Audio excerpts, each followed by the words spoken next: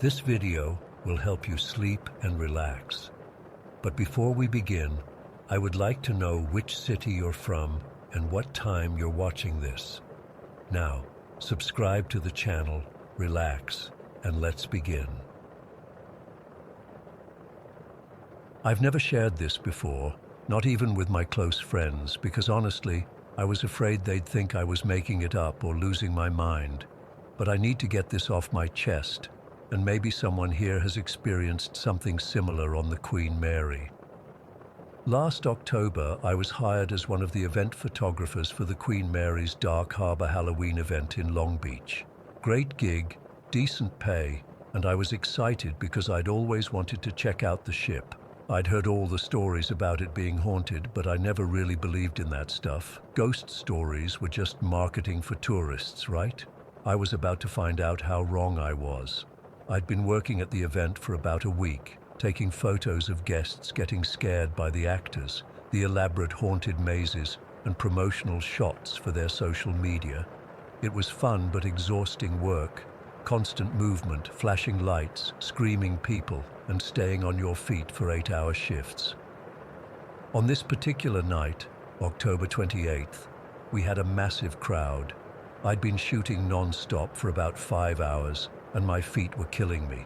Around 11:30, during a brief lull in the action, my supervisor told me to take a 15-minute break. I decided to use that time to explore parts of the ship I hadn't seen yet. Most of the Halloween activities were concentrated on the main deck and some of the lower areas, but I'd been curious about the upper decks and passenger quarters. I figured this was my chance to do some exploring without crowds of people around. I made my way inside from the deck where all the Halloween festivities were happening. The contrast was immediate, going from the chaotic noise, flashing lights, and artificial fog to the quiet, dimly lit interior of the actual ship. The Queen Mary is like a floating Art Deco time capsule from the 1930s, with lots of wood paneling, brass fixtures, and this distinct smell of old wood, metal, and something else I can't quite describe, like the smell of age itself. I headed up to the 3rd floor, camera still hanging around my neck. This area wasn't part of the Halloween event, so it was practically deserted. The corridor I entered was long, really long, and lined with doors on both sides. Old passenger cabins, I assumed. The hallway had this yellowish lighting that wasn't particularly bright, giving everything a sepia-toned appearance. The carpet was a deep burgundy with some kind of pattern that had faded over time. The silence up there was profound. After hours of Halloween music and screams, the quiet felt almost physical. All I could hear was the distant rumble of the Halloween event below, the occasional creak of the ship, and my own footsteps on the carpet. I remember thinking how perfect this setting would be for some moody photography. The long corridor stretching into the distance, the vintage doors, the play of light and shadow. I lifted my camera and took a few shots, checking them on the display. That's when I first noticed something odd in one of the photos. At the far end of the corridor, maybe 100 feet away, there appeared to be a dark spot that I couldn't remember seeing when I looked down the hallway. I squinted, looking up from my camera at the actual corridor.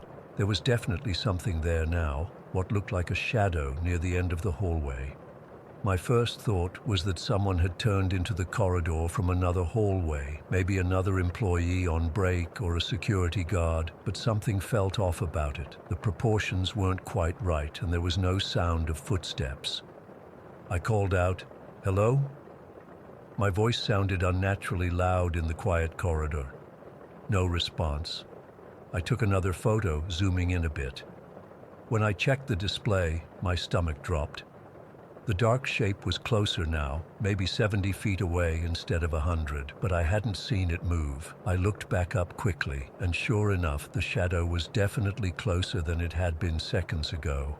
It's hard to describe exactly what I was looking at. It wasn't quite human-shaped, more like a darkness that was somehow denser than the surrounding shadows. It had no clear edges. It was like looking at a hole in reality, a place where light simply didn't exist. I told myself I was being ridiculous. It was probably just a trick of the light, or maybe my eyes adjusting to the dim corridor after the bright lights outside. I took a step forward, thinking I should investigate. That's what a rational person would do, right? The moment I moved toward it, the shadow seemed to respond. It moved too, not in the way a person walks with distinguishable steps, but more like it glided, and it was definitely coming toward me now. The temperature in the hallway plummeted. I'm not exaggerating or trying to be dramatic. It got so cold so quickly that I could suddenly see my breath fogging in front of my face. My hands started trembling, and it wasn't just from the cold. The shadow was maybe 40 feet away now, and I still couldn't make out any features. It was just this black mass that seemed to absorb the light around it, and it was moving with purpose toward me. I've never felt fear like that before. It wasn't the adrenaline rush you get on a roller coaster or the startled jump from a horror movie. This was primal, deep-seated terror that bypassed all rational thought. Every instinct in my body was screaming at me to run, so that's exactly what I did. I turned and bolted back the way I'd come, not even caring how ridiculous I might look if this turned out to be nothing. My camera bounced painfully against my chest as I ran, and I nearly tripped over my own feet. I didn't look back. I couldn't bring myself to. The fear that I might see that thing right behind me was too overwhelming. I burst through the door at the end of the corridor and back into a more populated area of the ship, nearly colliding with a couple who were taking a break from the Halloween festivities. They looked startled and asked if I was okay. I must have looked terrible, out of breath, pale, sweating despite the cold. I mumbled something about thinking I saw someone following me, but there was no one there. They probably thought I was drunk or that one of the Halloween actors had scared me. I didn't care. I just needed to be around people, in the light, away from that corridor. I made my way back to the main deck where all the Halloween activities were happening. The noise, the crowds, the bright lights. They'd never felt so comforting. I checked my watch and realized my 15-minute break had stretched to nearly 25 minutes. I hurried back to my assigned area, trying to compose myself before my supervisor noticed my absence. For the rest of my shift, I couldn't shake the feeling of being watched. Every time I raised my camera to take a photo, I'd hesitate before checking the display, afraid of what I might see in the background. Every dark corner made me flinch. I stuck to the most crowded, well-lit areas and stayed close to the other staff members. When my shift ended at 2 in the morning, I practically ran to my car. I sat there for a long time with the engine running and the heater on full blast, but I couldn't seem to get warm. I kept replaying what had happened in my mind, trying to rationalize it. Maybe it was exhaustion. Maybe it was just a shadow from someone I didn't see. Maybe my eyes were playing tricks on me, but I knew better. Whatever I saw in that corridor wasn't natural. The way it moved, the sudden cold, the feeling of absolute dread it inspired, none of that was normal. The next day, I almost called in sick, but I needed the money. I forced myself to go back, but I made a promise to myself. No more exploring. I would stay in my assigned areas, surrounded by people, for the remainder of my contract. And that's exactly what I did. I never went back to the 3rd floor. I didn't even go inside the main body of the ship unless absolutely necessary. I did my job, took my photos, and left as soon as my shifts ended. About a week later, after the Halloween event was over, I was packing up my gear on my final night when I overheard 2 security guards talking. One was telling the other about the lady in white who supposedly haunts the pool area and about children's voices heard in the empty corridors. The other guard, an older man who'd apparently worked on the Queen Mary for years, mentioned that the 3rd floor corridors were particular hotspots for activity. My blood ran cold as he described how people often reported feeling watched, sudden temperature drops, and seeing shadows that moved on their own. He said matter-of-factly that some of the staff refused to go to certain areas of the ship alone, especially at night. I wanted to ask him more, to tell him what I'd seen, but I couldn't bring myself to do it. Partly because I was afraid of sounding crazy, and partly because I didn't want to acknowledge what had happened to me. Talking about it would make it real. When I got home that night, curiosity got the better of me. I connected my camera to my computer, and looked through all the photos I'd taken that night, including the ones from the third-floor corridor. In the first few, there was nothing unusual, just the empty hallway stretching into the distance. But in the last photo, the one I took right before I started running, there it was. The shadow. In the photo, it looked less distinct than it had in person, just a dark blur against the corridor wall. Someone else might dismiss it as a camera artifact or a normal shadow, but I know what I saw. And looking at that photo, even on my bright computer screen in my well-lit apartment, brought back that same feeling of cold dread. I deleted the photo immediately. I couldn't stand having it on my computer, the visual evidence of something I still can't explain. I've done some research since then. The Queen Mary has a well-documented history of paranormal activity. Dozens of deaths occurred on the ship during its years of service, including sailors who were crushed to death by door 13 in the engine room, a little girl who drowned in the pool, and various passengers who died of natural causes in their cabins. During World War II, the ship was converted to a troop transport and was the site of at least one fatal accident when it collided with another vessel. All those stories I'd dismissed as tourist trap marketing suddenly seemed a lot more plausible. I don't know if what I encountered was the spirit of someone who died on that ship or something else entirely. I just know that it was real, and it changed how I think about things I can't explain. I haven't been back to the Queen Mary since that job ended. I've turned down 2 other photography gigs there, even though the pay was good. No amount of money could get me to walk those corridors again, especially not alone. Sometimes I still dream about it, that long, dimly lit hallway and the shadow that moved with purpose. In my dreams, I don't always manage to run away in time. I wake up from those nightmares freezing cold, no matter how warm my room is. I still can't explain what happened that night. All I know is that something was there in that corridor with me, something that shouldn't exist in our rational world, and I have no desire to ever encounter it again. Story 2. I never truly believed in the supernatural, even though I grew up in a house where those beliefs were strong. My grandmother always had this fascination with things most people in our small town of Pinar del Valle would cross themselves over. But after what happened last month, I don't know what to believe anymore. Let me start from the beginning. I was raised in Honduras, in my grandmother's house that had been in our family for generations. When I was little, I used to find strange things around the house. Little bags of soil tucked into drawers, odd-smelling herbs hanging in closets, and sometimes I'd hear my grandmother whispering late at night when everyone else was asleep. Once, when I was around 7, I accidentally walked in on her sitting at her bedroom table with a wooden board covered in letters. She quickly covered it when she saw me and told me to go back to bed. I know now it was a Ouija board. We moved to the capital in the mid-80s, but even there my grandmother kept up her practices. My mom pretended not to notice, but everyone in the family knew.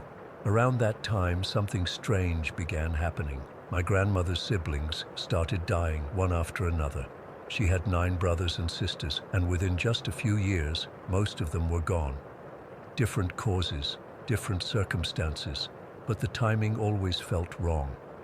Then there was Aunt Mariana. She was diagnosed with aggressive breast cancer in 2012. With nowhere else to go for care, she moved into my grandmother's house, our house.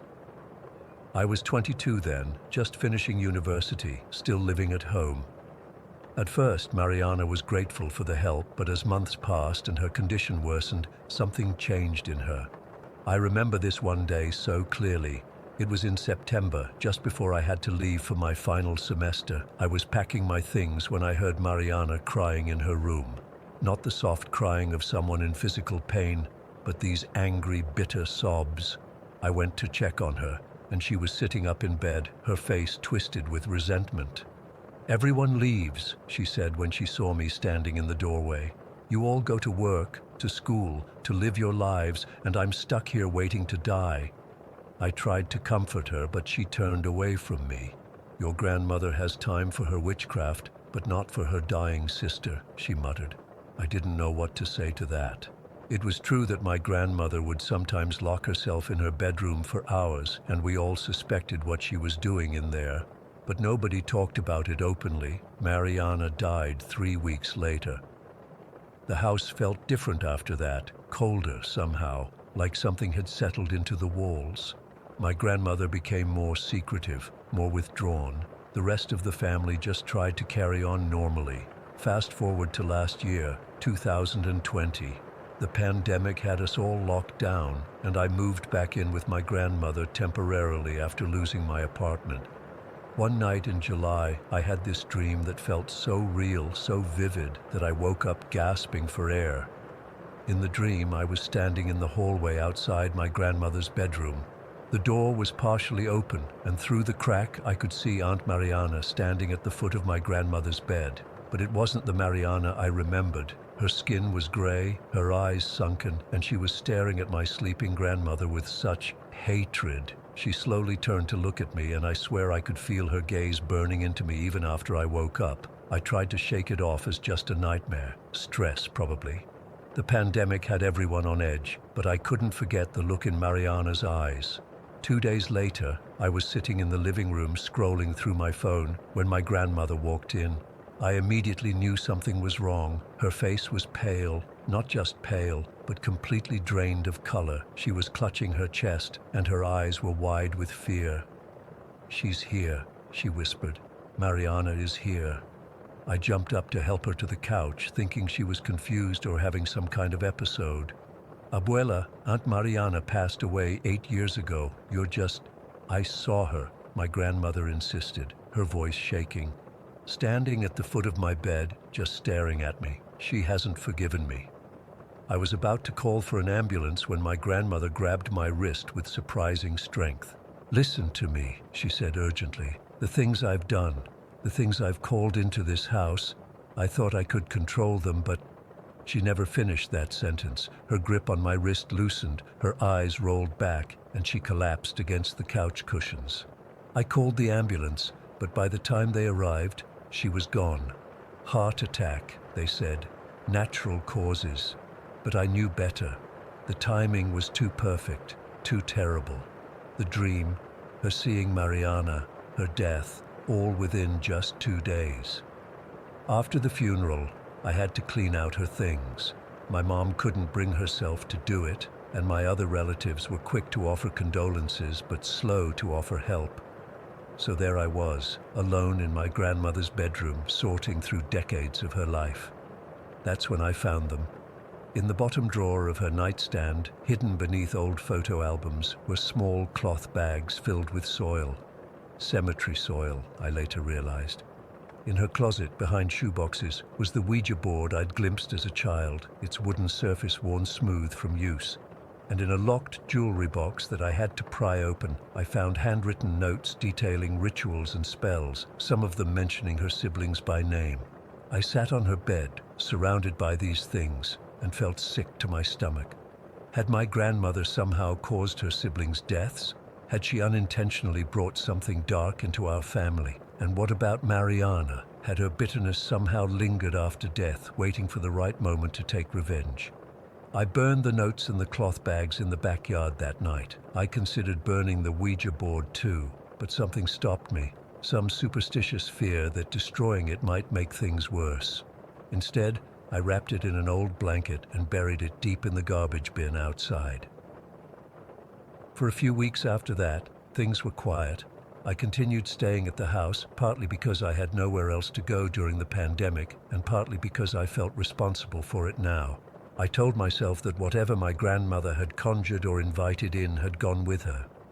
I almost convinced myself I was right. Until last night. I had another dream. I was back in the house, our house, but it looked different. Older, decayed. The walls were stained with water damage, and plants had started growing through cracks in the floor, and there was my grandmother, walking from room to room, opening doors and looking inside, as if searching for something. In each room she opened, someone was lying dead. I couldn't see their faces, just the outlines of bodies under sheets. When she finally reached my room, she turned and looked directly at me, and I realized I was floating above my own body. "You shouldn't have interfered," she said, but it wasn't her voice. It was Mariana's. I woke up in a cold sweat, my heart pounding so hard I could feel it in my throat. That's when I noticed. The rosary I always wear around my wrist at night, the one my mother gave me for protection, was gone. I searched everywhere, under the bed, in the sheets, around the room. Nothing. It had vanished. As I was frantically looking, I caught a glimpse of movement in my peripheral vision, just a shadow passing by my bedroom door, which I was sure I had closed before going to bed. But now it was open, just a crack. I haven't slept since. It's been almost 24 hours, and I'm terrified of closing my eyes. I'm writing this all down, partly to keep myself awake, and partly because I don't know what else to do. I've tried calling my mom, but she's not answering. None of my friends understand. They think I'm just grieving and stressed. Maybe they're right. Maybe this is all in my head, but I can't shake the feeling that something is in this house with me. Something that my grandmother invited in years ago and that never left. Something that took Mariana, then my grandmother, and is now watching me. The sun is setting now, and I'm dreading another night here. I've got all the lights on, religious symbols from various faiths placed around the room. Can't hurt, right? And I've been playing upbeat music to keep the silence at bay, but none of it feels like enough. I keep thinking about what my grandmother tried to tell me before she died. What things had she done? What had she called into this house, and why did she say she thought she could control them? Every creak of the house settling makes me jump. Every shadow looks like a figure standing just out of focus, and I swear I can hear whispering sometimes, just at the edge of my hearing, a woman's voice, too quiet to make out the words. I don't know what's going to happen when I eventually have to sleep. I don't know if I'll wake up again, or worse, what if I wake up somewhere else, like in my dream? What if I wake up and I'm not alone? All I know is that whatever is in this house has been waiting a long time, and I think it's getting impatient. Story 3. I still have a hard time talking about what happened at my sister's apartment 2 years ago. It's the kind of thing that makes you question everything you believe about reality.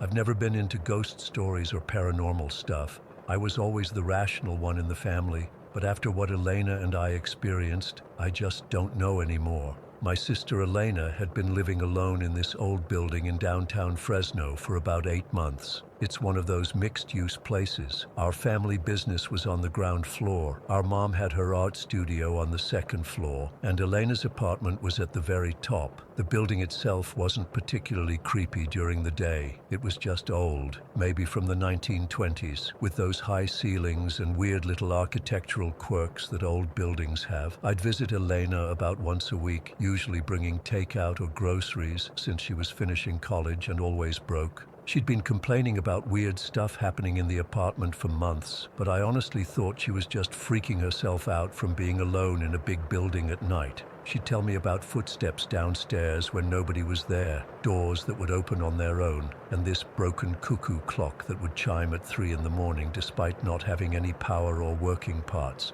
"You're just hearing the building settling," I'd tell her. "Old buildings make noise." She'd shake her head. "Mia, I know what I'm hearing. It's not the building."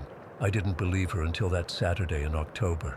I remember it was unseasonably hot, hitting the mid-90s, even though it was fall.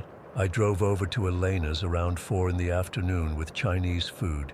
The business was closed on weekends, and Mom was out of town at some art convention, so the building was completely empty except for Elena. When I got to her apartment, she looked tired. There were dark circles under her eyes, and her normally neat apartment was a mess. Dishes piled in the sink, clothes thrown over chairs. "You look like crap," I said, putting the food down on her kitchen counter. "Thanks," she said, running her hands through her unwashed hair. "I haven't been sleeping well. It's been active lately." I rolled my eyes. "The ghost again?" "I don't know what it is," she said quietly, "but something's here, Mia. I can feel it watching me." We sat down to eat, and I tried to cheer her up by talking about normal stuff. A guy I'd started dating, Mom's latest art project, gossip about old high school friends. Elena seemed distracted, her eyes constantly darting to the hallway or the closed doors around the apartment. That's when I first noticed the smell. It was faint at first, like something had gone bad in the fridge. But within an hour, it became overwhelming. This putrid, rotting odor that seemed to be coming from the kitchen area. "What is that?" I gagged, covering my nose with my sleeve. Elena looked panicked. "You smell it too? Thank God. I thought I was going crazy. It started 2 days ago, comes and goes. I've checked everything. The fridge, under the sink, the trash. I can't find the source." We started tearing the kitchen apart, emptied the fridge, checked behind appliances, looked for dead mice in the walls or cabinets. Nothing. But the smell was definitely getting stronger, especially near this narrow closet in the corner of the kitchen.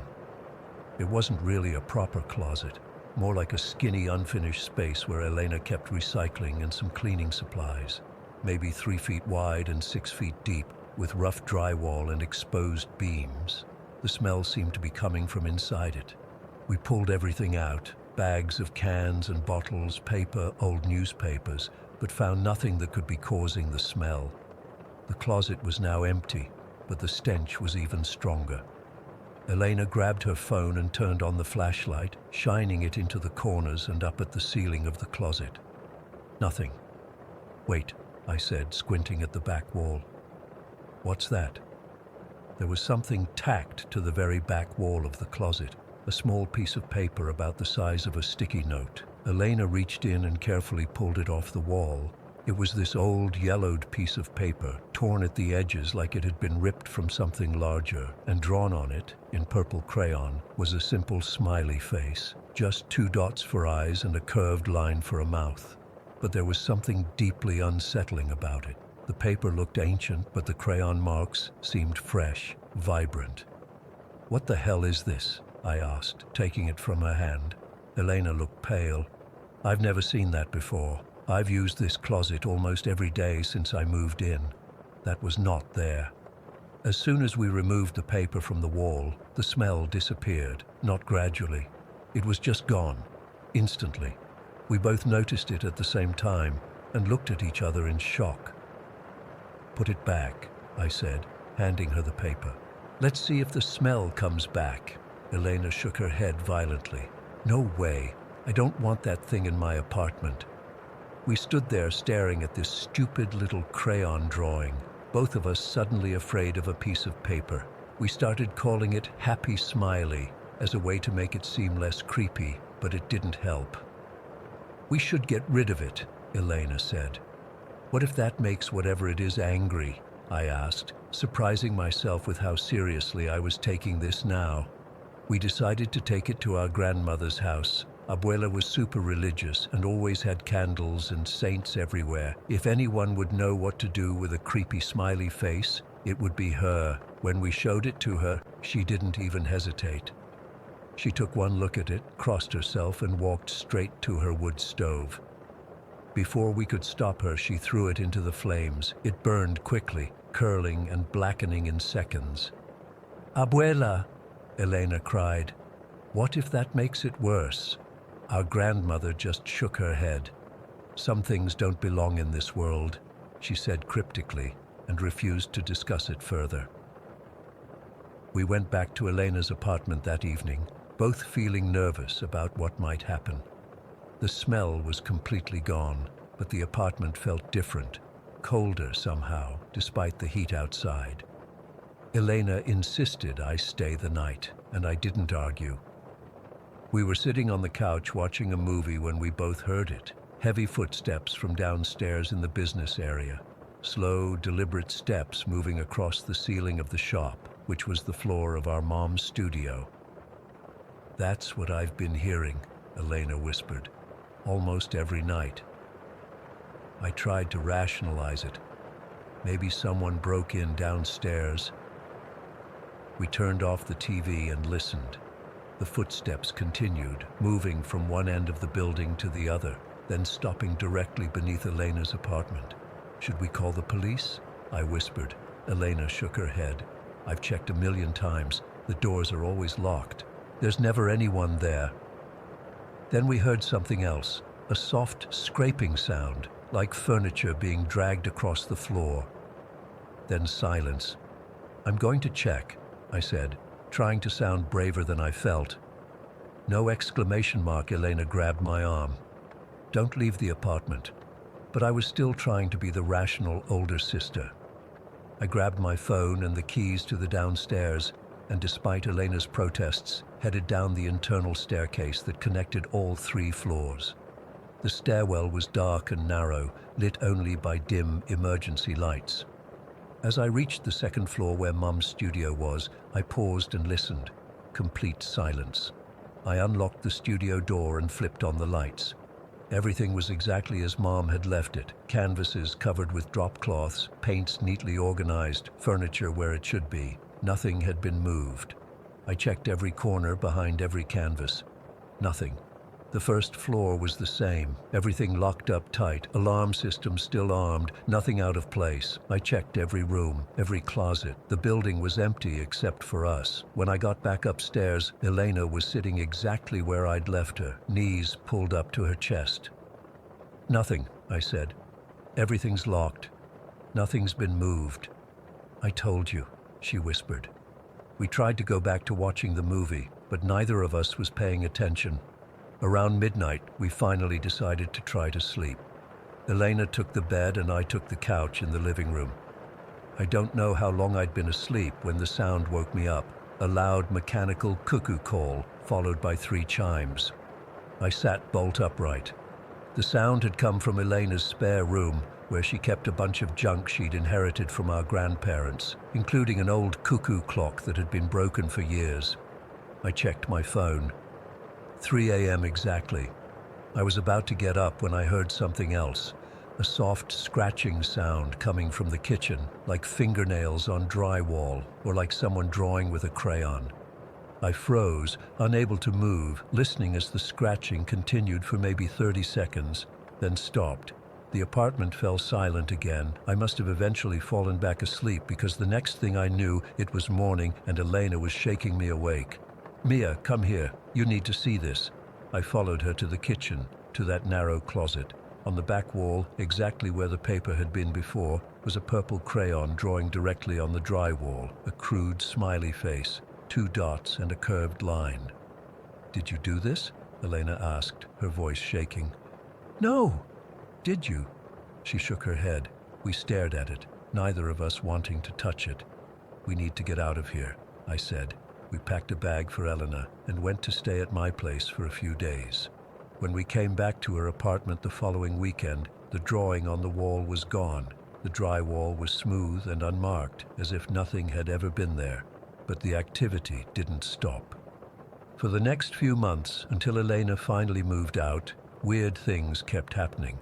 The footsteps continued. Objects would disappear and reappear in different places.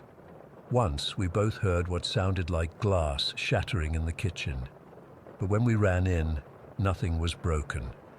The clock kept chiming at 3 a.m., even after Elena unplugged it, removed the batteries, and eventually put it in storage. The smell would sometimes return, always near that closet, always disappearing as quickly as it came. We never saw Happy Smiley again, though sometimes Elena would find purple crayon marks on random surfaces, just small dots or lines, never a complete face. We researched the building's history but found nothing particularly sinister, no deaths, no missing children, nothing that would explain what we experienced.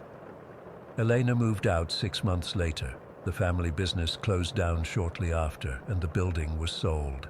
As far as I know, the new owners haven't reported anything strange, but to this day, I still have nightmares about that stupid smiley face. Sometimes I wake up at exactly 3 a.m. for no reason, and I swear, sometimes when I'm alone in my apartment, I catch a whiff of that same putrid smell just for a second before it disappears.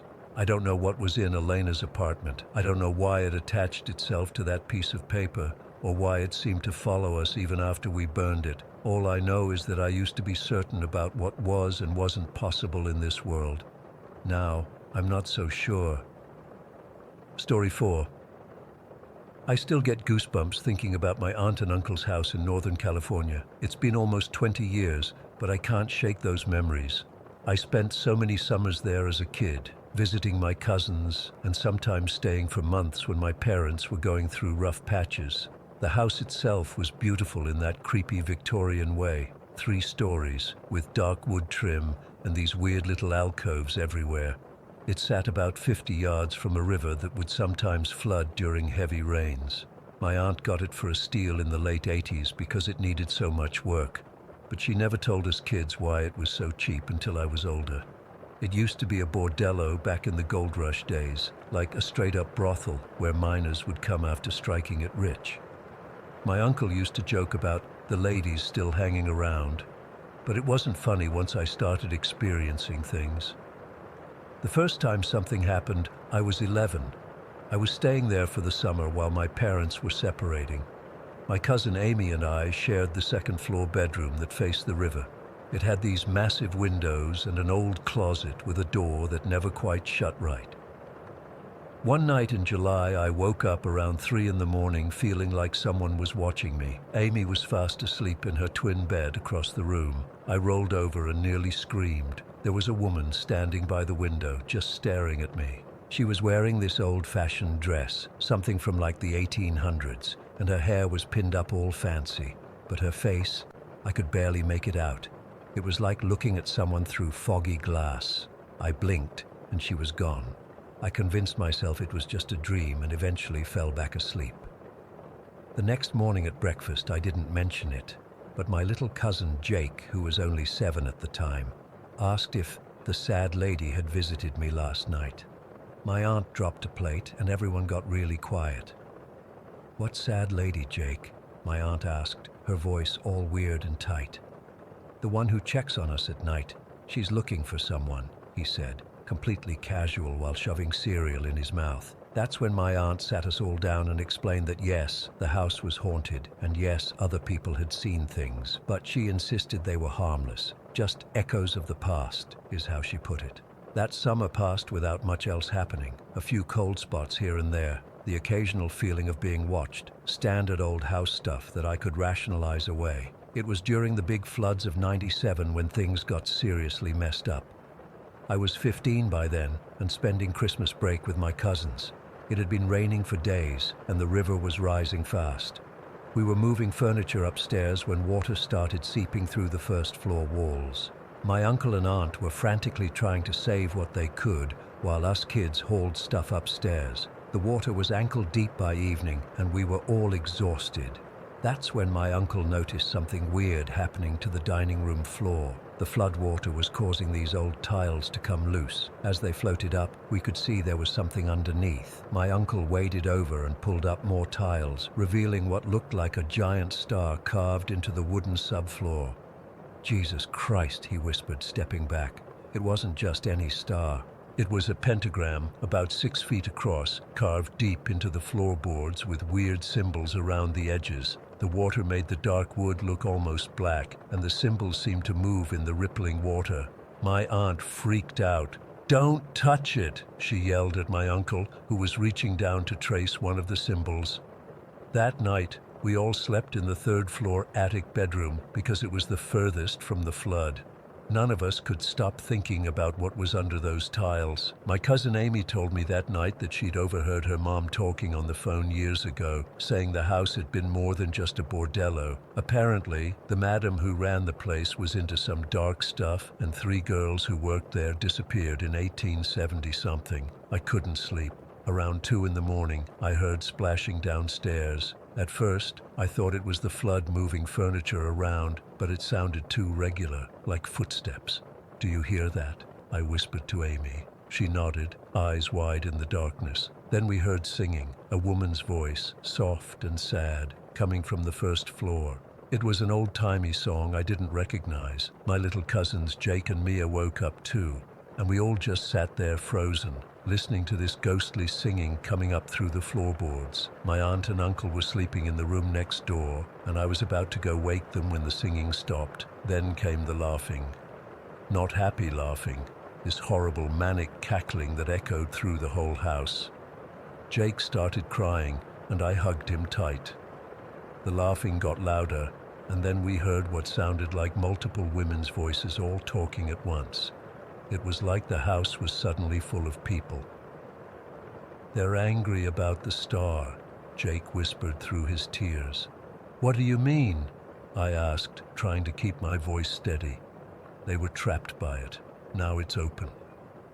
I have no idea how he knew that, but right after he said it, we heard a massive crash from downstairs. My aunt and uncle came rushing into our room, and we all huddled together as the noises downstairs got worse. Breaking glass, furniture moving, that awful laughing. My uncle wanted to go downstairs to check, but my aunt wouldn't let him. "Not tonight," she kept saying. "Not when it's like this." None of us slept. We sat in that attic room with all the lights on until dawn broke. When the sun came up, the noises stopped, and my uncle finally went downstairs to check the damage. The water had receded a bit, but the dining room was trashed. Chairs were overturned, pictures had fallen off walls, and the area where the pentagram was exposed was now completely clear of debris, like someone had carefully arranged everything away from it. My aunt called a local priest that morning. I remember sitting on the stairs listening to her tell him about the house's history, things I'd never known. Apparently, before it was renovated into a 4-bedroom house in the 60s, it had been abandoned for decades. No one would buy it because of its reputation. The previous owners had covered up the pentagram with new flooring, but never told my aunt and uncle about it when they sold them the house. The priest came that afternoon, took one look at the exposed pentagram and refused to stay after dark. He blessed the house as best he could and told my aunt he'd return with help from the diocese. That night was the worst. We were all staying in a motel in town, but I'd forgotten my backpack with all my school stuff, so my uncle drove me back to get it before dinner. The house was dead silent when we arrived, the floodwaters now just a few inches deep on the first floor. I ran upstairs to grab my bag from Amy's room while my uncle waited in the car. When I reached the second floor landing, I heard a woman's voice from my cousin's bedroom. "Come see what we found, dear." It sounded exactly like my aunt, so I didn't think twice about walking into the room, but it wasn't my aunt. The room was empty, except it wasn't. I could feel presences there, like the air was thick with invisible bodies. The closet door, the one that never shut right, was wide open. Inside, where there should have been just wall, was a narrow wooden staircase leading down. "We've been waiting for someone like you," came a whisper from the stairwell. "Young dot pure." I backed away, but the bedroom door slammed shut behind me. The temperature dropped so fast I could see my breath. In the corner of the room, a shape began to form. That same woman I'd seen years ago by the window. Only this time, I could see her face clearly. Her eyes were just wrong, completely black, with tears of what looked like blood running down her cheeks. Her mouth was moving, but the voice I heard seemed to come from all around me. "The star is open. We can leave now, but we need a vessel." I've never been so terrified in my life. I screamed for my uncle, banging on the bedroom door, but it wouldn't budge. The woman glided toward me, her feet not touching the ground. Behind her, more figures were appearing, other women in old-fashioned clothes, all with those same horrible black eyes. Just as the first woman reached for me, the door burst open. My uncle stood there with a crowbar he'd grabbed from his truck. He didn't see them. I could tell by the way he looked around the room confused, but he felt something. The air was freezing and his breath clouded in front of him. "The star," I managed to choke out. "They said the star is open." My uncle grabbed my arm and pulled me out of the room. As we raced down the stairs, every door in the house started slamming open and shut. The floodwater on the first floor began to bubble and steam over the pentagram. We made it to the car and peeled out of there. I was shaking so bad I could barely talk. When we got back to the motel and told my aunt what happened, she called the priest again. He told her not to return to the house until they could perform a proper ritual to close whatever had been opened. 3 days later, before the priest could return with help, the house caught fire. The fire department said it was electrical issues from the flood damage, but we all knew better. The entire first floor was destroyed, including the pentagram. My aunt and uncle rebuilt eventually, but they filled the foundation with concrete first. They lived there for a few more years without incident before selling it and moving to Oregon. I've never gone back. even though the house still stands there by the river. Sometimes I dream about that staircase in the closet and what might have been at the bottom. Sometimes I dream about those women and their black eyes, still looking for a vessel. I don't know what would have happened if my uncle hadn't come looking for me. I don't know what that pentagram was for, or who carved it there. All I know is that old houses keep secrets, and sometimes floods bring more than just water. Story 5. : I've been trying to rationalize what happened for months now. Maybe writing it down will help me process it, or maybe someone here has experienced something similar and can offer an explanation. I'm not normally one to believe in the supernatural, but what my husband Dan and I experienced in Meridian Heights has left me questioning everything I thought I knew about reality. We moved into Meridian Heights last September, a nice 8-story building in what was supposed to be a quiet neighborhood. Our apartment was on the 4th floor. Nothing special, but it had a decent view and enough space for the two of us. The first couple of weeks were completely normal. We were settling in, arranging furniture, getting to know our neighbors. Everything was fine until the night it all started. It was around midnight when the doorbell rang for the first time. I remember because I had just fallen asleep after binge-watching a show, and Dan was still brushing his teeth. We looked at each other, confused about who would be visiting so late. Dan went to check while I waited in the bedroom, a little nervous. "No one's there," he called back to me after checking through the peephole and opening the door to look down the hallway. We brushed it off as someone hitting the wrong doorbell by mistake. Maybe someone was drunk and got the wrong apartment. It happens, right? But then it happened again an hour later. This time we were both in bed. The sharp, irritating buzz of our doorbell cut through the silence. Dan groaned and got up again, and again, no one was there. The hallway was completely empty. "Maybe it's the wiring," I suggested. "The building isn't that new." Dan agreed it could be a technical issue, and we tried to go back to sleep. But at around 3 in the morning, the doorbell rang a third time. At this point, I was getting annoyed and a little freaked out. Dan checked again. Empty hallway, no sign anyone had been there. We didn't get much sleep that night. The next day, I mentioned it to the building superintendent, who promised to check the wiring. He called us back that afternoon saying everything looked normal, no shorts in the system, no crossed wires. For a few days, nothing happened. Then it started again. Same pattern, midnight, 2 a.m., 3 a.m.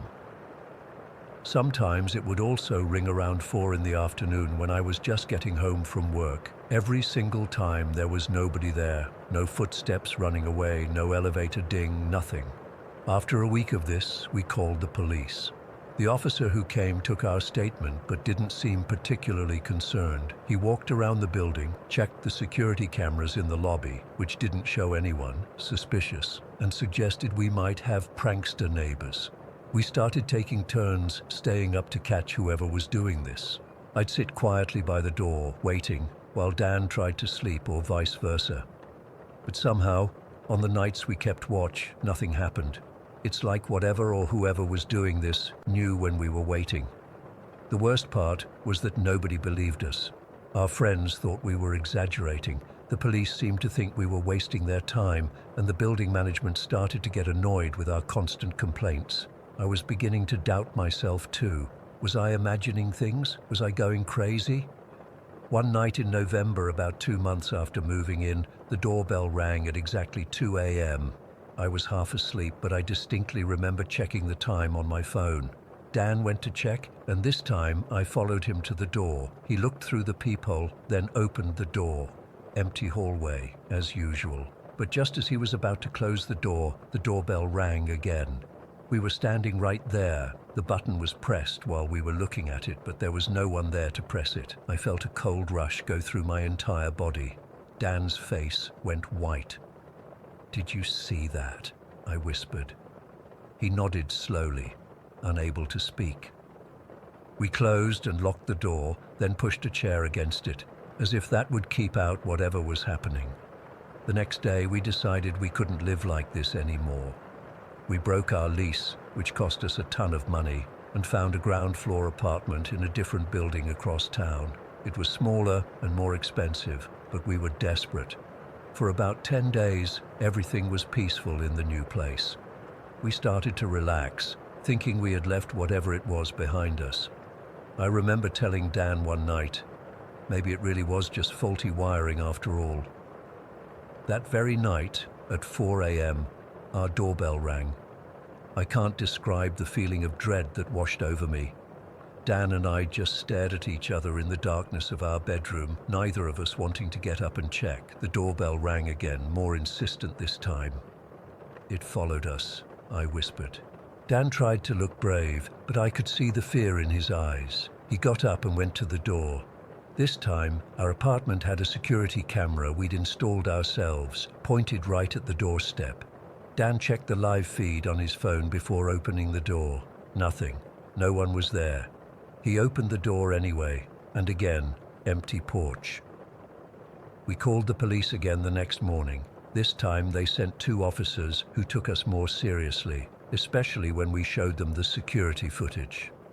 The camera had captured the doorbell ringing, the button physically depressing, but no one was there pressing it.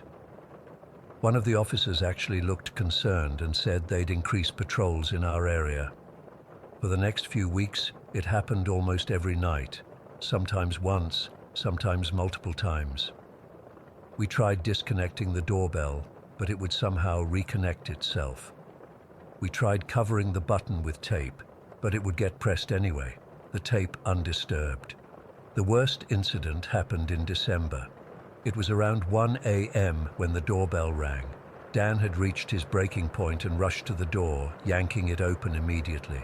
There was no one there, but we both heard it. Heavy, raspy breathing, like someone was standing right in front of us but invisible. The sound was so clear, so close. Dan slammed the door shut, and we both backed away from it, trembling. We couldn't sleep that night. We sat in the living room with all the lights on until morning, not saying much, just trying to process what was happening. I called my mom the next day, desperate for support, but she suggested I see a therapist. She thought we were having shared delusions from stress or carbon monoxide poisoning or something. We got the apartment checked for gas leaks. Nothing. By this point, we'd stopped inviting friends over. We were embarrassed, exhausted, and honestly a little ashamed. Who would believe us?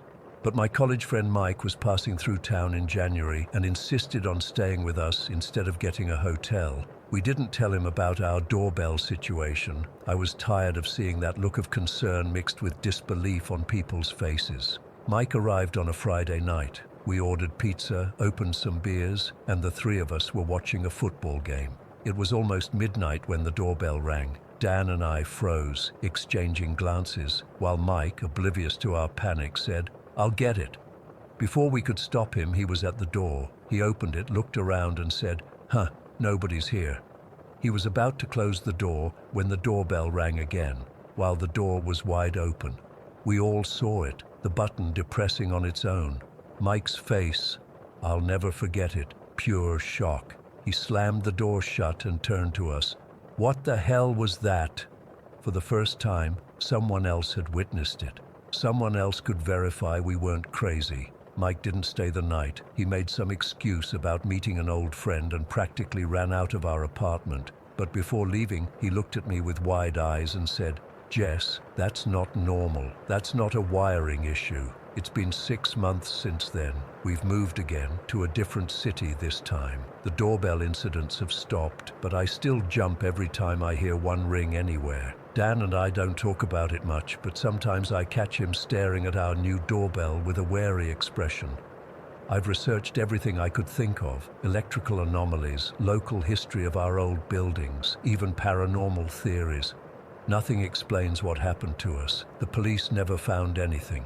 The building management at both places insisted there were no previous complaints of this nature. What haunts me most isn't just the unexplained doorbell rings. It's that breathing we heard, so human, yet so not. Sometimes I still hear it in my dreams, and I wake up checking our security cameras. Was it a ghost? A bizarre electrical phenomenon? Some elaborate prank that followed us across town? I don't know, but it happened. It was real, and to this day, I can't explain it. Story 6. I still have trouble sleeping sometimes, even though it's been nearly 3 years since what happened on those abandoned train tracks. I've never been the type to believe in the supernatural. My parents raised me to be practical. My dad's an electrician and my mom's a nurse, so our family motto was pretty much, if you can't see it, measure it, or fix it, it's probably not real. But I can't explain what happened that day in Riverbrook. No matter how I try to rationalize it, I just can't. I grew up in Riverbrook, a town so small that our welcome sign was probably the most exciting thing about it. Everyone knew everyone else's business, and by high school, we were all desperate for something to do. That's why the abandoned train tracks became such a popular spot for us. The tracks had been out of service for decades, cutting through about a mile of woods before eventually connecting to the main line in the next town over. The railway company had stopped maintaining them sometime in the 80s, so nature had started reclaiming them. Weeds growing between the ties, trees reaching over to form a canopy in some sections. During the day it was actually pretty peaceful, but there were always stories about the tracks at night. People claimed they'd hear voices or see lights when nobody was there. Some said they felt like they were being watched. Typical small-town ghost stories, I thought. The kind of stuff people make up when there's nothing better to talk about. My friend group used the tracks as our meeting spot. We'd walk along them, talking and hanging out away from parents and teachers. We even had a specific spot, this little clearing about halfway down where someone had dragged in some old logs to sit on. Hannah, who we all called H, and I would go there almost every weekend, sometimes with our other friends Jacob and Mia. That day, May 15th, a Saturday, started totally normal. It was warm but not hot, around 3 in the afternoon. H texted asking if I wanted to meet at the tracks, and I agreed. We planned to meet our other friends there later for a bonfire, but for now it would just be the two of us. I grabbed my backpack with some snacks and my water bottle and headed out. The entrance to the tracks was behind the old paper mill which had shut down years ago. You had to squeeze through a gap in the chain-link fence and follow a dirt path for about 5 minutes before you hit the actual tracks. As soon as I stepped onto that path, something felt off. I can't explain it exactly. It was like the air got heavier, pressing down on my skin. I remember pulling my phone out to text H, but I had no signal, which wasn't unusual out there. I kept walking, trying to shake off the weird feeling. The woods seemed quieter than normal. Usually you'd hear birds, squirrels rustling around, normal forest sounds. But that day it was just still. I spotted H sitting on one of the logs in our clearing, looking down at her phone. "Hey," I called out, and my voice sounded wrong somehow, like it didn't carry right through the air. H looked up and smiled, but I could tell immediately that she felt it too. "Something's weird today," she said as I sat down next to her. "Yeah, I was just thinking that. It's too quiet." We sat there for a few minutes, talking about school and other normal stuff, trying to ignore the growing sense that something wasn't right. The wind had completely stopped, not just died down, completely stopped. The leaves weren't moving at all. It was like everything was holding its breath. That's when I first heard it singing, very faint, like it was coming from far away, a high-pitched children's song that I couldn't quite make out the words to. I looked at H. "Do you hear that?" I asked. She frowned. "Hear what?" "The singing. It sounds like kids." H shook her head. "I don't hear anything." I stood up, trying to figure out where it was coming from. That's when I saw the first shadow child. It was just at the edge of the clearing, partially hidden behind a tree. At first I thought it was just a shadow from the branches, but then it moved. It was shaped like a child, maybe 8 or 9 years old, but it was completely black. Not like a person wearing black clothes, but like a hole in reality shaped like a person. And it was watching us. "H," I whispered, not taking my eyes off the shadow. "Do you see that?" She stood up next to me. "See what? What are you looking at?" "By that tree. It looks like, I don't know, a shadow or something." H squinted in the direction I was pointing. "I don't see anything." As she said that, I saw another one, and then another.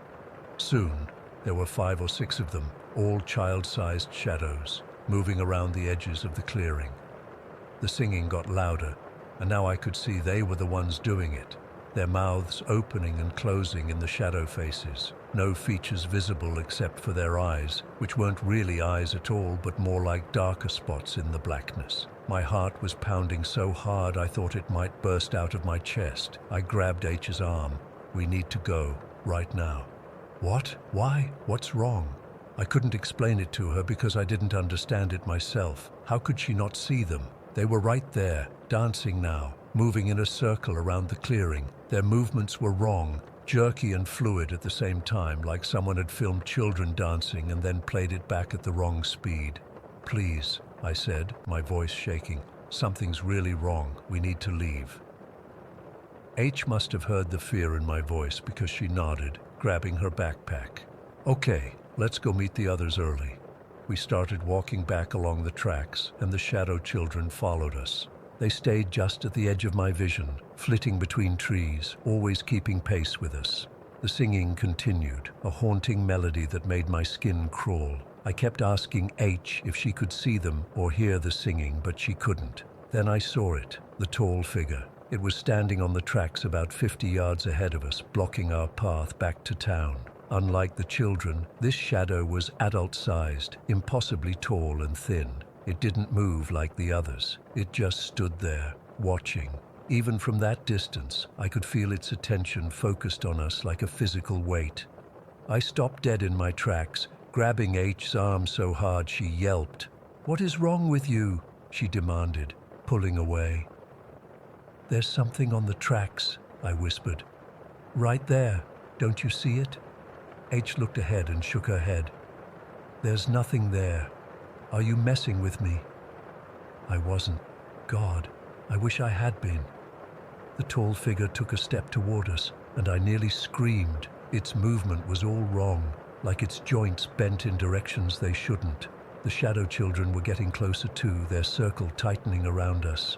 Just then, I heard real voices, Jacob and Mia calling our names. They were coming from the direction of town, behind the tall figure. As soon as their voices reached us, the figure turned its head sharply, looking in their direction. Then, in a movement too fast to follow, it was gone. Not running away, just gone, like someone had switched off a projector. The shadow children scattered too, melting back into the trees. By the time Jacob and Mia reached us, everything looked normal again. The birds were singing, the leaves were rustling in a breeze that had suddenly returned, and the oppressive feeling had lifted. "You guys okay?" Jacob asked, looking between us. "You both look like you've seen a ghost." "I thought I saw something on the tracks," I said, not wanting to sound completely insane by telling them everything. "It freaked me out." "Probably just a deer," Mia said. "They're all over these woods."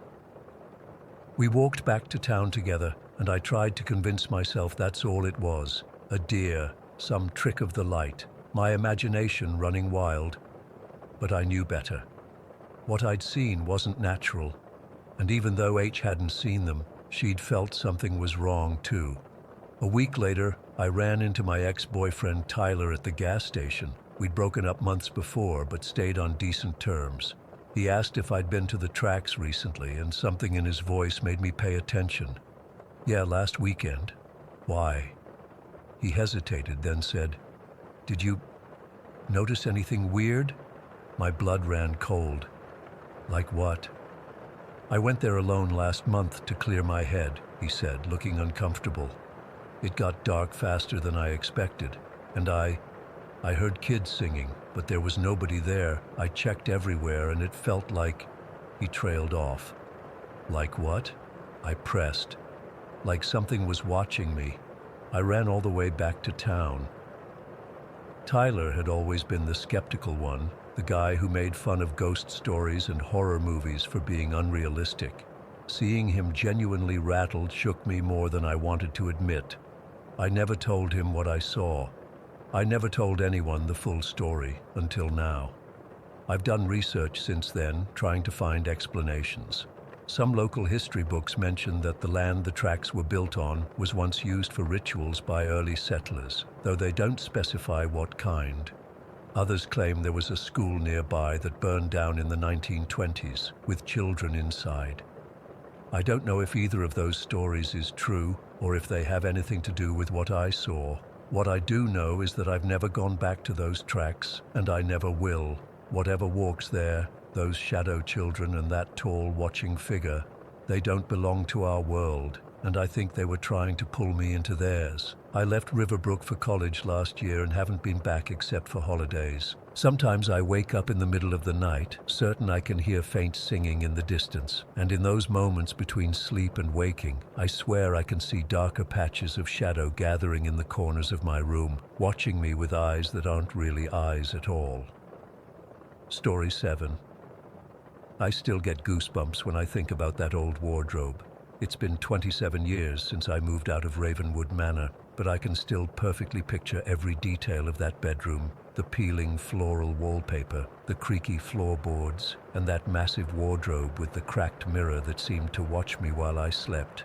I was just 2 years old when it started, too young to fully understand or articulate what was happening, but old enough to be terrified by it.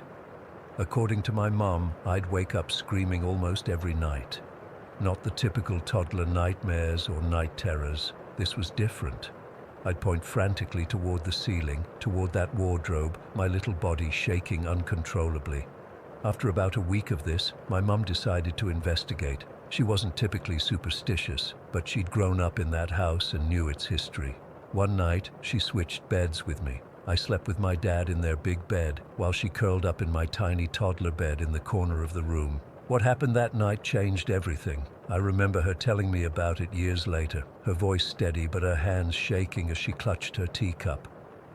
I felt someone touch my face, she'd told me. It was around 3 in the morning. I woke up to the feeling of fingers, cold but not unpleasant, gently stroking my cheek.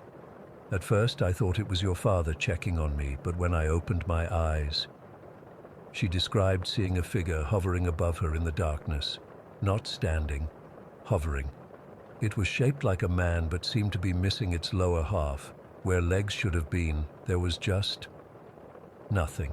Just a torso floating several feet off the ground. Most people would have screamed. My mom didn't. She just stared up at it, feeling an unexpected sense of calm wash over her. The figure eventually drifted back toward the ceiling and disappeared into the shadows. I ended up back in my own bed after that night. Mom never explained why. Maybe she thought it was just a weird dream, or maybe she knew exactly what it was and didn't want to risk antagonizing it. Either way, my night terrors continued. As I got a bit older, around 3, I finally had the vocabulary to describe what I was seeing. The man without legs, I called him. I'd tell my parents that he floated near the ceiling by the mirrored wardrobe. Sometimes he'd just watch me from up there, his eyes giving off a faint glow in the darkness. Other times, he'd lie down on top of the wardrobe itself, his head hanging over the edge, staring down at me all night long. What still confuses me to this day was my mother's reaction. She wasn't scared, she wasn't even concerned. Instead, she'd sit on the edge of my bed, stroke my hair, and tell me, "He's not dangerous, Sophia. He's here to protect you." Protect me from what, I'd wonder. The house itself had always felt heavy, like the walls were breathing, like the floors were listening. Ravenwood Manor had been in my mother's family for generations, and even as a child, I sensed it held secrets. When I turned 4, my mum finally explained about my brother. I'd never known I had one. He died 3 years before I was born. His name was Michael, and he was 16 when it happened. He'd been walking home along the train tracks that ran behind our property. It was something he did often, despite my parents' warnings. One evening, he must have had his headphones on and didn't hear the train coming around the bend. He was killed instantly. "I think it's Michael watching over us," my mom told me, her eyes glistening with tears that never fell, "making sure we're safe." But if it was my brother, why did he terrify me so much? Why did his presence make me wake up screaming? And why did he only appear in that corner of my parents' room? It wasn't just me who saw him either. My older brothers, who shared a room down the hall, reported seeing him too. They'd be heading to the bathroom in the middle of the night and catch a glimpse of a legless figure peeking out from my parents' doorway into the hallway. They described the same glowing eyes, the same half-body floating near the ceiling. The summer I turned 4, my parents decided it was time for me to have my own bedroom. They converted an old study on the 2nd floor, painted the walls yellow, my favorite color at the time, and moved my little bed in there. From the first night in my new room, the apparition stopped appearing to me. It was like he was tied to that spot in my parents' room, or more specifically, to that wardrobe. That's not to say the paranormal activity in Ravenwood Manor stopped, far from it. There were still unexplained footsteps in the attic, the sound of someone pacing back and forth all night long. Sometimes the lights would flicker for no reason, or doors would slam shut even when there wasn't a breeze. But the man without legs, whether it was my brother Michael or something else entirely, seemed to remain in my parents' room, specifically near that wardrobe. Years went by. I grew up, graduated high school, went to college. My parents never moved out of Ravenwood Manor, despite its oddities. I think my mom found comfort in the idea that her deceased son might still be there with her in some form. When I was 23, I brought my then boyfriend home to meet my parents. We stayed the weekend, and I was given my old childhood bedroom. The walls were no longer yellow. My mom had repainted it a soft blue after I moved out, but it was still recognizably the room where I'd spent my teenage years. On the second night of our visit, we were awakened by a crash from my parents' room. We rushed across the hall to find my mom standing in her nightgown, staring at a shattered picture frame on the floor. The frame had been sitting on top of that wardrobe for years, a family photo taken before Michael's death. It just flew off, my mom said, her voice shaking for the first time I could remember when discussing the supernatural aspects of our home, like someone swept it off with their arm. The incident unsettled me, but I chalked it up to the frame being too close to the edge. Maybe the house had settled, causing it to fall. Maybe a draft had pushed it. There were logical explanations. But then, 3 years later, something happened that I couldn't explain away. My sister-in-law brought my 2-year-old niece, Lily, to visit my parents. It was a hot summer day, and Lily was cranky from the heat. My mom suggested she take a nap in the cool, dark master bedroom. They set up a portable crib in the corner, the exact same corner where my toddler bed had once stood. Lily fell asleep quickly, but woke up after only 20 minutes. My sister-in-law went to check on her and found her standing in the crib, pointing toward the top of the wardrobe. "Man up there," Lily said clearly, her tiny finger steady as she pointed. "Man watching." My sister-in-law, who knew nothing about the history of that room or the apparition I'd seen as a child, felt the blood drain from her face. She scooped up Lily and hurried out of the room. When she told us what had happened, my mom and I exchanged a look. My mom seemed almost relieved, like she'd been waiting for confirmation that whatever presence resided in that room was still there. That incident sparked something in me, a need to understand what had happened in that room all those years ago. I started researching the history of Ravenwood Manor beyond what my parents had told me. I discovered that before my mother's family bought the property in the 1950s, it had been owned by a railroad engineer who had lost both his legs in a train accident. He had survived but spent the last decade of his life in a wheelchair, bitter and reclusive, watching the trains go by from his bedroom window, the same bedroom that later became my parents' room. Could it be his spirit I'd seen? Not my brother's. A man without legs, forever tied to the spot where he'd spent his final years. I presented this theory to my mom, but she dismissed it. "It's Michael," she insisted. "I know my son." But there was a flicker of doubt in her eyes that I'd never seen before. The final incident happened just last month. I was visiting my parents for the weekend. They're in their 70s now, but still spry enough to maintain that massive old house. I was helping my mom clean out some old clothing from that wardrobe, the same one that had terrified me as a child.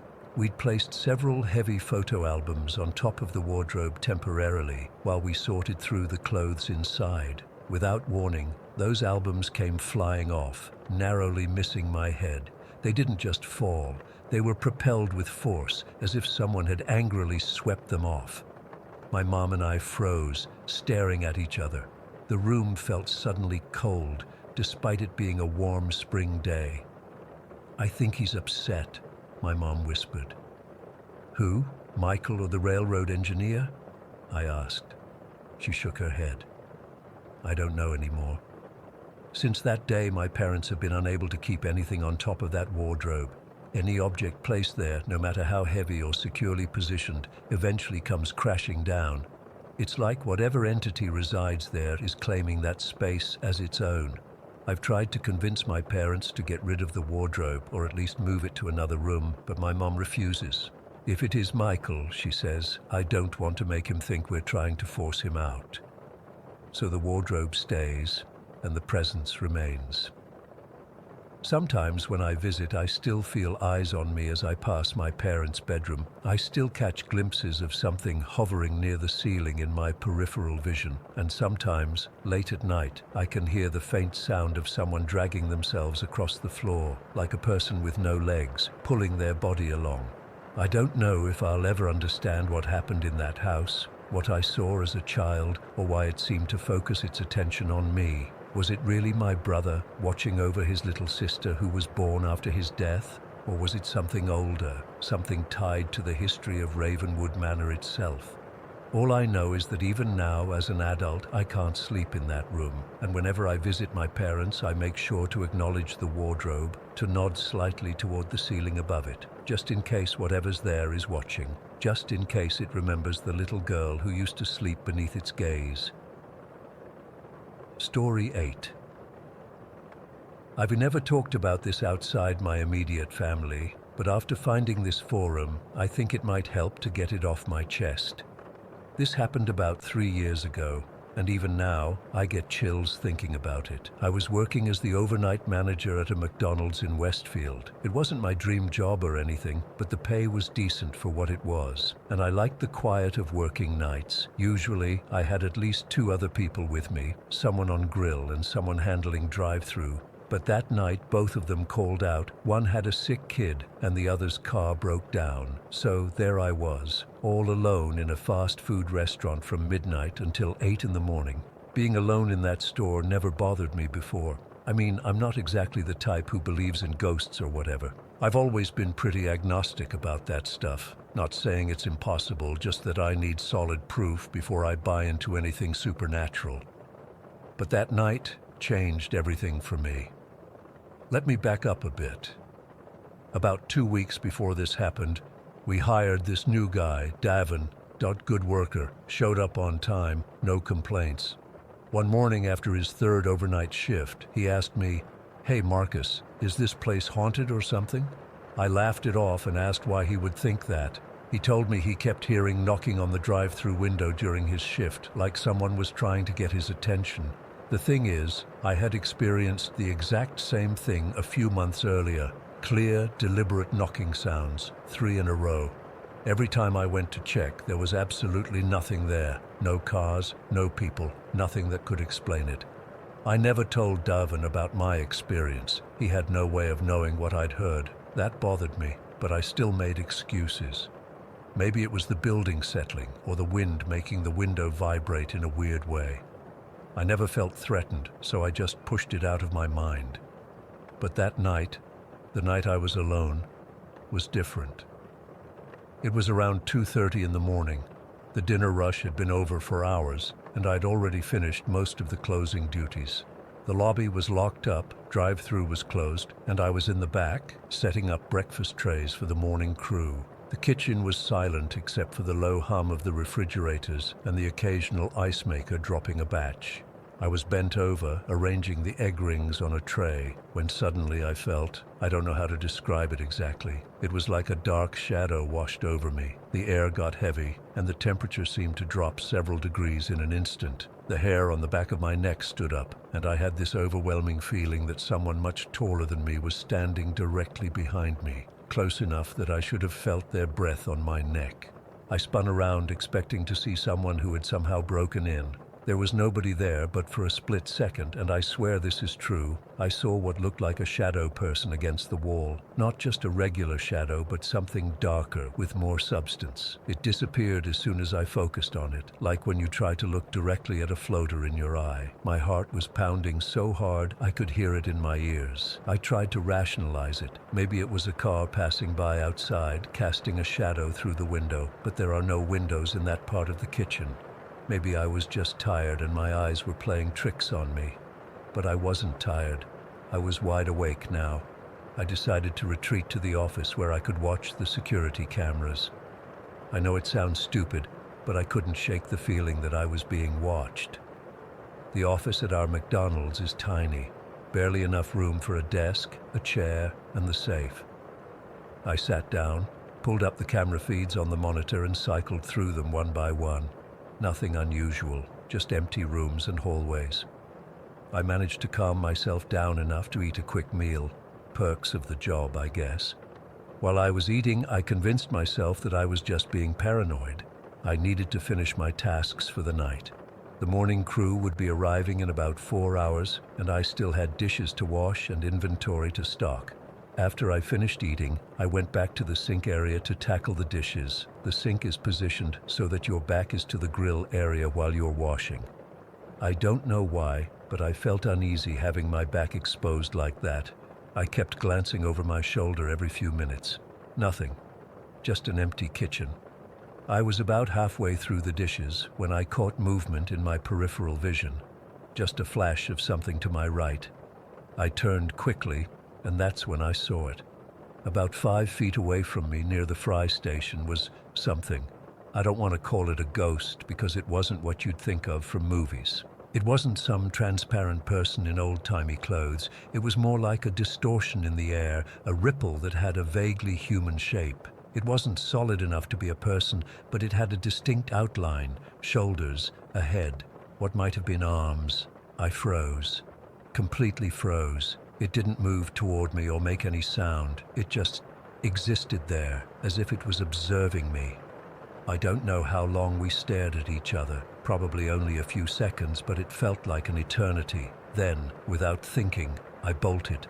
I didn't even dry my hands. I ran straight through the kitchen, through the lobby, and out the front door. I didn't even care that I was setting off the alarm. Standing in the parking lot, I fumbled for my phone and called my brother, Mike. He also works night shifts at a warehouse across town, so I knew he'd be awake. He picked up on the third ring. "Mike, I need you to stay on the phone with me," I said, trying to keep my voice steady. "Something's happening at work and I'm freaking out. Mike's been into paranormal stuff since we were teenagers. He claims he saw a full-bodied apparition in our grandma's basement when he was 15. I always thought he was exaggerating, but now I wasn't so sure." "What happened?" he asked. I could hear the concern in his voice. I told him everything. The shadow behind me, the figure by the fry station. He didn't laugh or tell me I was seeing things, he just listened. "You need to go back in," he said finally. "You can't leave the store unattended, that's your job, man." "Are you kidding me? I'm not going back in there alone." "I'll stay on the phone with you the whole time," he promised. "What do you still need to do?" I sighed, knowing he was right. I couldn't just abandon my job because I got spooked. "I need to finish the dishes and stock the freezer." "Okay, do the freezer first. Get it over with. I'll stay on the line." The freezer was what I was most worried about. It's at the very back of the store, and if that thing decided to appear in there, I'd be trapped in the dark with it. With my phone pressed to my ear, I disarmed the alarm and went back inside. The restaurant felt different now, charged with something I couldn't explain. I grabbed a flashlight from the office and headed to the freezer. "I'm at the freezer door," I told Mike, my voice barely above a whisper. Why was I whispering? There was nobody else there, or at least nobody human. "Keep talking to me," Mike said. "Tell me what you see." I pushed open the heavy door and stepped inside. The freezer is about the size of a small bedroom, with metal shelves lining the walls, stacked with boxes of frozen patties, chicken, and fries.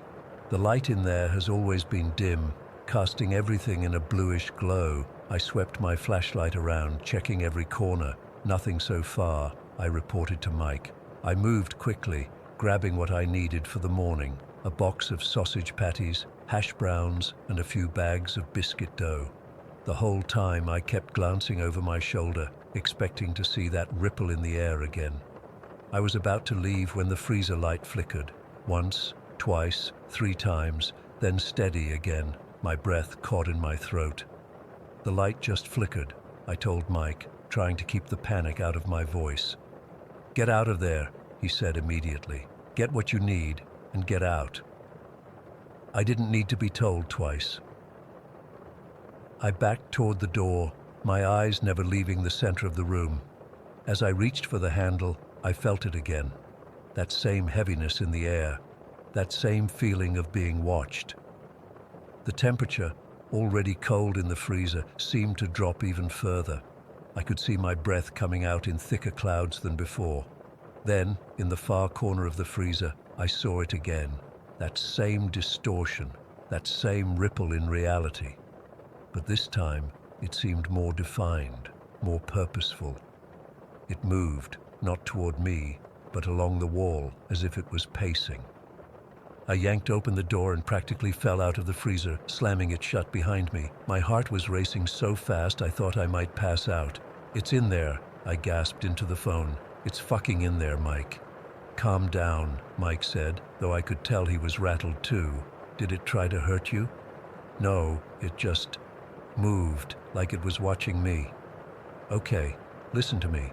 You need to finish what you have to do and then get out of there. Don't run. Don't panic. Just do your job and leave. Whatever it is, it hasn't tried to harm you, right?" He had a point. As terrifying as the experience was, at no point did I feel like the entity was trying to attack me. It was unnerving, yes, but not overtly threatening. I managed to finish the rest of my tasks in record time. The dishes got a cursory wash at best, and I probably missed half the items on my closing checklist, but I didn't care. The whole time I kept the phone to my ear, with Mike talking me through it. I felt the presence a few more times, that same heaviness, that same drop in temperature, but I didn't see the figure again. By 6 in the morning, I was sitting in my car in the parking lot, still on the phone with Mike, waiting for the morning crew to arrive. I was exhausted, both physically and emotionally. The adrenaline had worn off, leaving me shaky and drained. "You need to record it next time," Mike suggested. "Set up your phone somewhere and let it record while you work. Maybe you'll catch something." "There's not going to be a next time," I said firmly. "I'm requesting a transfer to the day shift." But of course, there was a next time, and a time after that. I never got a clear recording, just some orbs that skeptics would dismiss as dust particles and a few unexplained shadows. But I know what I saw that night. I know what I felt. I still work at that McDonald's, though I did manage to switch to evenings instead of overnights. I'm never alone in the store anymore. I made sure of that. Sometimes, when I'm closing up and the store gets quiet, I feel that familiar heaviness in the air, that sense of being watched. I don't run anymore. I just acknowledge it silently and go about my business. I don't know what's in that McDonald's. I don't know if it's a ghost or something else entirely. All I know is that ignoring it didn't make it go away, and neither did acknowledging it. It's still there, watching from the corners, making its presence known in subtle ways. And every time I hear a knock on the drive-through window and no one's there, I know exactly who or what is trying to get my attention. Story 9. I still get goosebumps every time I think about this, and I've been carrying it with me for 26 years. I'm 37 now, but I was just 11 when it happened. We were living in this small brick house in Tennessee. Nothing fancy, just a simple 3-bedroom with me, my mom, and my little brother, Tommy. Mom had put our bedrooms at opposite ends of the house because Tommy and I fought like cats and dogs back then. It was New Year's Eve of 1997, and Mom was hosting this party for her friends. Nothing wild, just some adults laughing too loud at jokes that weren't funny and drinking those weird mixed drinks that smelled like cough syrup. I wasn't interested in their boring adult stuff, so I stayed in my room most of the night. I had this boombox radio with a cassette player that I'd gotten for Christmas, and I was determined to record this one song I loved whenever it came on the radio. You know how it was back then. You had to sit there for hours with your finger hovering over the record button, waiting for your song to play. No downloads, no streaming, just patience and a blank tape. Around 11:30 that night, the song finally came on. I hit record so fast, I nearly broke the button. After it finished, I rewound the tape to listen and make sure I'd caught the whole thing without the DJ talking over the beginning. Perfect capture. I felt so accomplished, like I'd just completed some major life achievement. By this point, it was almost midnight and I could hear the adults getting louder in the living room. They were counting down to the new year soon. I decided to call it a night and climbed up into my bunk bed. I had the top bunk, even though Tommy wasn't in there with me. I just liked being up high. I'd rigged up this string to the light switch so I could turn off my bedroom light without climbing down. Pretty clever for an 11-year-old, I thought. I pulled the string, the light clicked off, and I snuggled under my Holly Hobby comforter. The house was this weird mix of completely dark in my room but with party noise filtering down the hallway. I closed my eyes, feeling that satisfied tiredness after staying up later than usual. It couldn't have been more than 30 seconds later when I sensed something was different.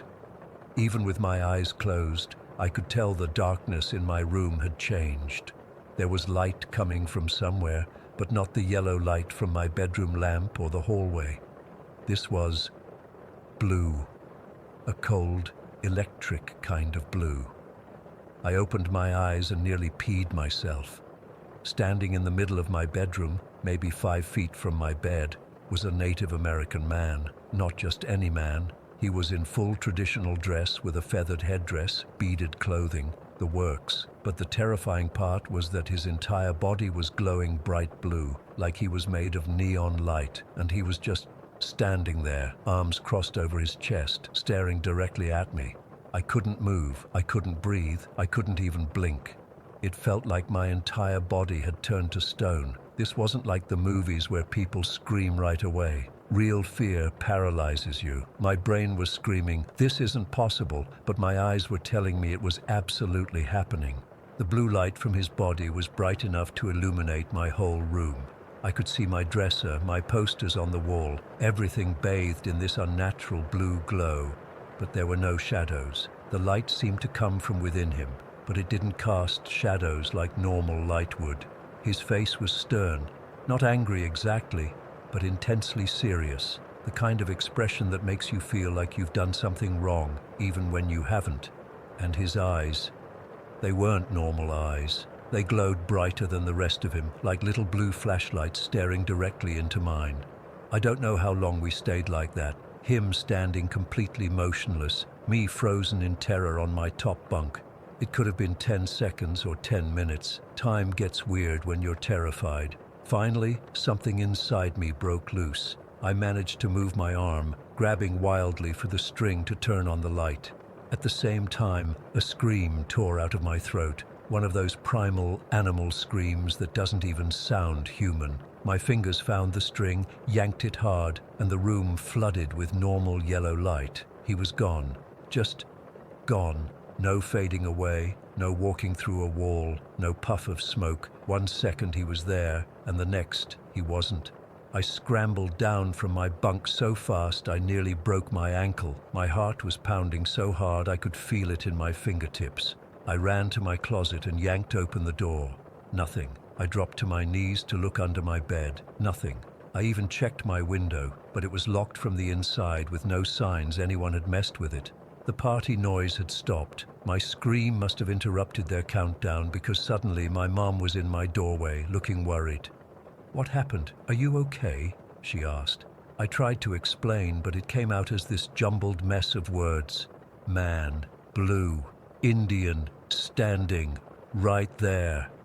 I was pointing frantically at the empty spot in my room. Mom looked where I was pointing, then around the rest of the room. I could tell from her face she thought I'd had a nightmare. "Honey, you probably fell asleep and had a bad dream." "I wasn't asleep," I shouted, feeling that frustrated anger kids get when adults don't believe them. He was right here. He was glowing blue. She sat me down, brought me some water, checked all the doors and windows in the house, then tried to convince me to go back to bed. No way. I ended up sleeping on the couch in the living room with all the lights on while the adults continued their party in the kitchen in whispered voices. The next morning, I was exhausted but still freaked out. Mom had told me to stop talking about my bad dream because I was scaring Tommy. But as I was getting cereal in the kitchen, Tommy came up to me with this serious look on his little 7-year-old face. "Did you see the blue Indian man?" he whispered. My spoon froze halfway to my mouth. "What did you say?" "The blue Indian. I saw him too in the hallway outside my room last week. I felt like someone had dumped ice water down my back." "Tommy, are you serious? Don't joke about this." He nodded solemnly. He was all blue and glowy. He had feathers on his head and crossed his arms like this. Tommy demonstrated by crossing his arms over his chest. "Why didn't you tell anyone?" I asked, my voice shaking. Tommy shrugged the way little kids do. "I wasn't scared. I think he's protecting us." "Protecting us? He was terrifying," I hissed. "No, he's a good ghost," Tommy insisted with that absolute certainty that only little kids can have. I didn't know what to think. On one hand, I was relieved someone else had seen him, so I knew I wasn't crazy. On the other hand, this meant there really was a glowing blue Native American ghost in our house, which was way worse than having a vivid nightmare. I begged Mom to let me sleep in her room for the next week. I told her about Tommy seeing the same thing, but she just said we were feeding off each other's imaginations. She didn't believe us, and why would she? It sounded insane, even to me, and I'd seen it with my own eyes. Life went on. We never saw the blue figure again while we lived in that house, though I slept with my light on for months afterward. Eventually, the memory faded from daily terror to occasional creepy thought, to just another weird childhood story I sometimes told at sleepovers to freak my friends out. I never forgot it, but I convinced myself it must have been some kind of shared hallucination or something. Tommy and I never really talked about it again as we got older. I figured it was just one of those unexplainable things. Until last month. I was driving home from work, listening to this podcast about paranormal experiences. They were taking calls from listeners, and this woman from Santiago called in. As she started describing her experience, I had to pull over because my hands started shaking so bad I couldn't hold the steering wheel. She was describing seeing a glowing blue Native American man standing in her bedroom at night. Every detail matched: the crossed arms, the stern expression, the way the blue light filled the room without casting shadows, how he disappeared instantly when she turned on the light. The only difference? Her blue figure was holding a hatchet. I sat there in my car, hyperventilating. This woman lived thousands of miles away. We had no connection. No way she could have known about what Tommy and I saw, yet she described the exact same entity, down to details I'd forgotten until she mentioned them. I called the podcast as soon as I got home but couldn't get through. I've sent emails to the host but haven't heard back. I've spent hours online searching for other accounts of a blue Indian spirit and found a few scattered reports that sound similar, all describing the same glowing blue figure, the same crossed arms, the same sudden appearances in bedrooms at night. Some people, like Tommy, feel the entity is protective. Others, like me and the woman from Santiago, experienced pure terror. But the descriptions are always the same. I'm 37 years old now. I have a degree in accounting. I pay taxes and worry about my cholesterol. I'm not someone who believes in ghosts or aliens or whatever, but I know what I saw that night, and now I know others have seen it too. What was it? Why does it appear to random people across the world? Why does it look the same to everyone who sees it? Is it really a protective spirit or something more sinister? I still don't have answers, but I know one thing for certain. Somewhere out there right now, someone might be lying in bed, about to turn off their light, not knowing that in the darkness they might find themselves face to face with that glowing blue figure, and I wouldn't wish that experience on anyone. Story 10. I've never shared this before, but I need to get it off my chest. It's been years, but I still get chills thinking about it. When I was 16, my family moved to this old farmhouse in Wisconsin. It was supposed to be our fresh start. More space, better schools, the whole deal. My parents were so excited about everyone finally having their own rooms. As the oldest of 4 kids, they gave me first pick of the bedrooms, but I let my siblings choose first. My sister Emma took the room closest to our parents. My brother Jackson chose the one with the window seat, and my youngest brother Caleb grabbed the one with the built-in shelves for his toy collection. That left me with the bedroom at the very end of the hallway. I actually lucked out. It was the biggest one besides my parents' master bedroom. It had these high ceilings and this massive walk-in closet with sliding doors. I remember thinking how perfect it would be for all my stuff. The first day we moved in, I set everything up. My desk under the window, bed against the wall, posters everywhere. It felt good having my own space after sharing with Jackson for so many years. That night I called for Duke, our German Shepherd, to join me for our usual movie night on my laptop. Duke and I had this routine where he'd curl up at the foot of my bed while I watched something, but Duke wouldn't come. He followed me through the house, up the stairs, past my siblings' rooms, but when we got to Jackson's room, which was right before mine, he just stopped. He sat down and whined. I tried everything, treats, commands, even dragging him by the collar. But he planted his paws and refused to move. I had to carry all 90 pounds of him, and he squirmed the whole time. Once I put him down in my room, he darted out immediately. I thought it was just the new place making him nervous. That first night, I woke up at exactly 1:30 in the morning. Not groggy or confused, just suddenly wide awake like someone had shaken me. My room was freezing cold. I mean absolutely frigid, like stepping into a walk-in freezer. I could see my breath. This made no sense because Wisconsin Octobers aren't that cold yet, and our thermostat was set at 75 degrees. The rest of the house was perfectly warm. I checked. I grabbed another blanket and tried to go back to sleep, but I couldn't shake this feeling that something was off. The air felt heavy, like when you're in an elevator with too many people and everyone's breathing the same recycled air. I told myself I was being stupid and eventually fell asleep with my head under the covers. The next morning, I couldn't find my phone. I always put it on my nightstand before bed, but it wasn't there. I tore my room apart looking for it, checked under the bed, in my backpack, everywhere. After 20 minutes of searching, I gave up and went downstairs for breakfast. When I came back up to grab my school stuff, my phone was sitting right in the middle of my nightstand, exactly where I always put it. This kind of thing kept happening. My keys would disappear, then show up in my jacket pocket where I swore I'd already checked. My favorite hoodie vanished for 3 days before reappearing folded neatly in my dresser drawer. I started to think I was losing my mind. About a week after we moved in, I woke up again at 1:30. This time the closet door was open. Not just cracked, fully slid open. I knew I'd closed it before bed, because I always did. The house was old, so I figured maybe the track was uneven and it had slid open on its own. I got up, closed it, and went back to bed. The next night, the same thing happened, and the night after that. Every single night, that damn door would be open when I woke up. I started putting a chair in front of it, but somehow it would still be open in the morning. The chair pushed aside. Around this time, I started feeling like I was being watched. Not just the normal paranoia of being in a new place. This was different. It was like eyes were boring into the back of my head whenever I had my back to the closet. I'd be doing homework at my desk and suddenly get this overwhelming urge to turn around, like someone was standing right behind me, but there was never anyone there.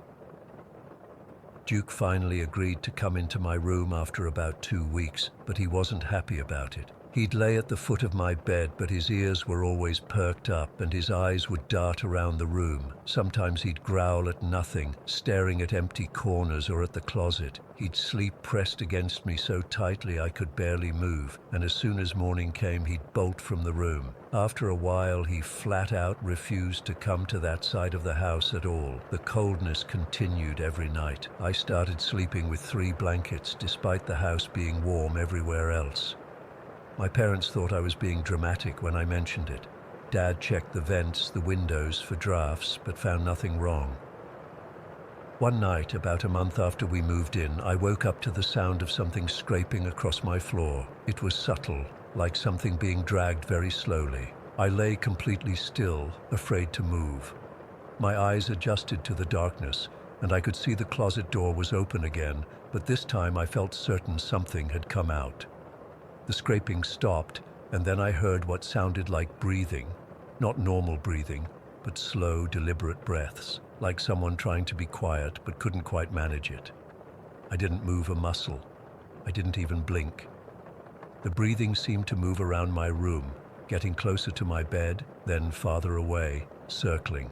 This went on for what felt like hours, but was probably only minutes. Eventually, I gathered the courage to reach for my lamp, and when I turned it on, there was nothing there. The closet door was still open, though.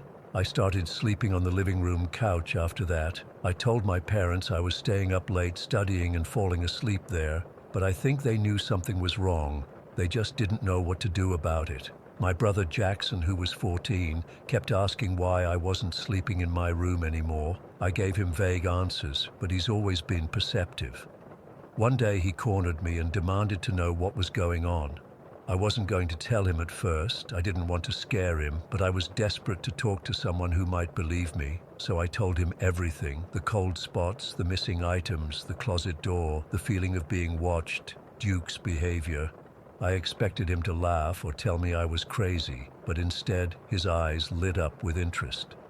"Let me sleep in your room tonight," he said. "I want to see for myself." I warned him not to, but Jackson has always been stubborn. He convinced me to switch rooms for a night. He seemed excited about the possibility of experiencing something supernatural, which I thought was insane.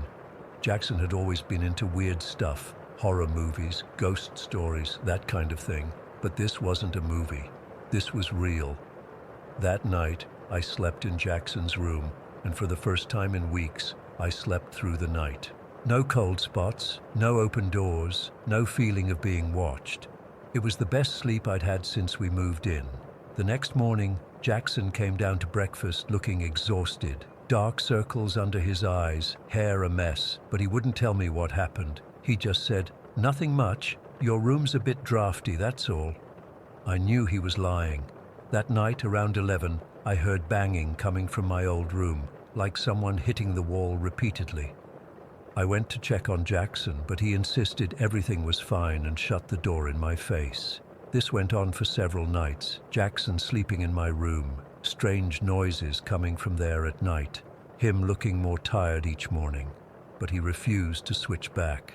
Finally, after about a week, he came to me looking seriously freaked out. "Tyler, I need to tell you something," he said, his voice shaking a little. He admitted that he'd been experiencing the same things I had: the cold, the feeling of being watched, the closet door opening, but instead of being scared, he'd been intrigued. He started staying up at night waiting to see what would happen. "Last night," he whispered, "I saw something." According to Jackson, he'd been lying in bed when the closet door slid open. He watched, pretending to be asleep, as a shadow darker than the darkness of the room seemed to peer out from inside the closet. It wasn't person-shaped exactly, more like a shifting mass of blackness. It moved across the room toward him, and just as it reached the edge of the bed, he panicked and turned on the light. The shadow rushed at him and then vanished into thin air. I wanted to switch back to my room immediately, but Jackson refused.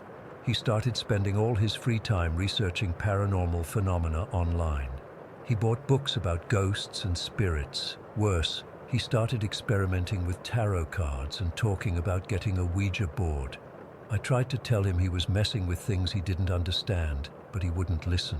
The activity in the house got worse after that. It wasn't just confined to my old room anymore. Doors would slam shut throughout the house. We'd hear footsteps in the hallway when everyone was accounted for. My sister started complaining about someone whispering her name at night. My little brother said his toys would be rearranged in the morning. My parents finally started to notice something was wrong, especially when Duke refused to enter the house at all. He'd sit on the porch and howl until someone came outside to be with him.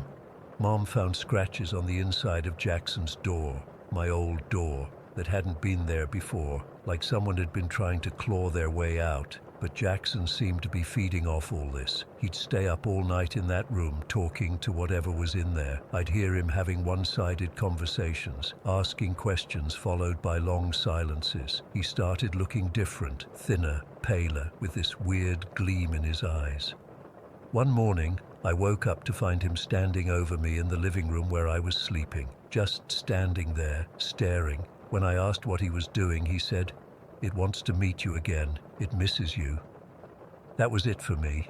I told my parents everything, insisted we needed to move out or at least get the house blessed or something. They were skeptical at first, but even they couldn't deny the strange things happening anymore. They agreed to call someone, maybe a priest or a paranormal investigator, but before they could, Jackson disappeared. We woke up one morning and he wasn't in his room. We searched the entire house, the property, called his friends. Nothing. I was the one who finally thought to check the closet in my old room. The sliding door was open, as always, but when I looked inside, it seemed wrong. The back wall of the closet looked farther away than it should have been, like the closet had somehow expanded overnight. And sitting in the middle of the floor was Jackson's journal, open to a page covered in weird symbols he'd drawn. I reached for the journal, and as I did, I swear the shadows in the corners of the closet moved, just a slight shifting, like something adjusting its position. And then I heard it, the same breathing I'd heard that night months ago, slow, deliberate. I grabbed the journal and ran. When my parents called the police about Jackson, I didn't tell them about the closet. How could I? They'd think I was crazy, or worse, somehow responsible for whatever happened to him. Story 11. I still get chills thinking about this, even though it's been over 15 years. Sometimes I wake up in the middle of the night convinced I can feel someone watching me from the corner of my bedroom. I've never shared this with anyone outside my closest friends because, well, who would believe me? But I need to get this off my chest. When I was 10, back in the early 2000s, I used to spend summers with my dad in this tiny town in North Dakota. Not exactly the most exciting place for a kid, but I loved my dad, and he tried his best to make things fun for me. He lived in this old apartment building that always gave me the creeps. The building stood where a church used to be. There was even this worn bronze plaque outside that mentioned it, something about Sacred Heart Church, 1894 to 1952 or whatever. Dad's apartment was on the 3rd floor, and everything about it felt off. The hallways were too narrow, the ceilings too low, and there was this constant smell that I can only describe as old books mixed with something metallic. My bedroom was the worst, a converted office space with no windows. I remember sleeping under these heavy blankets despite it being summer, like I was trying to shield myself from whatever was watching me from the dark corners. Dad worked long hours at the factory, so I spent a lot of time alone in that apartment. I'd usually just play video games or mess around online. This was the age of AIM and Neopets, if anyone remembers those. I tried not to think about how quiet and empty the place felt when I was by myself. One day in July, I remember it was a Wednesday because Dad always worked late on Wednesdays. Something happened that I still can't explain. I'd been online all morning, but around noon I got bored and decided to ride my bike to my grandma's house about a mile away. I shut down the computer, grabbed my backpack and turned off all the lights before heading out.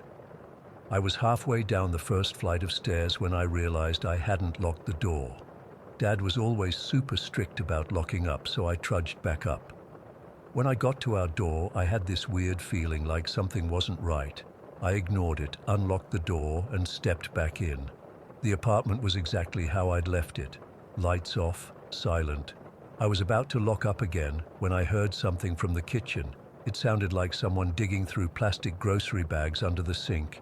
You know that distinctive crinkly sound? That's what it was. My first thought was that maybe Dad had come home early, but his boots weren't by the door and he would have turned on the lights. I should have just closed the door and run, but instead, like the stupid kid I was, I called out, "Hello?" No answer. The rustling stopped. I took a few steps toward the kitchen, and that's when I saw him. Standing there, leaning against the counter, was a man, but not a normal man. He was like a shadow, completely black, two-dimensional almost, like a paper cutout. He was wearing what looked like old cowboy clothes, a hat, a long coat, boots with spurs. I could make out these details even though he was entirely black, like the details were etched into darkness. The worst part was his face. Where his eyes should have been were these stark white spots, not glowing exactly, but bright against the blackness of his body. And then he smiled, a slow, stretching white line that appeared across his face. I remember feeling like I couldn't breathe, like the air had turned to cement in my lungs. He was looking right at me with those white eyes, and I absolutely knew, that whatever this thing was, it wasn't human. It wasn't even alive in the way we understand it. I screamed, "Holy shit!" and slammed the door so hard the frame rattled. Then I was running, taking the stairs 3 at a time, nearly falling twice. I hit the building's entrance at full speed and crashed right into my dad, who was coming in carrying a bag of groceries. He dropped everything, cans rolling across the lobby floor, and grabbed my shoulders. "Noah, what's wrong? What happened?" he kept asking, but I couldn't explain. I just kept shaking my head and crying. Eventually, I told him I thought I saw someone in our apartment, which wasn't a lie. Dad called the police, who searched the place and found nothing, of course. No signs of a break-in, nothing disturbed or missing. They probably thought I was just a kid with an overactive imagination. Dad didn't push it after that, but he did let me stay at Grandma's for the next few days. I never told him exactly what I saw. How could I? Even now it sounds crazy. A shadow man with white eyes and a white smile. I'd convinced myself it was just my imagination playing tricks on me, a product of being alone too much in a creepy old building. That is, until 4 years later. By then, my parents had divorced, and I was living with my mom in Minnesota, about 300 miles away from Dad's place. I was 14, in high school, with a completely normal life. I had friends, played baseball, worried about homework and girls, normal teenager stuff. The Shadow Man was just a weird childhood memory I'd mostly forgotten about. One weekend, I had 2 friends over for a sleepover, Jake and Marcus. Mom was cool with us staying up late playing video games in the living room. We made a fort out of blankets and the couch cushions, and eventually fell asleep around 3 in the morning. The next day, we were eating breakfast when Marcus got really quiet. He kept looking toward our kitchen pantry with this weird expression. "What's up with you?" I asked him. He hesitated before saying, "This is gonna sound stupid, but did either of you see that guy last night?" Jake and I looked at each other, confused. "What guy?" Jake asked. Marcus put down his cereal spoon. "I got up to get water around 4 a.m., and I swear there was a man standing in your pantry, Noah. I thought I was dreaming at first, but..." He trailed off, looking embarrassed. I felt a cold weight settle in my stomach. "What did he look like?" I asked, trying to keep my voice steady. Marcus shrugged. "That's the weird part. He wasn't normal looking. He was all black, like a shadow, but wearing old-timey clothes, like a cowboy or something. And his eyes..." He shuddered. His eyes were these white dots, and he had this creepy white smile. I ran back to the living room and hid under my blanket until I fell back asleep. The cereal bowl nearly slipped from my hands. Jake laughed it off, saying Marcus was just trying to scare us, but I knew better. The description was too perfect, too specific. There's no way Marcus could have known about what I'd seen 4 years earlier, 300 miles away. I'd never told anyone about it. Not my mom, not my friends, no one. That's when I realized whatever I'd seen in my dad's apartment had somehow followed me. It had been watching me, maybe for years, without me knowing. After my friends left, I searched the house top to bottom. Nothing. I even asked my mom if she'd ever seen anything strange in the house. She just looked at me like I was crazy and asked if I was feeling okay. For weeks after that, I couldn't sleep. I kept the lights on, my door locked. I'd wake up at the slightest sound, convinced he was there, watching me with those white eyes. I started sleeping with a baseball bat next to my bed. My grades dropped and I was constantly exhausted and jumpy. The thing is, neither I nor Marcus ever saw the Shadow Man again after that night. But knowing he was real, that I hadn't imagined him, was almost worse than seeing him, because now I had proof that something impossible had happened, was still happening.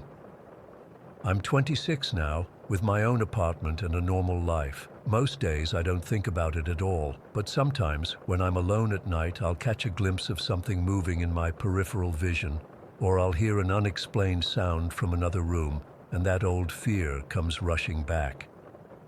The questions still haunt me. What was it? Why did it appear to me that day in my dad's apartment? Why did it follow me to Minnesota years later? What did it want? And most terrifying of all, is it still watching me, waiting for some reason I can't understand? I've researched shadow people, read about similar encounters online. Some say they're interdimensional beings, others claim they're manifestations of negative energy. Some religious folks say they're demons. I don't know what to believe. All I know is what I saw was real.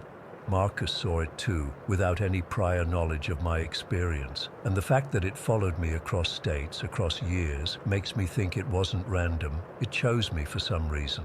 I've moved 3 times since then. I never tell anyone my full story anymore because they either think I'm making it up or they get too freaked out. But I needed to share this somewhere with people who might understand or who might have experienced something similar. Sometimes I wonder if that old church ground had something to do with it, or maybe it's been attached to me all along, and I only became aware of it that summer. Either way, I still sleep with a nightlight. I still check the dark corners of rooms before I fully enter them, and I still can't shake the feeling that someday, when I least expect it, I'll turn around and see that slow white smile spreading across the darkness again.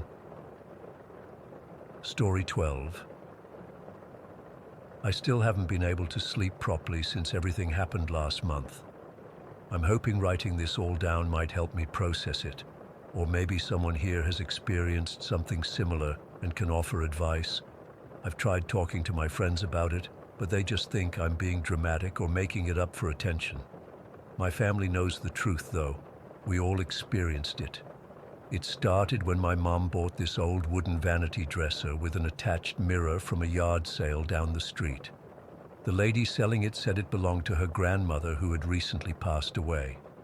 My mom got it for only $20 because it had some scratches and needed a bit of polish, but otherwise it was in decent condition. She thought it would look nice in our living room until she could refinish it for my younger sister Elena's bedroom. We live in a pretty normal suburban house in Phoenix. It's just me, Isabella, I'm 16, my older sister Sophia, who's 18, Elena, who's 12, and my mom, Maria. My dad left when I was 10, so it's been just us girls for a while now. The day after Mom brought the vanity home, I was alone in the living room watching Netflix on my laptop.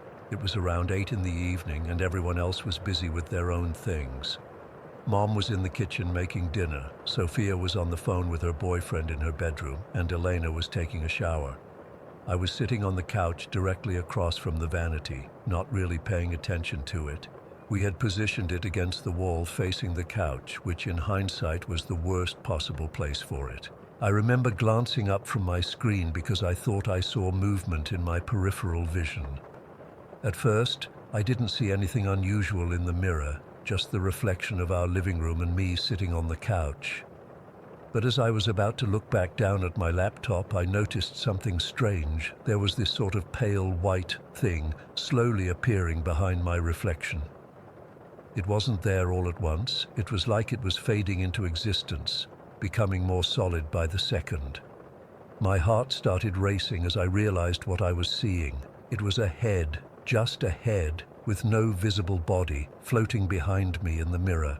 Its skin was ghostly white, almost translucent, and its eyes, God, its eyes were these deep black voids, not just dark brown or something normal. They were completely black, like holes leading to nothing.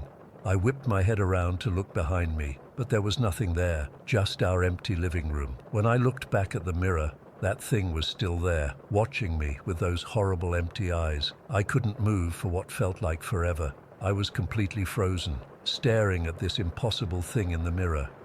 It didn't move or make any sound. It just stared back at me. The longer I looked, the more details I could make out. It had no hair, and its mouth was just a thin line. Its head was slightly elongated, not quite human proportioned. Finally, I managed to break free from my paralysis. I jumped up from the couch and ran to get Elena from the bathroom. I was crying and probably not making much sense, but she followed me back to the living room anyway.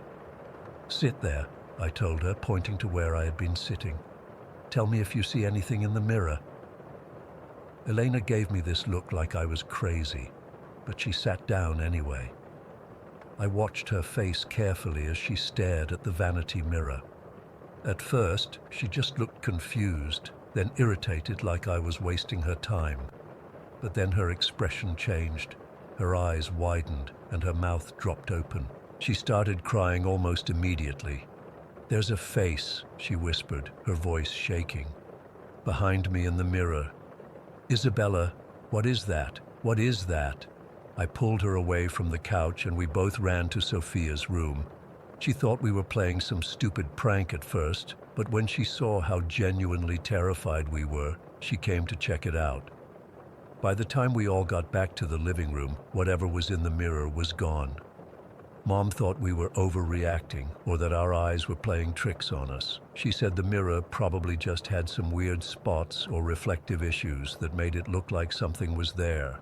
She promised to get rid of it anyway, but she didn't. Instead, she moved it to Elena's room the next day after cleaning it up, saying it was too nice to throw away over imagination. That's when things got worse. Sophia and I both started having these intense nightmares. In mine, I was lying in my bed just like normal, but I could feel something watching me. I'd turn toward my window and see that same pale face with black eyes staring in at me from outside. Then, in the dream, the window would slowly open by itself, and this thing would climb inside. It didn't have a normal body, more like a vague, stretched-out human shape, all white and slightly transparent.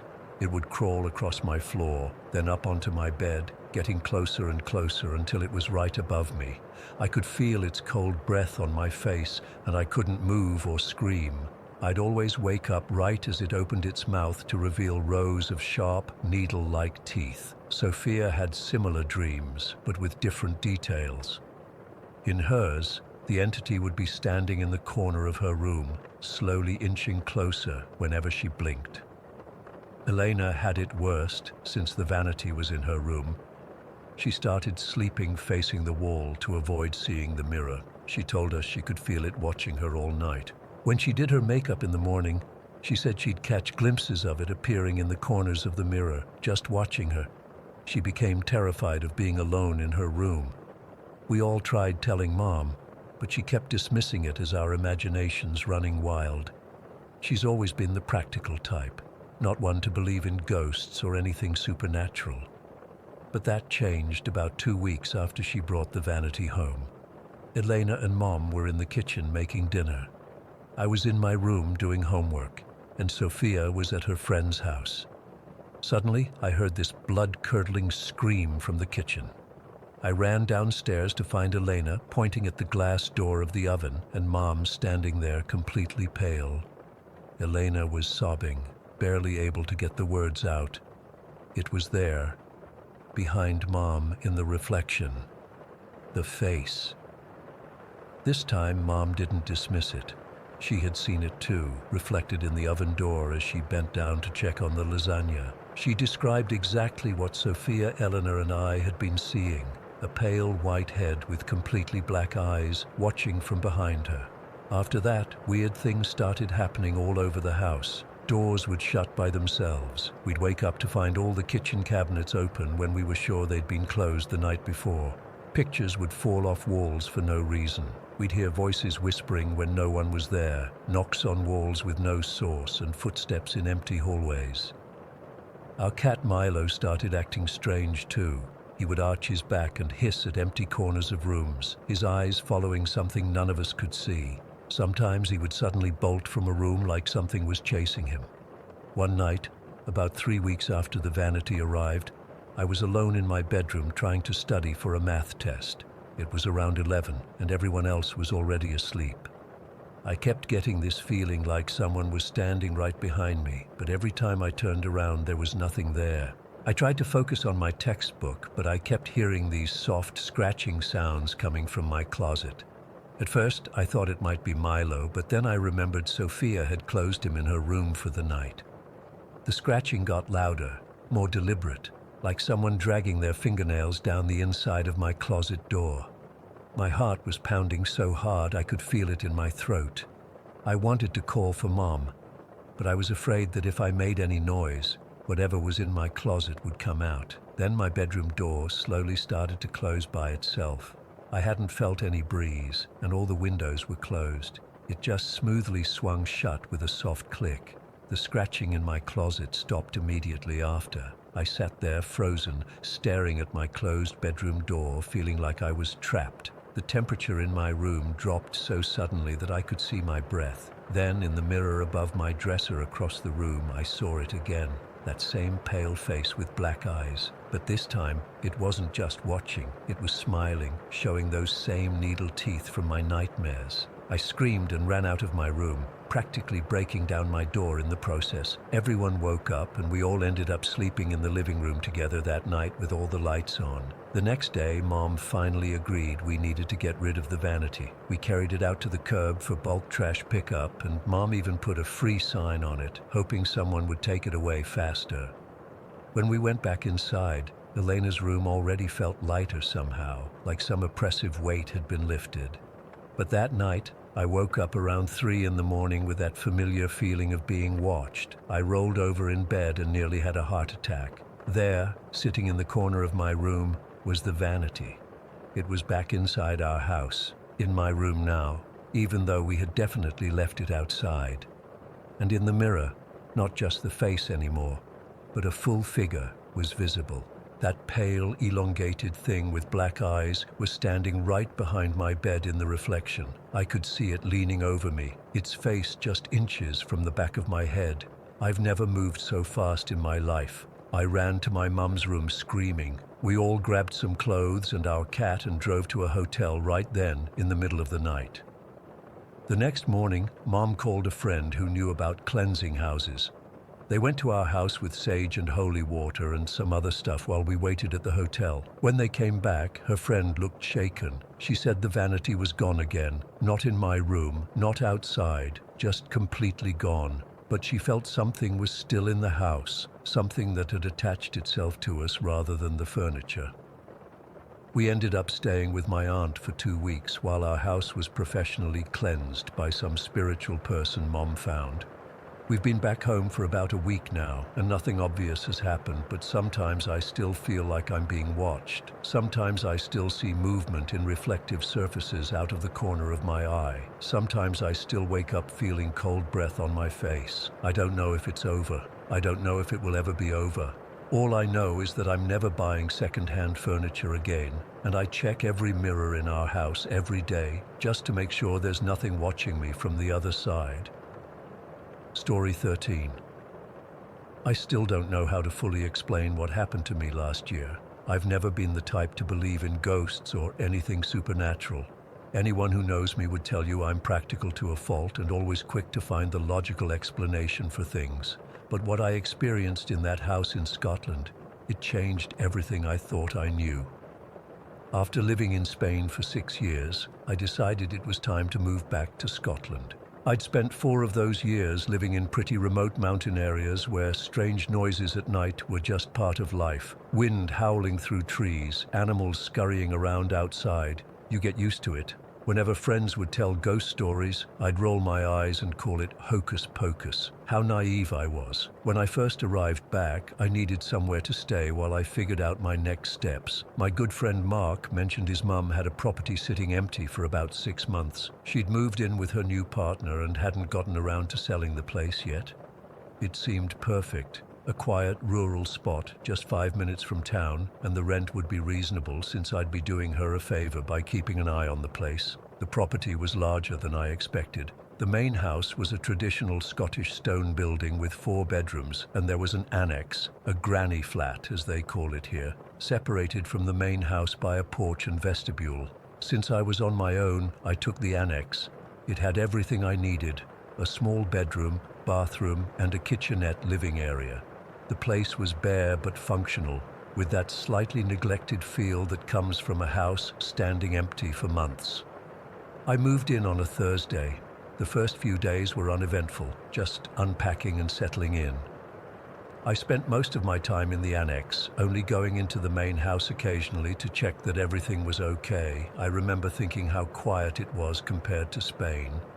The property sat at the end of a single-track road with fields behind it and only one neighbor about a quarter-mile away. It was the following Monday when it happened. I'd stayed up late watching football on my laptop. It must have been around midnight when I went to the bathroom and noticed through the window that there was a light on in the main house. I was sure I'd turned everything off earlier. I pulled on a pair of tracksuit bottoms and a hoodie and walked through the connecting porch to the main house. The vestibule door creaked as I pushed it open. That sound still makes my skin crawl when I think about it. The light was coming from the kitchen, which was at the end of a long hallway. Nothing seemed disturbed as I walked down the corridor. The floorboards squeaked under my feet, and I remember thinking I should be more careful coming in at night since the house was so noisy. As I reached the kitchen doorway, I felt a sudden drop in temperature. It wasn't subtle. It was like walking from summer into winter in a single step. I shivered and rubbed my arms, thinking there must be a window open somewhere. I reached in and flicked off the kitchen light, and that's when I saw it, just for a second, illuminated by the moonlight coming through the kitchen window, the shadow of what looked like a small child, darting across the hallway and into one of the bedrooms. My body went cold. It wasn't the movement of something caught in the corner of my eye that you can convince yourself you imagined. This was clear, distinct, a small, shadowy figure about the height of a 5 or 6-year-old child.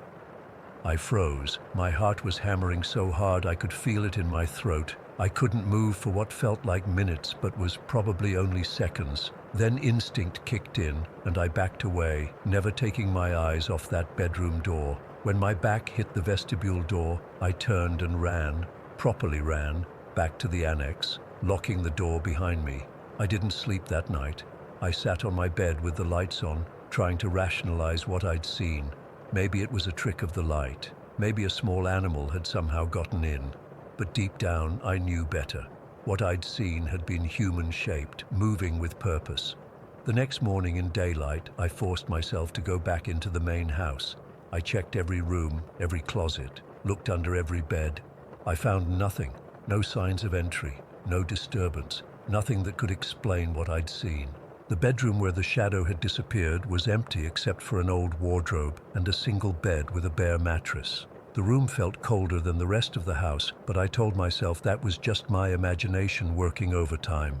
I decided I wouldn't mention anything to Mark or his mum. I'd always been the skeptic, the one who laughed at ghost stories. The last thing I wanted was to sound like I'd lost my mind. But for the next few days, I avoided going into the main house after dark. I'd check everything before sunset, making sure all lights were off and doors were secure. By Friday, I'd almost convinced myself I'd imagined the whole thing, or that there was some logical explanation I just hadn't figured out yet. I called Mark's mum, Sally, to let her know everything was fine with the house and to ask a few questions about the heating system. I wasn't planning to bring up what had happened, but something in her voice when she asked if I was settling in okay made me pause. Actually, something a bit strange happened on Monday night, I said, immediately regretting opening this can of worms. I saw a light on in the kitchen, and when I went to turn it off, I thought I saw something move in the hallway. The silence on the other end of the phone lasted just a beat too long. "What did you see exactly?" she finally asked, her voice careful. It's going to sound mad, but it looked like a small child. A shadow, really, running into one of the bedrooms. Sally sighed, and I could almost see her rubbing her forehead the way she did when stressed. That's nothing compared to what I've seen there, Robert. My stomach dropped. What do you mean? I've seen him too. The boy, usually near the kitchen or in the hallway, but there's also a man, tall, very thin. He stays mostly in the sitting room at the other end of the house. I felt sick. Why didn't you warn me? Would you have believed me? You've always been so practical about these things. Besides, I wasn't sure if you'd experience anything. Some people never do. She went on to tell me more. Things she'd never shared with anyone except her closest friends. The house had always had a feeling about it, even when they first moved in 15 years ago. But the sightings only started about 5 years back. First the tall man, always in the same spot by the fireplace in the sitting room, just standing and staring. Then later, the boy, who seemed to run and play as if he didn't know he was dead. But it's the field behind the house that's the worst, Sally said, her voice dropping to almost a whisper. Animals disappear there, or die for no reason. We lost 3 cats in 2 years, just found them in the field, no marks, nothing wrong with them, just dead.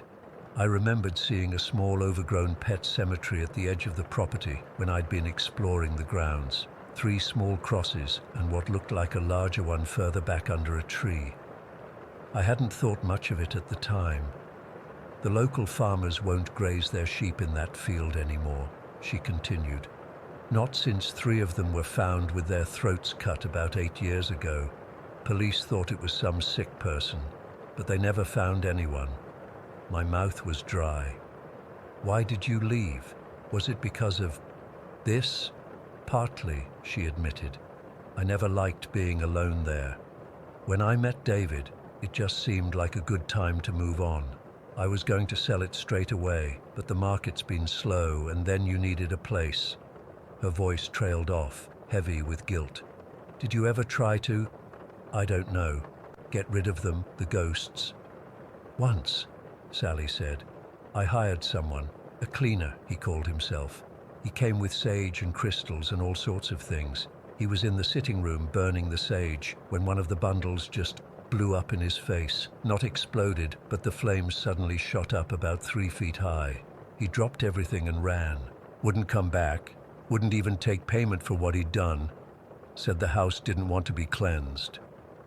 We were both quiet for a moment. Finally, I asked the question that had been gnawing at me. Do you know who they are? The man and the boy? No, she said. I looked into the history of the property once. It was farmland going back centuries. The house itself is only about 100 years old. There are records of a family living here in the 1920s who lost a son to illness, but nothing unusual, nothing that would explain this. After I hung up, I sat staring at my phone for a long time. Part of me wanted to pack up and leave that instant. But where would I go? I'd just moved back to the country, had barely started looking for work, and my savings wouldn't stretch to hotel stays or even a short-term rental without some income. I decided to stay in the annex and avoid the main house as much as possible, especially after dark. That plan worked for exactly 1 day. Saturday evening, I was cooking pasta in my little kitchenette when the power went out. Just in the annex, I could see through the window that the security light on the side of the main house was still on. It had to be just a tripped circuit breaker. The fuse box for the entire property was in the utility room off the kitchen in the main house. I grabbed my phone for its flashlight and reluctantly made my way over. The sun had just set and the house was filled with long shadows. I moved quickly down the hallway, trying not to look at the bedroom where I'd seen the child. The utility room was cold, much colder than it should have been. My breath clouded in front of me as I opened the fuse box and found the tripped switch. As soon as I flipped it back, I heard it, the sound of something scraping across the floor in the kitchen behind me. I turned slowly, my flashlight beam cutting through the darkness. The kitchen was empty, but one of the chairs at the table had moved, sitting at an angle when I knew they'd all been tucked in neatly. "Hello?" I called out, immediately feeling stupid. What was I expecting? For a ghost to answer. I backed out of the utility room, keeping my light trained on the kitchen. That's when I heard a child's laugh, high and clear, coming from the hallway. My blood turned to ice. It wasn't just in my head, it was real and it was close. I moved toward the hallway, driven by some mix of fear and morbid curiosity. The beam of my flashlight caught something at the end of the corridor, a small, dark shape disappearing around the corner toward the sitting room. Against every instinct screaming at me to run back to the annex, I followed. The sitting room door was ajar, and as I approached, I could hear movement inside, the creak of floorboards, the rustle of fabric.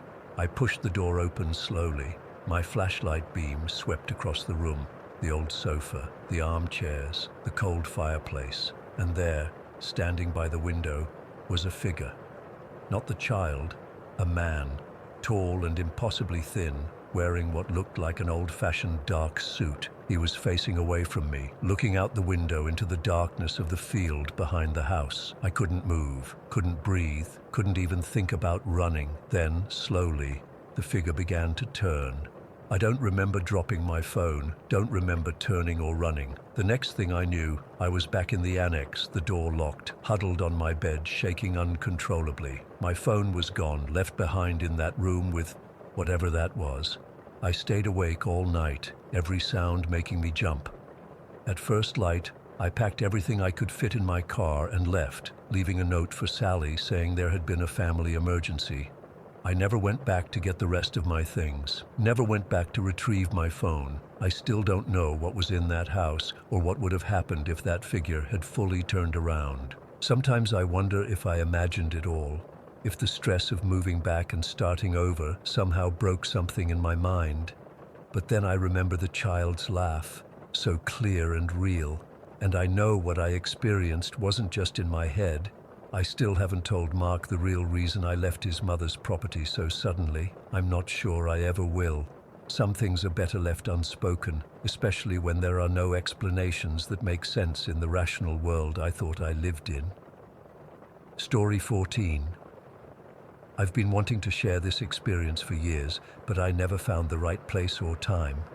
I guess now's as good a time as any. This happened back in 1990 when I was working at a medical school morgue in Southern California. I was 28 then, and I'd been working there for about 3 years already. The job paid well, and honestly, I'd gotten used to the environment, the smells, the silence, the cold. Most people can't handle working with the dead, but it never bothered me much, until that day anyway. I still remember every detail like it was yesterday, not 33 years ago. It was a Tuesday in March, unusually chilly for Southern California. Harborview was fogged in that morning, and I could hear the foghorns from the harbor as I pulled into the staff parking lot around 7:30. The medical school building was this massive concrete structure from the 60s, all harsh angles and tiny windows. The morgue was in the basement, of course. That morning started like any other. I clocked in, put on my scrubs, and checked the intake log. We had 3 cases to process that day. An elderly woman who'd died of heart failure, a middle-aged man who'd drowned in a boating accident, and a John Doe who'd been found under a bridge. Pretty standard stuff for us. I spent the morning doing the usual prep work, filling out paperwork, checking toe tags, making sure everything was in order before the pathologist arrived. I was especially focused that day because we were short-staffed. My supervisor was out sick, and one of our assistants had quit the week before. So it was just me, William, Joe, and Lola, who worked in paperwork processing down the hall, holding down the fort. By around noon, I'd been working non-stop for hours and needed a break. I decided to head to the office area to eat the sandwich I'd brought from home. The route to the office took me past the refrigeration room, the place where we kept bodies that had already been embalmed and were waiting for funeral homes to pick them up. The refrigeration room was always kept at around 40 degrees, and it had these big vertical refrigerators lined up against the wall. Basically, big metal cabinets with individual compartments for each body. The hallway outside it was dimly lit, with those old fluorescent lights that made everything look sickly green. As I was walking past the refrigeration room's open door, something caught my eye. I stopped and looked inside. There was a man standing in front of one of the refrigerators. At first, I thought it was William or Joe, but something felt off immediately. This man was older, maybe in his 70s, with white hair and wearing what looked like an old-fashioned suit, not scrubs or a lab coat, and he was, I don't know how to describe it, kind of transparent, like I could see him clearly, but I could also sort of see through him, especially around the edges where he seemed to blur into the air around him. I froze in the doorway. The man must have sensed my presence because he slowly turned to look at me. His face was sad, but calm. Our eyes met, and I swear, in that moment, I felt this weird sense of recognition even though I'd never seen him before. Then the strangest thing happened. Instead of feeling terrified like you'd expect, I felt this inexplicable sense of comfort. It was like running into an old friend unexpectedly. I wasn't scared at all. The man didn't speak. He just looked at me for what felt like forever, but was probably only a few seconds. Then he started to fade away, not like in movies where ghosts disappear in a flash, but more like cigarette smoke dissipating in the air. One moment he was there, and the next he was gone. I stood there for a while, trying to process what I'd just seen. Was I hallucinating? Had I been working too hard? Was there a gas leak in the building? But deep down, I knew what I'd seen was real, or at least it felt real to me. I abandoned my lunch plans and went looking for William, who I found in the prep room cleaning instruments. "Hey, Will," I said, trying to sound casual. "Have you ever seen anything weird in the refrigeration room?" William didn't even look up from what he was doing. "You mean the old man?" "Yeah, I've seen him a bunch of times." My jaw dropped. "Wait, what? You've seen him too? Why didn't you ever say anything?" William shrugged, like we were discussing the weather instead of a ghost.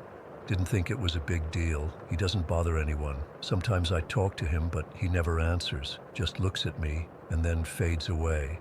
"And that doesn't freak you out?" I asked. "Nah," William said, finally looking up at me. "It's actually kind of nice. Makes me feel like there's something after death, you know? Like, we work with dead bodies all day, but seeing him makes me think maybe they're not really gone." I was stunned, not just by what William was saying, but by how casual he was being about it, like seeing a ghost was the most normal thing in the world. "Does anyone else know about this?" I asked. "Joe's seen him," William said. But unlike me, Joe freaked out, refused to go into the refrigeration room alone after that. "I think Lola knows too, but she's never mentioned seeing him herself." As if on cue, Joe walked in. He was a nervous guy in his early 20s, working at the morgue to pay for medical school. "Who are you guys talking about?" he asked. "The old man in the refrigeration room," I said. "I saw him today." Joe's face went pale. "Don't talk about that," he whispered, looking around like someone might be listening. "That shit's not right. Dead people should stay dead." "So you've seen him too?" I pressed. Joe nodded reluctantly. "Once, about 6 months ago, I was doing inventory late at night, and there he was, just standing there staring at one of the refrigerators. I dropped everything and ran, asked for day shifts only after that." The three of us stood there in silence for a moment, each lost in our own thoughts. Finally, William spoke up. "We should ask Lola about this. She's into all that spiritual stuff, always talking about the seances she goes to." I knew about Lola's interest in the supernatural. She was in her 50s, had worked at the medical school for decades, and was open about her belief in spirits and the afterlife.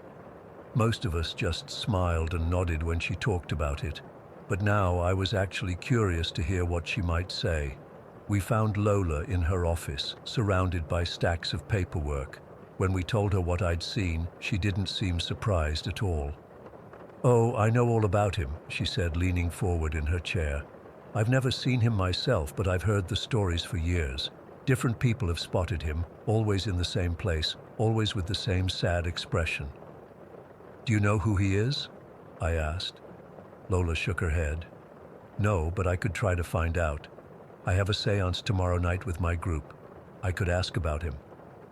Joe looked uncomfortable. "I don't think we should mess with this stuff," he said. "What if we make it worse?" "Make what worse?" William asked. "He's not hurting anyone. He's just..." There. Still, Joe insisted. Some things are better left alone. But Lola and I were both curious, and William seemed indifferent to the potential risks. So it was decided Lola would bring up the morgue ghost at her next séance and report back to us. The next 3 days were uneventful. I kept an eye out for the old man whenever I passed the refrigeration room, but I didn't see him again. I found myself wondering if I'd imagined the whole thing, despite William and Joe confirming they'd seen him too. On Friday, Lola came looking for me as soon as I arrived for my shift. Her eyes were wide, and she seemed excited. "I've got news," she said, pulling me into an empty examination room where we could talk privately. William joined us a few minutes later, but Joe had called in sick. "So, the séance," Lola began, lowering her voice, even though we were alone. "The medium, she's this amazing woman named Esther who's been doing this for 40 years.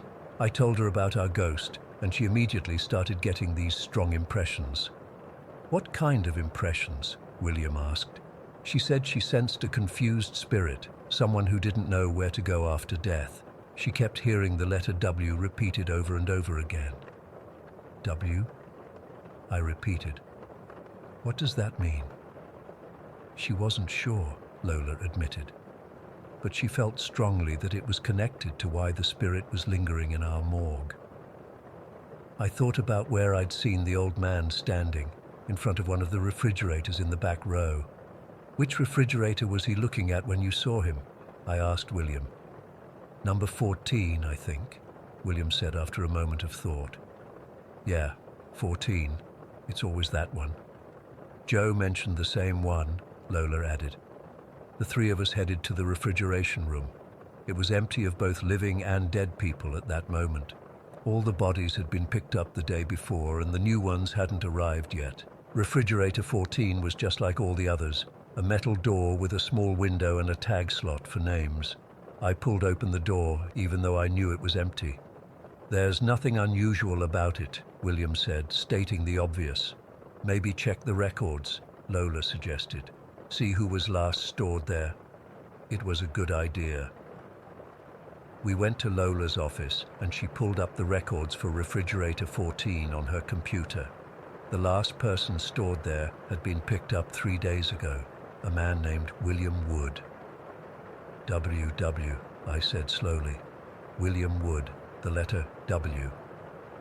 William looked uncomfortable for the first time. "That's weird. He has the same first name as me." Lola was frantically typing. "Let me pull up his full file."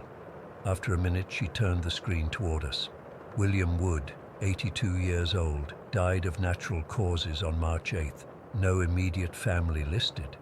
Body claimed by a distant nephew." There was a photo in the file, part of our standard documentation process. It showed an elderly man with white hair and a gaunt face. It was him.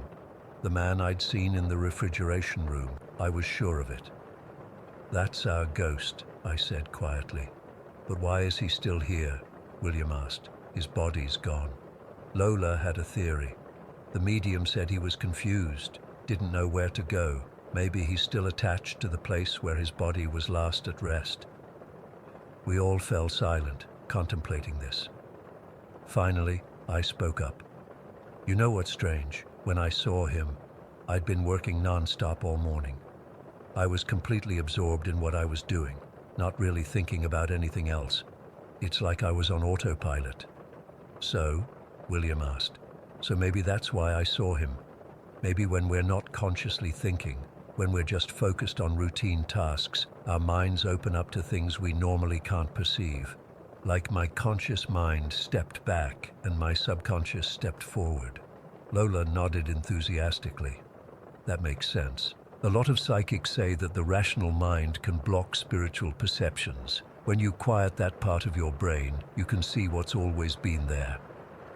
I've thought about that day many times over the years. I never saw William Wood again, even though I worked at that morgue for another 2 years before moving on. Sometimes I wonder if he finally found his way to wherever he was supposed to go. I'm not religious, and I've never been particularly spiritual, but that experience changed how I think about death and what might come after. It wasn't scary or threatening, just a glimpse into something most of us never get to see, a reminder that there might be more to our existence than what we can normally perceive. I don't have any grand conclusions or explanations, just an experience that I still can't fully explain to this day. But sometimes, when I'm really focused on a task, when my mind is quiet and my hands are busy, I find myself looking up, half expecting to see someone watching me from across the room, someone who maybe shouldn't be there, but is anyway. Story 15. I still get goosebumps when I think about what happened that summer afternoon at my grandmother's house. I was 15 at the time, and even though it's been almost 7 years now, I remember every detail like it happened yesterday. Some things you just can't forget, no matter how hard you try. It was late July, one of those sticky hot days where the air conditioning is working overtime, but you still feel like you're melting. My parents had dropped me off at Grandma Rose's house in Westfield for the weekend while they went to some work conference. I didn't mind. I loved spending time with my grandma, and my Aunt Melissa was staying there too after her recent divorce. That day started like any other. Grandma's house was this old 2-story colonial with creaky wooden floors and those vintage floral wallpapers that somehow only grandmas have. It wasn't fancy, but it was cozy, the kind of place that smells like cinnamon and old books. Around 3 in the afternoon, I was sitting in the living room with Grandma. She was working on her crossword puzzle while I was half watching some reality show on TV and scrolling through my phone. Aunt Melissa had gone to take a nap in the guest bedroom down the hall. She'd been having trouble sleeping since moving back, and Grandma was worried about her. The house was quiet, except for the low volume of the TV and the occasional scratching of Grandma's pencil on her puzzle book. The ceiling fan whirred above us, barely moving the warm air around. I remember feeling drowsy myself, thinking I might close my eyes for a bit. That's when I heard it. "Lex!" My name, whispered so clearly that I immediately looked up, thinking Grandma had called me, but she was still focused on her puzzle, not paying me any attention. "Did you say something?" I asked her. She glanced up, slightly confused. "No, dear, just trying to figure out this 7-letter word for nighttime apparition." I shrugged it off, thinking maybe it was just the TV. But then it came again, louder this time. "Lexi, help." It was a woman's voice, urgent and desperate, and somehow familiar. I sat up straight, suddenly alert. "Did you hear that?" Grandma looked around, puzzled. "Hear what, honey?" "Someone calling my name." I was getting concerned now. The voice had sounded so clear. "Lexi, please." This time it was almost a shout, but somehow still whispered, like someone screaming in a library, and I realized why it sounded familiar. It was Aunt Melissa's voice. "I think something's wrong with Aunt Melissa," I said, standing up. Grandma looked confused. "She's just taking a nap, dear. Best not to disturb her." But I couldn't shake the feeling. Something was pulling me toward the hallway, like an invisible thread tugging at my chest. "I'm just going to check on her," I said, already walking away. The hallway seemed longer than usual, darker too, despite it being the middle of the afternoon. The old hardwood floors creaked under my feet as I made my way to the guest bedroom. My heart was pounding so hard I could feel it in my throat. "Lexi, help me." The voice was coming from behind the closed door of the guest bedroom. I hesitated for a second, my hand hovering over the doorknob. Something felt wrong, really wrong. But I couldn't just walk away. What if Aunt Melissa was having some kind of medical emergency? I turned the knob slowly and pushed the door open. The room was dim, with the curtains drawn against the afternoon sun. It took a moment for my eyes to adjust. The first thing I noticed was the cold. It was freezing in there, like walking into a meat locker, completely different from the rest of the warm house. I could see my breath forming little clouds in front of my face, and then I saw it. Standing just a few feet away from me was Something. A figure, but not quite a person. It was like a shadow, but darker than dark, like a hole cut into reality. It had a vaguely human shape, but no features I could make out, just pure darkness, dense and somehow hungry. I froze, unable to move or scream. My brain couldn't process what I was seeing. It was like my mind was shutting down, refusing to accept what was in front of me. The shadow figure seemed to notice me. It turned, or at least I felt its attention shift in my direction. There was no face, no eyes that I could see, but I knew it was looking at me, and then, in the space of a blink, it was gone. Not like it ran away or faded. It was just there 1 second and gone the next. That's when I noticed my aunt on the bed.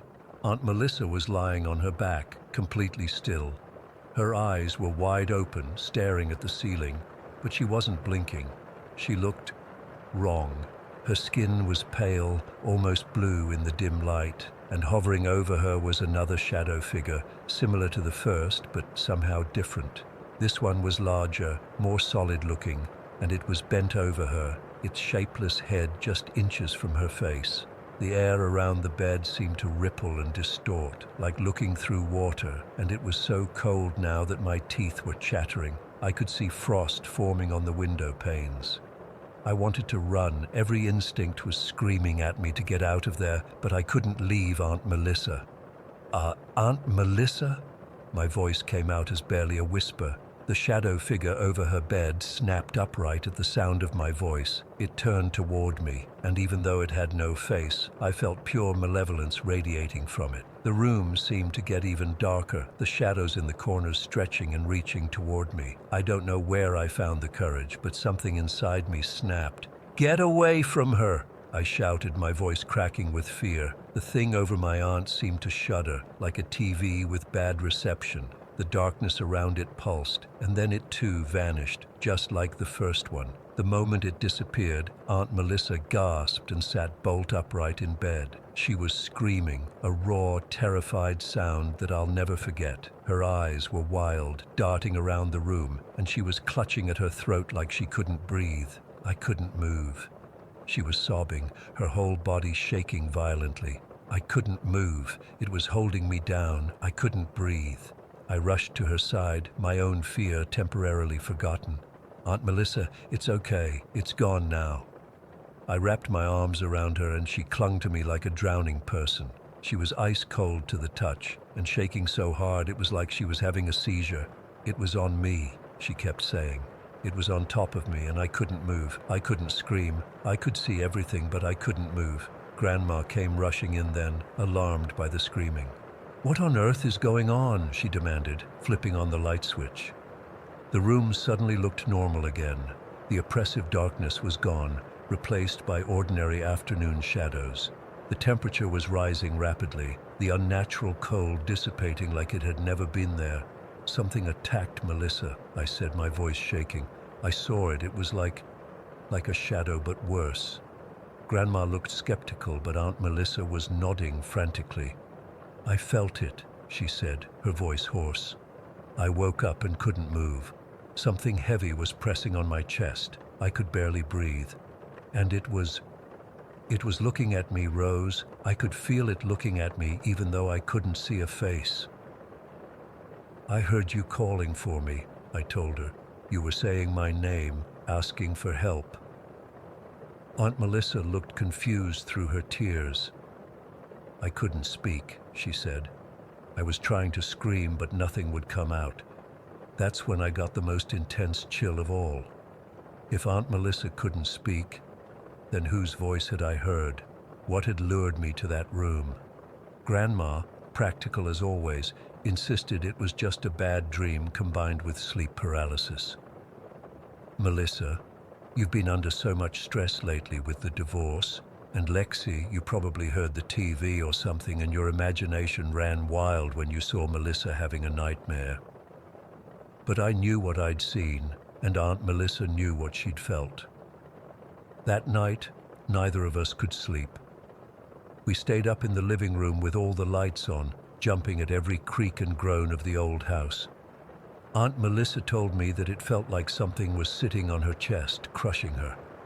She said she could see everything in the room, including the shadow thing leaning over her, but couldn't move a muscle or make a sound. I was awake, but trapped in my own body, she whispered. And it was feeding on me somehow. I could feel it pulling something out of me.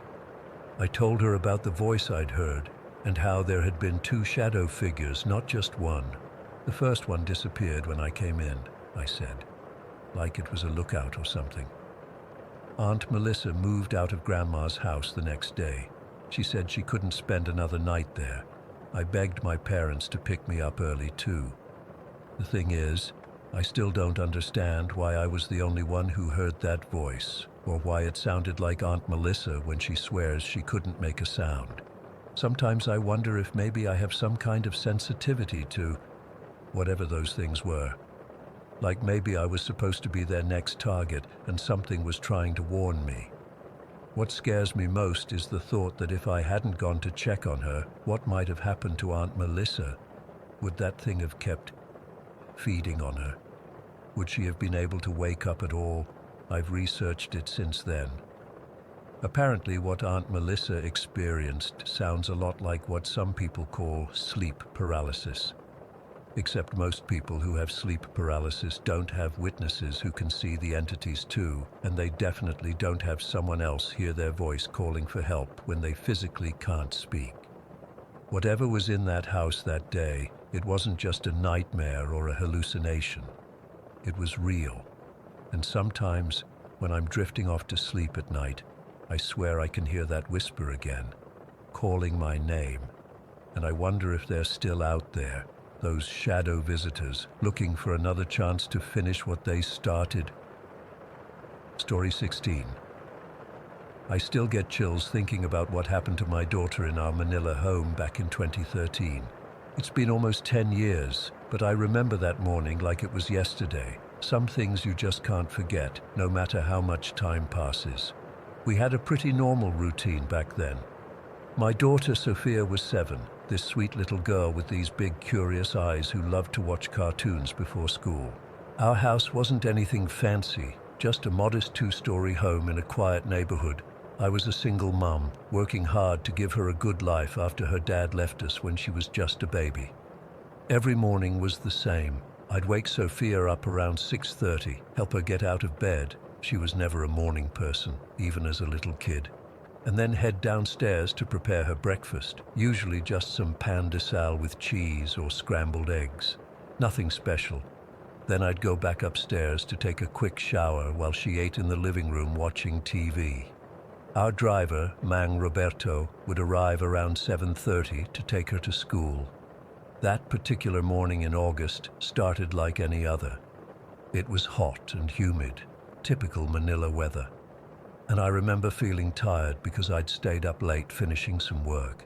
I woke Sophia up, went downstairs to make her breakfast, turned on the TV to her favorite cartoon channel, and then headed upstairs to take my shower. I was probably in the shower for about 5 minutes when I heard it, Sophia's scream. Not just any scream, but this blood-curdling shriek that made my heart stop. As a mother, you know your child's cries, and this wasn't her usual "I stubbed my toe" or "I'm mad" cry. This was pure terror. I didn't even think. I jumped out of the shower, barely wrapping a towel around myself, and ran to the top of the stairs, dripping wet. "Sophia, what happened? Are you okay?" I shouted down. There was this awful pause where she didn't answer, and my mind went to all these horrible places. Had someone broken in? Did she hurt herself? Was she choking? Then I heard her small voice trembling. "Mommy, I'm scared." "What happened? Come upstairs, anak," I called to her, using the Filipino term of endearment. My heart was racing and I was clutching my towel, ready to run down if I needed to. "No, I can't," she replied, her voice so small and frightened. "I'm scared." At this point I was completely panicked. "Sophia, please come upstairs now. Whatever it is, it's okay. Just come to me." "I'm scared," she repeated, and I could hear she was crying. I was about to run downstairs, towel or no towel, when she finally said, "Okay, I'm coming." What happened next is what still gives me nightmares. I expected her to walk directly to the stairs. It was a straight path from the couch through the living room to the staircase. But instead, I watched as my daughter got up and took this bizarre detour.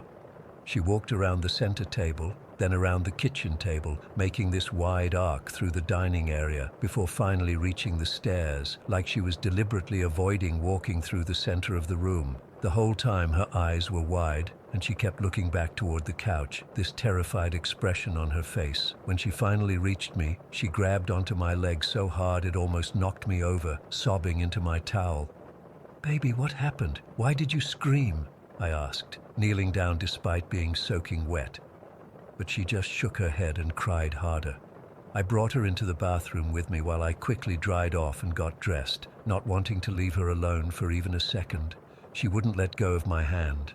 I tried asking her again what had scared her, but she just shook her head and said, "Can we go upstairs? I don't want to go back down there." Our bedrooms were upstairs, so I got her dressed in my room, the whole time trying to coax an explanation out of her. But she just kept saying, "I don't want to talk about it," in this hollow little voice that didn't sound like my daughter at all.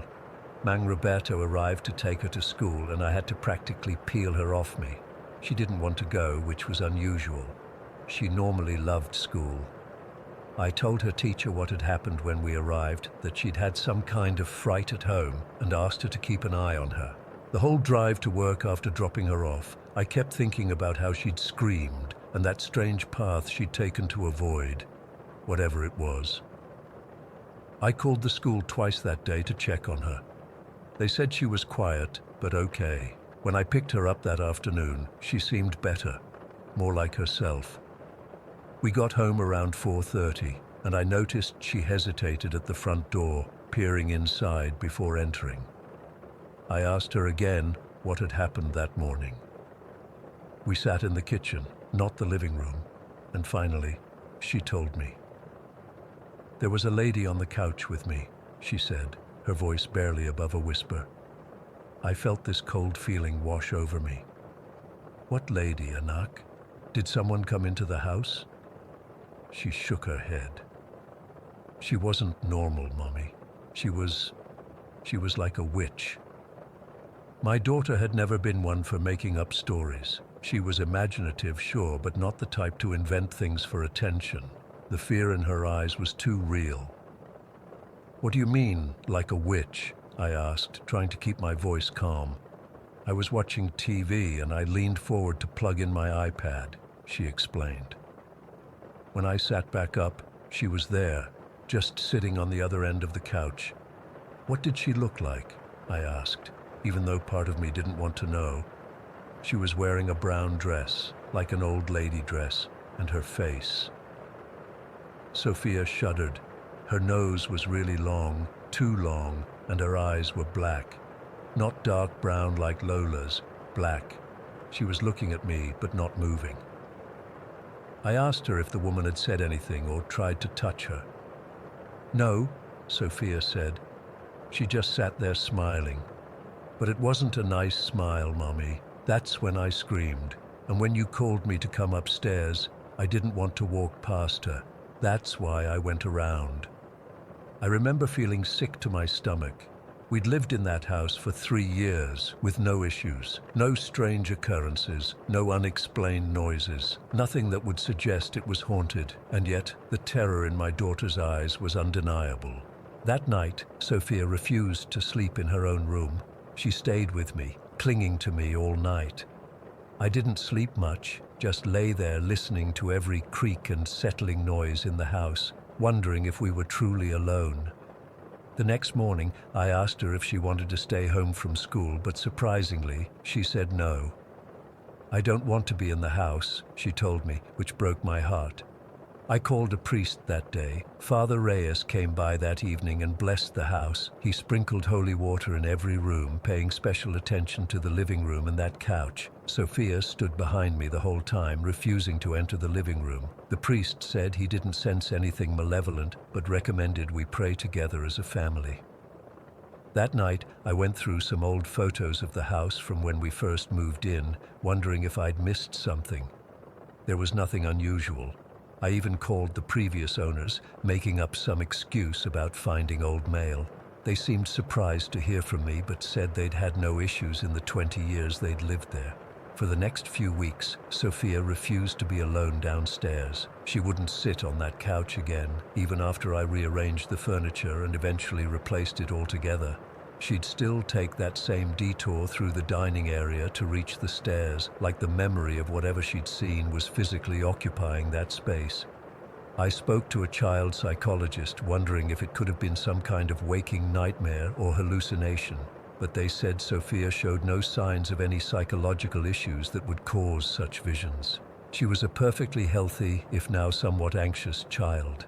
The strange thing is, nothing like that ever happened again. No more apparitions, no unexplained noises, no items moving on their own, just that one incident, that one morning. And then nothing. Like whatever had visited our home had simply wanted to make its presence known and then left. We stayed in that house for another 4 years before moving to a different neighborhood for my new job. Sophia never saw the witch woman again, but she never forgot her either. Even on our last day in that house, she took that same detour around the living room furniture when walking to the stairs. Sophia is 17 now, in college studying psychology, which I find ironic given our experience. When I asked her recently if she remembered that morning, her face got serious and she said, "Mum, I still remember exactly what she looked like. I still dream about her sometimes." What haunts me most isn't just what Sophia saw, it's the fact that I never saw it. I was upstairs, just a few meters away, while my daughter was face to face with something I couldn't protect her from. Something I couldn't even see. I've researched Filipino folklore since then, trying to make sense of what happened. Some say it could have been a manananggal or another type of aswang, though those usually appear at night. Others suggest it might have been some kind of multo, a ghost or spirit, perhaps attached to the land our house was built on. But I've never found an explanation that fully satisfies me. What was it? Why did it appear only once? And only to my daughter? Was it trying to communicate something, or was it simply letting us know we weren't alone? All I know is that sometimes, even now in our new home, I'll catch Sophia glancing at empty spaces, especially when she's sitting on a couch, and I wonder if she's checking, just to be sure, that there's no one sitting there beside her. Story 17. I've never been the type to put much stock in dreams. They're just your brain processing stuff while you sleep, right? At least that's what I always told myself. But something's been happening to me for the past few weeks that I can't explain, and I'm honestly getting scared to close my eyes at night. It started about 3 weeks ago. I've always been a vivid dreamer, but these are different. They feel real in a way I can't describe, like I'm actually there, not just watching a movie in my head. And the worst part, I'm not the one in danger in these dreams. I'm just watching, helpless, as if something wants me to see what it can do to the people I care about. Last night was the worst one yet, and I haven't been able to shake this feeling of dread all day. I need to write this down. Maybe someone else has experienced something similar and can help me make sense of it. I went to bed around 11. My wife Emma was already asleep beside me. We always sleep with a bedsheet over us, even in summer, just a habit we've had since we moved in together. I remember feeling extra tired after a long day at work, so I fell asleep almost immediately. In the dream, I was in our bedroom, lying in our bed. Everything looked exactly the same as in real life. The same light blue walls, the same framed photo of us on our honeymoon, even the book Emma was reading on her nightstand. I was under the sheet with Emma beside me, and I suddenly woke up within the dream. It was that weird dream within a dream feeling, you know? The first thing I noticed was that Emma wasn't fully under the sheet anymore. The top half of her body was exposed, and she was sitting up looking toward the ceiling. I felt this immediate wave of dread wash over me, like ice water running down my spine. She was talking to someone, or something, on the roof above us. I couldn't make out what she was saying at first. Her voice was soft but animated, like she was having a completely normal conversation with someone. But there was nobody there, just our ceiling, looking darker than usual in the nighttime shadow. The worst part was this overwhelming sense of déjà vu, like this had happened before, multiple times. I knew somehow that whatever she was talking to wasn't human, it wasn't safe. And I knew that staying under the sheet was the only thing protecting us. I reached out and grabbed her arm. My voice came out sharp with fear when I said, "How many times have I told you not to take your face out of the bedsheet?" I still don't know why I said those exact words or why I knew they were important. But in the dream, it felt like an established rule between us, a matter of life and death. Emma turned to look at me, and for a split second, her face seemed wrong. Not quite her. Her eyes were too wide, her smile a bit too stretched. But then she blinked and she was just Emma again, looking confused. I yanked her back under the covers with me, pulling the sheet over both our heads. I remember holding her tight, my heart pounding so hard I could feel it in my throat. I was terrified that whatever was on the roof would come in if we looked at it again. Then I woke up for real. At least I think it was for real. It was around 3 a.m, according to the clock on my nightstand. Emma was sleeping peacefully beside me. Half of the sheet kicked off as she usually does when she gets too warm. I was drenched in sweat and absolutely terrified. The worst part, I didn't dare move. I didn't even open my eyes fully. I just lay there, frozen, pretending to be asleep, convinced that if I acknowledged I was awake, something terrible would happen. I stayed like that until morning, listening to every little creak in our house, every rustle of the trees outside our window, certain that something was watching me. When daylight finally came and Emma's alarm went off, I acted like I'd just woken up. I didn't tell her about the dream. How could I? "Hey, I dreamed you were talking to some evil entity on our roof, and I had to pull you under the covers to save you." Sounds insane. She went to work, and I called in sick.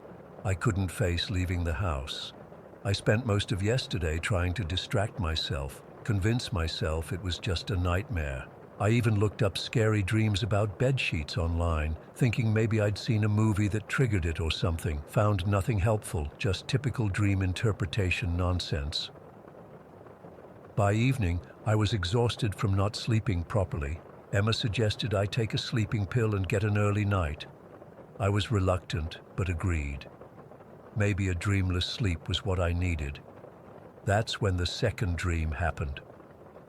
In this one, I was visiting my friend Melissa. She lives with her husband Rob and their 4-year-old daughter in a house across town. In real life, I'd been planning to visit them this weekend, so it made sense my brain would go there. The dream started normally. I was sitting in their living room chatting with Melissa about some work drama while her daughter played with toys on the floor. Everything felt normal. We drank coffee, laughed about something stupid my boss had done. Then I left, just said goodbye, and walked out the door. But the dream didn't end. Instead of following me, like dreams usually do, the perspective shifted. Suddenly I was watching Rob in their kitchen. He was making a cup of tea, humming to himself. Melissa had gone upstairs to change clothes. I somehow knew this detail even though I wasn't physically present in the dream anymore. It was like watching a movie where I knew all the background information. Rob was just going about his normal routine when Melissa's voice floated down from upstairs. She was talking, but something was off about her voice. It had this weird sing-song quality to it, and the words didn't make sense. Not complete gibberish, but disjointed phrases and sentences that didn't connect. At first, Rob smiled, thinking she was just being silly or talking to their daughter. But then it continued, getting louder and more frantic. Her voice started changing pitch, sometimes dropping unnaturally low, then rising to an almost painful high note. It didn't sound like Melissa anymore. Rob called up, "Mel, you okay up there?" No response, just more of that bizarre talking. I could feel his growing concern as he set down his mug and walked to the bottom of the stairs. The talking stopped abruptly. Then it started again, but now it sounded like she was having a conversation. pausing as if listening to responses, but there was only her voice. Sometimes she would laugh, but it wasn't her laugh. It was hollow, empty. Rob went upstairs and approached their bedroom door. He called Melissa's name again, but she didn't acknowledge him. He pressed his ear against the door and heard her still talking, but now in whispers, rapid and urgent. I could feel his heart racing, mirroring my own fear as I somehow observed all this. He knocked on the door. The talking stopped mid-sentence. That's when I woke up gasping for air, my heart hammering so hard I thought I might be having a heart attack. It was just after 4 in the morning. Emma stirred beside me but didn't wake up. I lay there in the dark, too afraid to move, too afraid to close my eyes again. The thing that's really freaking me out is that in both dreams, I wasn't the one being targeted by whatever this is. I was just watching it happen to people I care about. In the first dream, I was able to intervene. In the second, I was just a helpless observer.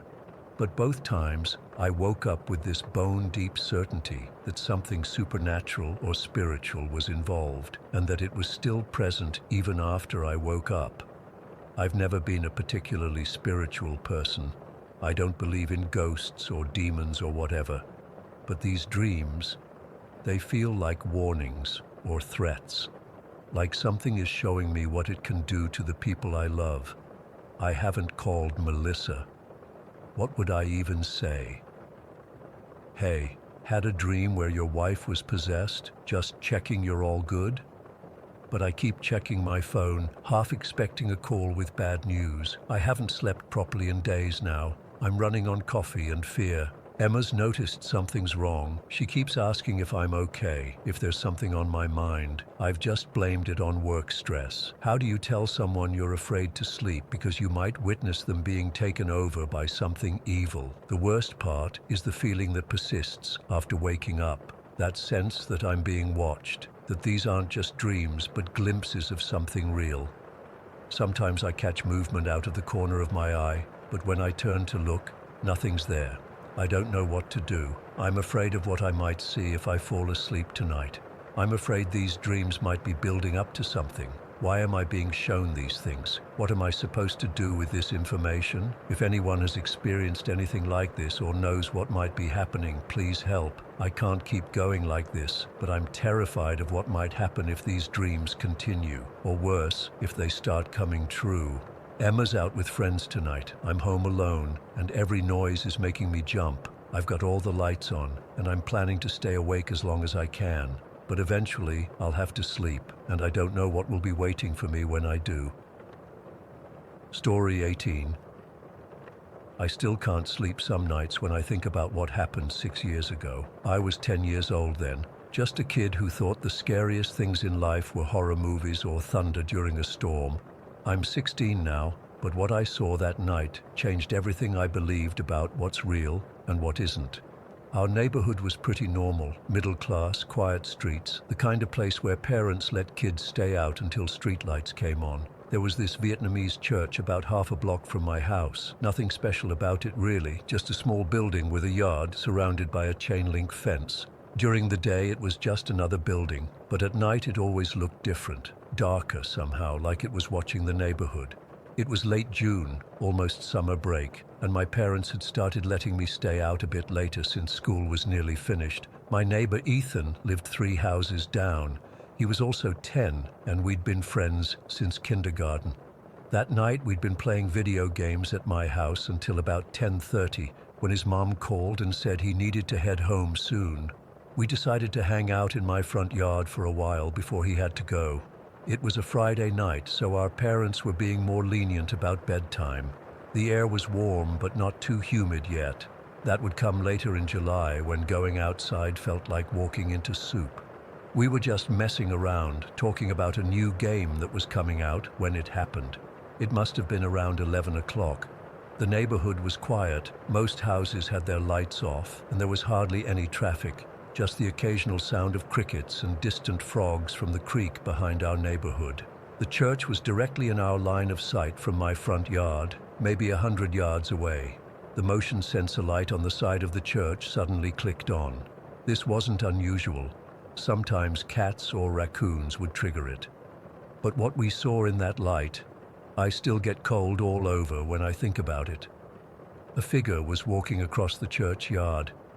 At first I thought maybe it was someone from the church checking on something, but then I realized how late it was. Why would anyone be there at 11 at night? And then I noticed what it looked like. It looked like a clown, not a colorful circus clown, but something darker. Its face was pale in the security light, either painted white or wearing some kind of mask. I couldn't make out specific features from that distance, but something about the face was just wrong. It had that distinct clown silhouette with what seemed like dark hair or a hat. "Do you see that?" I whispered to Ethan, hoping somehow that I was just imagining things. "Yeah," he whispered back. "What the hell is that?" That's when I noticed what it was carrying. In one hand was something small but recognizable, a pistol. Not a toy, but a real gun that caught the light when it moved, and resting on its shoulder was a baseball bat.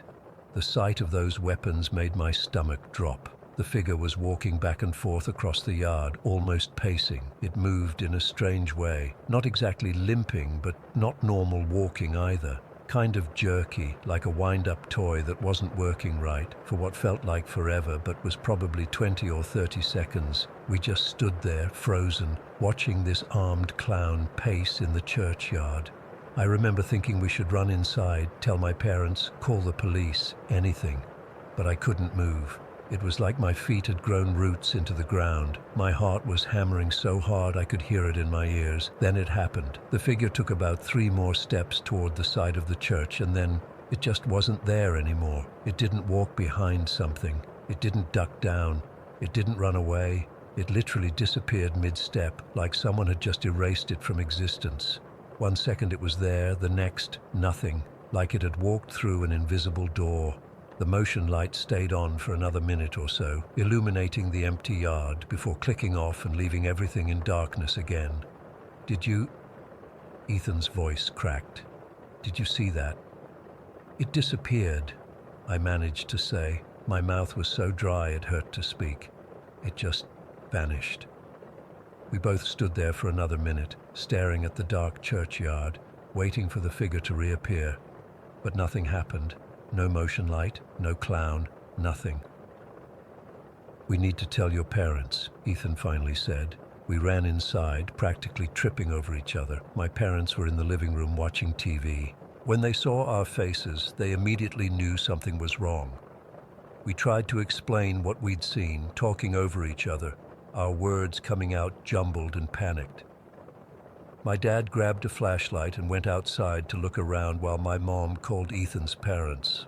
I remember how my dad's hand shook slightly as he took the flashlight from the drawer. He was trying to act calm for us, but I could tell he was worried. When Ethan's parents arrived, there was a lot of discussion about what to do. My dad hadn't seen anything suspicious around the church, but he hadn't gone into the yard either. Eventually, they decided to call the police. 2 officers came about 20 minutes later. They listened to our story, took notes, and then went to check out the church. They walked around the building, shined flashlights through the fence, and even got permission from someone to go inside and check it out. They found nothing, no signs of anyone being there, no forced entry, nothing unusual at all. One of the officers, a younger guy with a buzz cut, squatted down to our level. "You boys sure about what you saw?" he asked. Not in a mean way, but I could tell he didn't believe us. "We both saw it," I insisted. "It had a gun and a bat, and then it just disappeared." The older officer exchanged a look with my parents that I recognized even then, the kids and their imaginations look. They thought we'd made it up or exaggerated something normal. "Well, everything looks secure now," the older officer said. "If you see anything else suspicious, give us a call right away." After everyone left and Ethan went home, my parents tried to comfort me. They suggested maybe we'd seen a shadow or someone walking by who went around the corner when we weren't looking. They didn't outright say we were lying, but I could tell they thought we'd just scared ourselves. I barely slept that night. Every time I closed my eyes, I saw that figure vanishing into thin air. I kept thinking about the gun, the bat. What would have happened if it had seen us watching? Would it have come after us? The next day, Ethan and I went back to look at the church in daylight. Everything seemed normal. The yard was empty, the chain link fence intact. There was nowhere someone could have hidden or disappeared to. No bushes, no trees, not even a dumpster. Just flat grass and the church building. Maybe we imagined it, Ethan suggested, but his voice lacked conviction. Both of us? The exact same thing? I shook my head. No way. For weeks after that, we avoided going near the church. We'd take the long way around to get to the convenience store or the park. At night, I'd pull my blinds down tight and try not to think about what might be out there in the dark. My parents eventually forgot about the incident. Kids see things, they get scared, life goes on. But Ethan and I never forgot. We didn't talk about it much after a while. What was there to say? We couldn't explain it, and nobody believed us anyway. About a year later, Ethan's family moved away to another state. Before he left, we made a pact to never forget what we saw, to not let ourselves be convinced it wasn't real, because it was real. We both saw it. Over the years, I've tried to come up with rational explanations. Maybe it was someone playing a prank, though that doesn't explain the disappearing act. Maybe it was some kind of shared hallucination, though we'd eaten nothing unusual and weren't the kinds of kids who were into any substances at 10 years old. Maybe it was a trick of the light, but that doesn't account for both of us seeing the same specific details. The clown face, the weapons, the way it moved. The Vietnamese church is still there. I walk past it sometimes during the day when other people are around. Nothing ever seems unusual about it. Regular people go in and out for services. The yard is well maintained. The motion light still works, but I never go near it at night. Never. Last year, I did some research online about supernatural sightings and found stories about entities that can appear and disappear at will. Some cultures believe in spirits or demons that can take human form to lure or frighten people. There were even a few accounts similar to what we saw. Figures that disappeared into thin air, often in places with religious connections. I've also wondered if what we saw was some kind of glitch in reality. There are theories about parallel universes occasionally overlapping with ours, allowing brief glimpses of things that shouldn't be there. Or maybe it was something that exists just beyond our normal perception, visible only under certain conditions, like how infrared cameras can see things we can't. Whatever it was, I know what I saw. I know what Ethan saw, an armed clown figure that vanished into nothing. It sounds crazy when I say it out loud, which is why I rarely do. My current friends have no idea about this experience. How could I ever explain it without sounding insane? Sometimes I wonder if it's still out there, appearing to other people, walking back and forth with its gun and bat before stepping through whatever invisible doorway it uses. I wonder if anyone else has seen it and, like us, been too afraid or too disbelieved to speak up about it. 6 years have passed, and I still wake up sometimes with the image burned into my mind. The pale face in the security light, the glint of metal from the gun, the bat resting casually on its shoulder like it was heading to some twisted ball game, the jerky, unnatural walk, and most of all, that moment of impossibility, a solid figure there 1 second and gone the next. I'm not saying it was a ghost or a demon or an alien or anything specific. I honestly don't know what it was, but it was something that shouldn't exist in the world as we understand it. Something that broke the rules of reality right in front of 2 10-year-old kids who just happened to be in the wrong place at the wrong time. I wish I could give this story an explanation or a neat conclusion, but there isn't one. It happened, and then it was over, leaving nothing but questions and a lingering fear that has shaped my life in ways I'm still discovering. All I know for sure is that whatever I saw that night by the Vietnamese church has made me question everything I thought I knew about what's possible and what isn't. And sometimes, when I'm walking home at dusk and the streetlights are just coming on, I catch myself looking over my shoulder, half expecting to see a pale face watching me from the shadows, waiting for the right moment to step back into our world. Story 19. I still can't explain what's been happening in our home over the past few months. Even writing this makes my hands shake a bit. I've never been the type to believe in ghosts or anything supernatural, but after what my family and I have experienced, I don't know what to think anymore.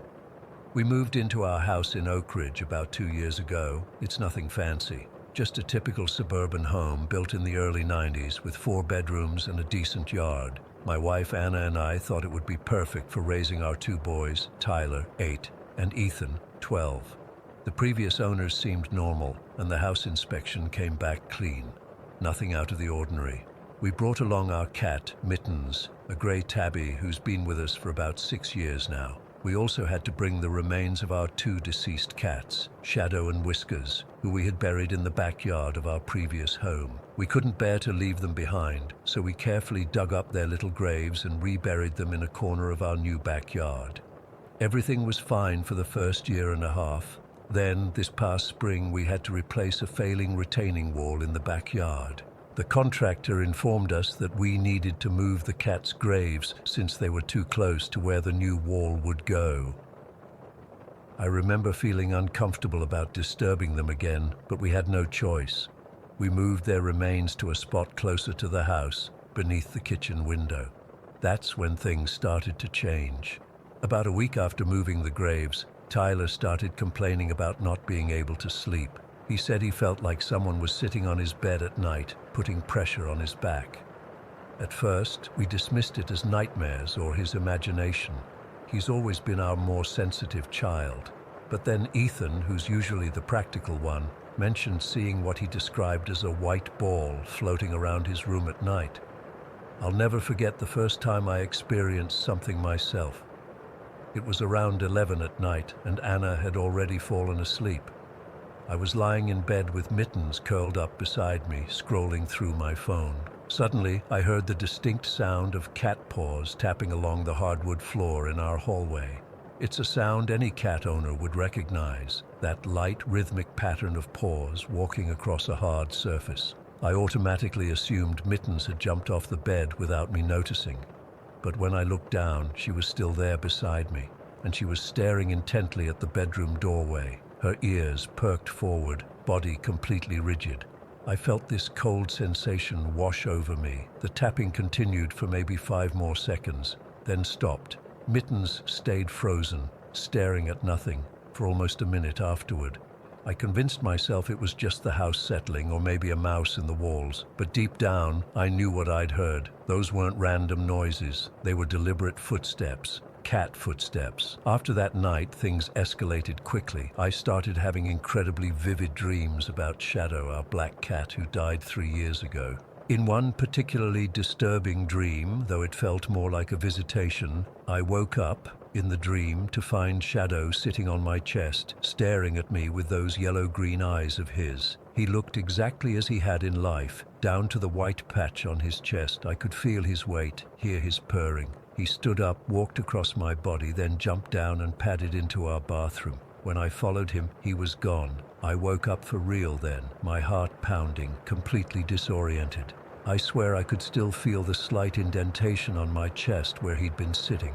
Anna found me checking the bathroom at 3 in the morning. I didn't tell her what I was looking for. The dreams continued, always involving Shadow. Sometimes Whiskers would appear too. She was an orange tabby who died 5 years ago from kidney failure. These weren't typical dreams. They felt like Shadow and Whiskers were actually visiting me, almost like they were trying to tell me something. Around this same time, other strange things started happening in the house. Our fire alarms would go off at random times, always between 2 and 3 in the morning, with no smoke or fire present. We'd reset them, and they'd be fine for a few days. Then it would happen again. We changed the batteries, even replaced 2 of the units entirely, but it kept happening. Doors that we'd closed would be found open in the morning, especially the door to Tyler's room. Tyler said he would wake up in the middle of the night and see his door slowly opening, but no one would be there. When he told us this, Anna suggested it might be drafts from the ventilation system, but I watched him close his door one night. It clicked firmly shut. 2 hours later, it was wide open again. The strangest thing about all these incidents was that they seemed to happen most frequently in the part of the house closest to where we'd relocated the cats' graves. Tyler's room, the hallway where I heard the phantom paw steps, even the bathroom where Shadow had disappeared in my dream, all were on the side of the house facing the backyard. One night about 2 months ago, I was up late working on my laptop in the kitchen. The house was completely quiet. Suddenly, I heard what sounded exactly like Whisker's distinctive meow. She had this high-pitched, almost chirping sound that was unmistakable. It came from right near the back door, which leads out toward where their graves are. Mittens, who'd been sleeping on a chair nearby, shot up instantly, her back arched, fur standing on end. She stared at the back door and made this low growling sound I'd never heard from her before. I got up slowly and approached the door, my heart racing. When I turned on the porch light and looked outside, there was nothing there. But Mittens refused to come near that door for the rest of the night. After that incident, I started noticing Mittens' behavior changing dramatically. She began avoiding certain areas of the house, particularly the hallway outside the boys' rooms and the corner of the living room nearest the backyard. She would sit and stare at empty spaces, her eyes tracking something invisible as it moved across the room. Sometimes she would suddenly hiss at nothing and run away to hide under our bed. The boys were getting increasingly frightened too.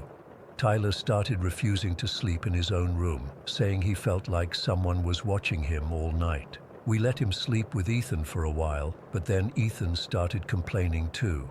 He said he would wake up and see a dark shape standing in the corner of his room. When he'd turn on the light, it would be gone.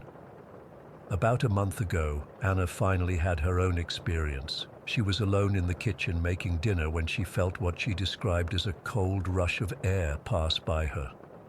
She turned around and, for just a second, saw what looked like a dark, man-shaped figure rushing toward her. She screamed and dropped a glass, which shattered all over the floor. By the time I ran in from the garage, she was pressed against the refrigerator, white as a sheet. She couldn't explain who the figure was. It definitely wasn't Shadow or Whiskers, but she was absolutely certain she'd seen something. That same night, I experienced what I can only describe as exploding head syndrome. I was just drifting off to sleep when I heard an incredibly loud bang right next to my ear, like a gunshot. I jumped up, fully expecting to find something had fallen or exploded in our room, but Anna was sound asleep and everything was normal. I've since read that this phenomenon can be stress-related, but I can't help connecting it to everything else happening in our house. Last week, things reached a breaking point. Tyler woke up screaming in the middle of the night. When we rushed to his room, he was sitting up in bed, pointing at his closet, sobbing that the angry man was in there and wanted him to go away. We checked the closet, empty of course, but Tyler was inconsolable. He kept saying that the man had yellow eyes and was very mad at all of us. That same night, after we finally got Tyler back to sleep, in our bed, I was in the bathroom when I distinctly heard a cat's meow right outside the door. It was Shadow's deep, raspy meow, completely different from Mittens' higher-pitched sound. I opened the door immediately, and not only was there no cat there, but Mittens was asleep on our bed across the hall. There was no way it could have been her. I'm not sure what to make of all this. Part of me wonders if moving the cat's graves disturbed something. Not just the cat's spirits, but maybe something else that was already here, something that's using our connection to our pets to manifest itself. The angry man Tyler described doesn't fit with the personality of either Shadow or Whiskers, who were both loving, gentle cats. What really gets to me is that this isn't even the first time I've experienced something like this. When I was a kid, shortly after my grandfather died, I distinctly remember feeling someone sit on my bed and pat my head one night when I was crying. I turned around and no one was there, but I always believed it was my grandfather coming to comfort me. And my parents' dog used to bark at empty corners in our old house, following something invisible with his eyes.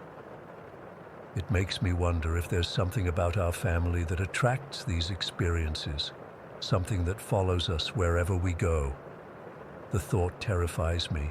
especially now that it's affecting my children. Last night was the worst yet.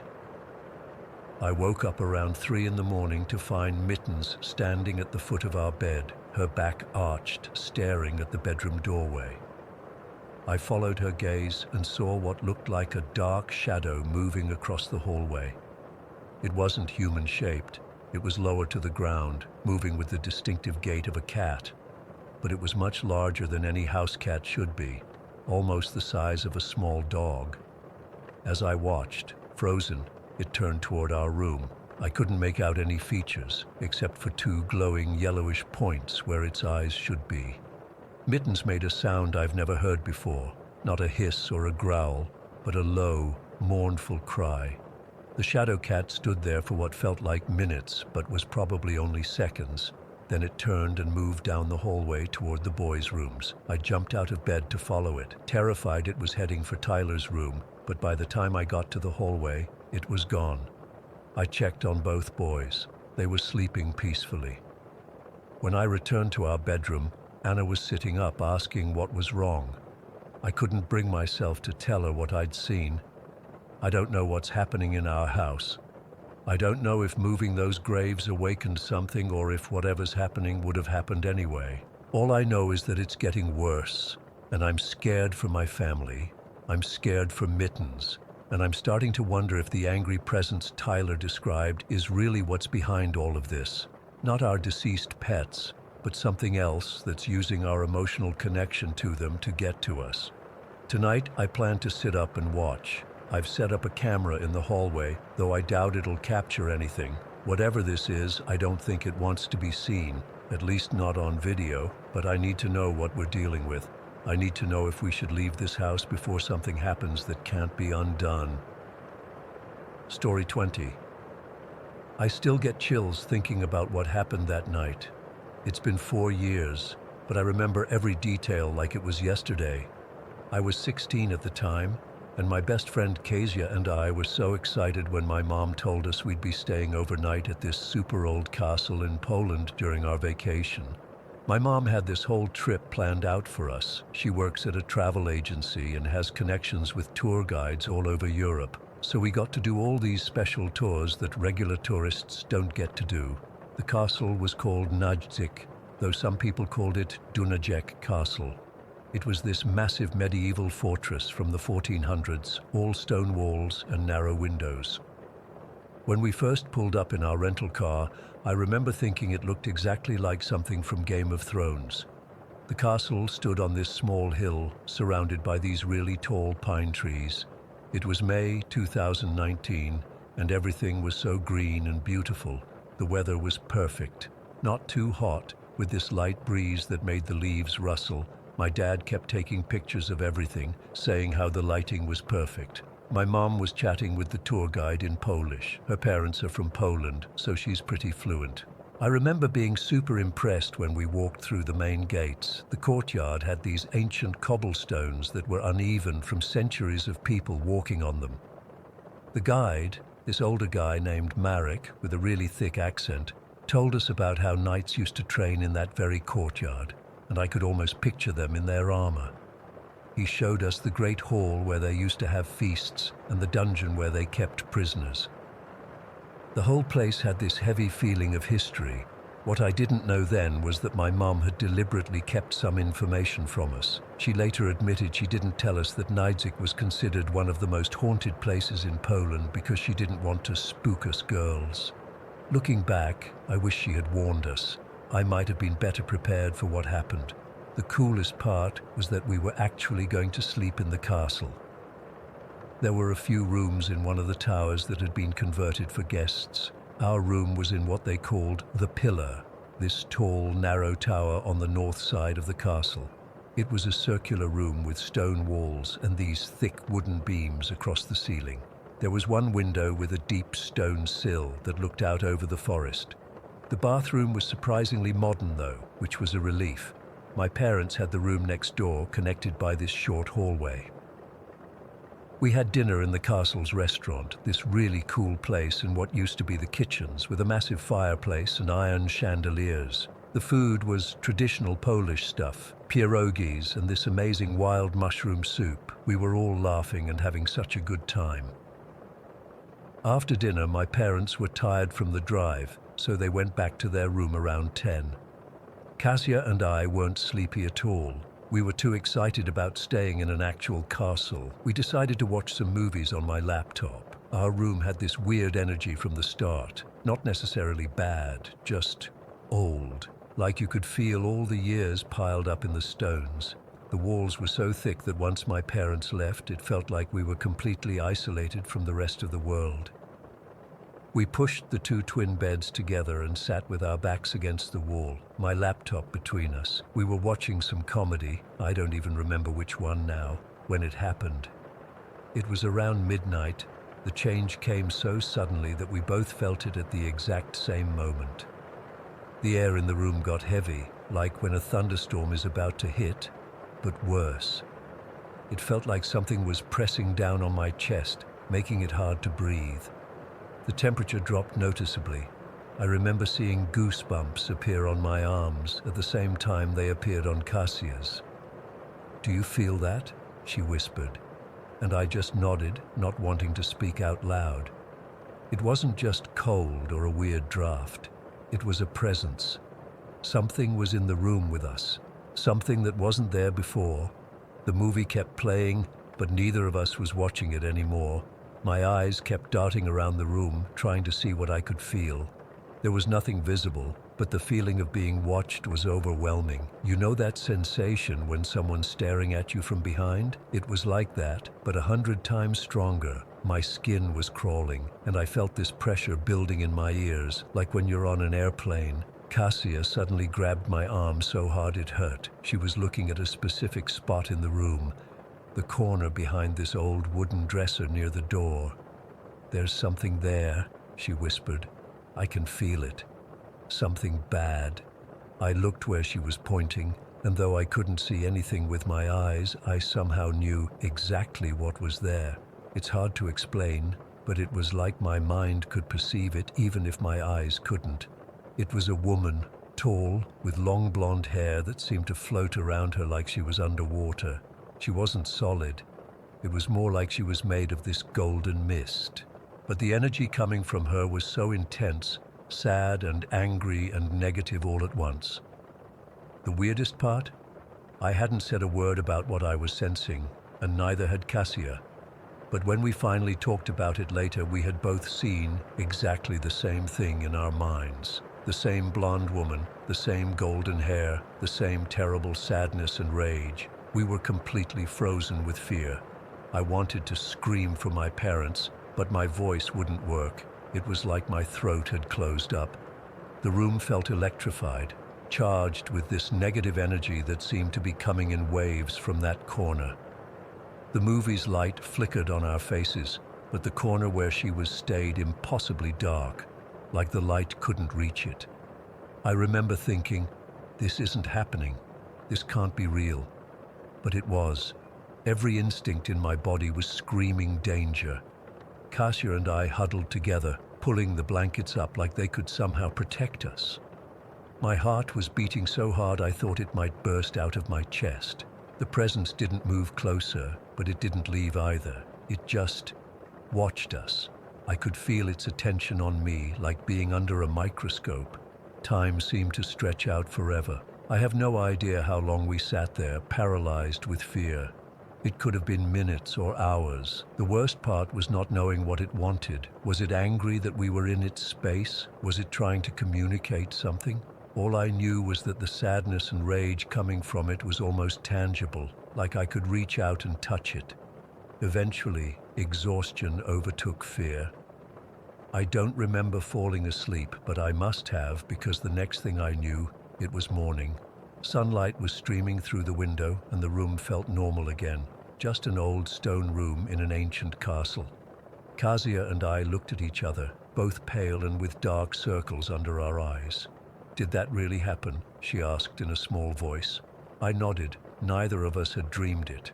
We'd both experienced the exact same thing. When we went down to breakfast, we were quiet, picking at our food. My mom noticed something was wrong and kept asking if we were okay.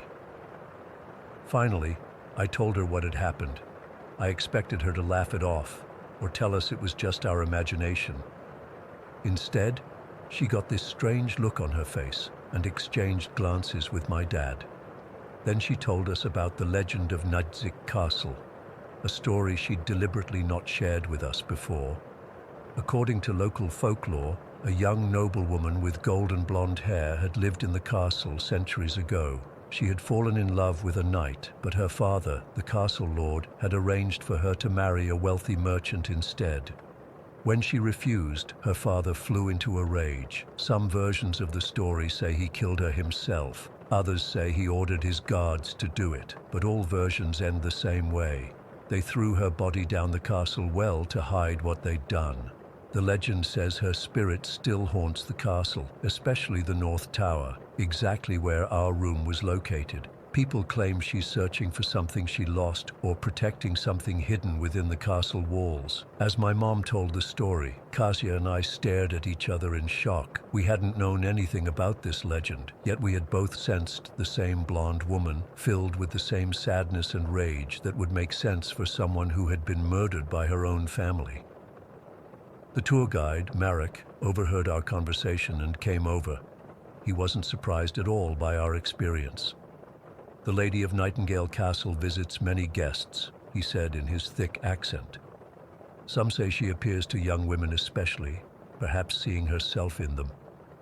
He told us that other visitors had reported similar experiences, sudden cold spots, feelings of being watched, and some even claimed to have seen a blonde woman in a medieval dress walking the corridors at night. The castle staff had gotten so used to these reports that they barely reacted to them anymore. We left the castle that day, continuing our tour of Poland, but I couldn't stop thinking about what had happened. It wasn't just the fear, though that was real enough. It was the fact that Kasia and I had both perceived exactly the same entity, with the same features and the same emotions, without discussing it at all. How was that possible unless something really was there? I've tried to rationalize it since then. Maybe we breathed in some weird mold that causes hallucinations. Maybe it was mass hysteria, or the power of suggestion from being in a creepy old castle. Maybe we'd heard the legend somewhere before and forgotten about it. But none of those explanations feel right. What I felt that night was real. A genuine presence that existed independently of my perception of it. And sometimes, late at night when I'm alone, I swear I can still feel that same heavy, watching presence, like a part of the Lady of Nightingale Castle followed me home. I've never gone back to Nudzik Castle, and I never will. Some places have memories so strong they become something more, and some spirits have emotions so powerful they can't move on. Whatever or whoever we encountered that night is still there, I'm sure of it, watching from behind that dresser, her golden hair floating around her like she's underwater, filled with centuries of sadness and rage that will never, ever fade. Story 21. I've been debating whether to share this for a long time. It happened when I was 12, back in 2009, and I still get chills thinking about it. I've told a few people over the years, but they usually just laugh it off or tell me it was just my imagination. But I know what I saw. We all saw it. I was staying with my dad and his girlfriend Diane in Lakewood, Ohio for winter break. It was one of those small towns where nothing ever happens, you know, the kind where everyone knows everyone else's business. I didn't live there full time. My parents had divorced when I was 8, and I mainly lived with my mom in Cleveland, but I'd visit Dad every other weekend and for parts of school breaks. Diane had a daughter named Allie who was 14 at the time. We weren't exactly close, that typical step-sibling awkwardness where you're forced to get along but don't really know each other. Allie was always nice enough though, and she'd include me in stuff when I was around, probably because her mom told her to. That particular day was freezing cold, like the kind of cold that makes your lungs hurt when you breathe. It had snowed earlier that week, and everything was covered in that dirty, half-melted slush that gets all over your boots. It was a Friday night, and I was bored out of my mind. Dad and Diane were watching some movie I wasn't interested in, and I was just sitting in my temporary bedroom scrolling through my iPod Touch. Around 7 in the evening, Ali knocked on my door and asked if I wanted to go to this youth group thing at a church across town. She said her boyfriend Evan was going to meet us there, and it would be fun. Games, snacks, that kind of stuff. I wasn't super religious or anything, but I was bored enough to say yes. Plus, I felt kind of special that Ali was asking me to hang out with her and her boyfriend. Dad was hesitant about us walking across town in the dark and cold, but Diane convinced him it was fine. Lakewood wasn't that big, and the church was only about a 15-minute walk. He made us promise to call when we got there and to be home by 9:30. We bundled up in our winter gear, coats, scarves, gloves, the works, and headed out. The temperature had dropped even more, and our breath made these big clouds in front of our faces. Ali texted Evan to meet us halfway, and we picked him up near the gas station on Madison Avenue. Evan was your typical 14-year-old boy, trying to act cool but still kind of awkward. He had this too big beanie pulled down over his ears and kept doing this sniffling thing because of the cold. They held hands as we walked, and I felt like a third wheel, but whatever. We got to the church around 7:30. It was this small one-story building that looked more like an office than a church. The main entrance had glass doors, and there was a parking lot that was completely empty, which should have been our first clue that something was off. "Are you sure it's tonight?" I asked Ali, rubbing my hands together for warmth. "Yeah, it's every Friday," she said, but she sounded uncertain. "Maybe everyone's just late." We walked up to the glass doors, and I noticed there was a single light on in the hallway. Just one. The rest of the building was completely dark. No cars, no people, no sound. "This is weird," Evan said, pressing his face against the glass to look inside. "There's nobody here." Ali joined him at the door, peering through the glass. Her body suddenly went stiff, and she grabbed Evan's arm so hard he winced. "What the hell is that?" she whispered, her voice shaking. Evan looked where she was pointing, and I saw his face go pale. He stumbled backward, nearly slipping on the icy sidewalk. "Holy shit," he kept saying, over and over. "Holy shit." I was standing a few feet back, confused and starting to get scared by their reactions. What do you see?" Neither of them answered. They were frozen, staring through the glass with these horrified expressions. I felt my heart hammering in my chest as I slowly approached the door. "Don't look," Ali said suddenly, grabbing my arm. But it was too late. I was already at the door, and I was already looking. At first, I didn't see anything except the empty hallway with that single light. But then I noticed something in the corner, partially hidden in the shadows. It was crouched down, and at first I thought it might be a janitor or something. But then it stood up. It just kept going up and up until its head nearly touched the ceiling. It had to be at least 8 feet tall. It was wearing what looked like a black suit, but something was deeply wrong with its proportions. Its arms were too long, hanging down past its knees, and its fingers. God, its fingers were like these horrible spindly things. But the worst part was its face, or rather the lack of one, where there should have been eyes, a nose, a mouth. There was just this smooth, pale whiteness. Not like skin, more like, I don't know how to describe it. Like a mannequin, but organic somehow, wet-looking. And then it started moving, not walking, but sort of swaying. Its unnaturally long arms began waving frantically, like it was trying to signal something. The movements were jerky and wrong, like watching a glitching video game character. I couldn't breathe. I couldn't move. I just stood there watching this thing through the glass, feeling like my heart was going to explode from my chest. "We need to go," Evan whispered, his voice cracking. "Right now." But none of us moved. It was like we were hypnotized by this thing. It kept swaying and waving its arms, and even though it didn't have eyes, I swear it was looking right at us, watching us. I felt it in my gut. Then it took a step toward the door. That broke the spell. We all stumbled backward at the same time, nearly falling over each other. Ali was crying, these silent tears just streaming down her face. Evan looked like he was about to throw up. "Let's go around the building," he said suddenly. "Maybe there's another entrance where people are."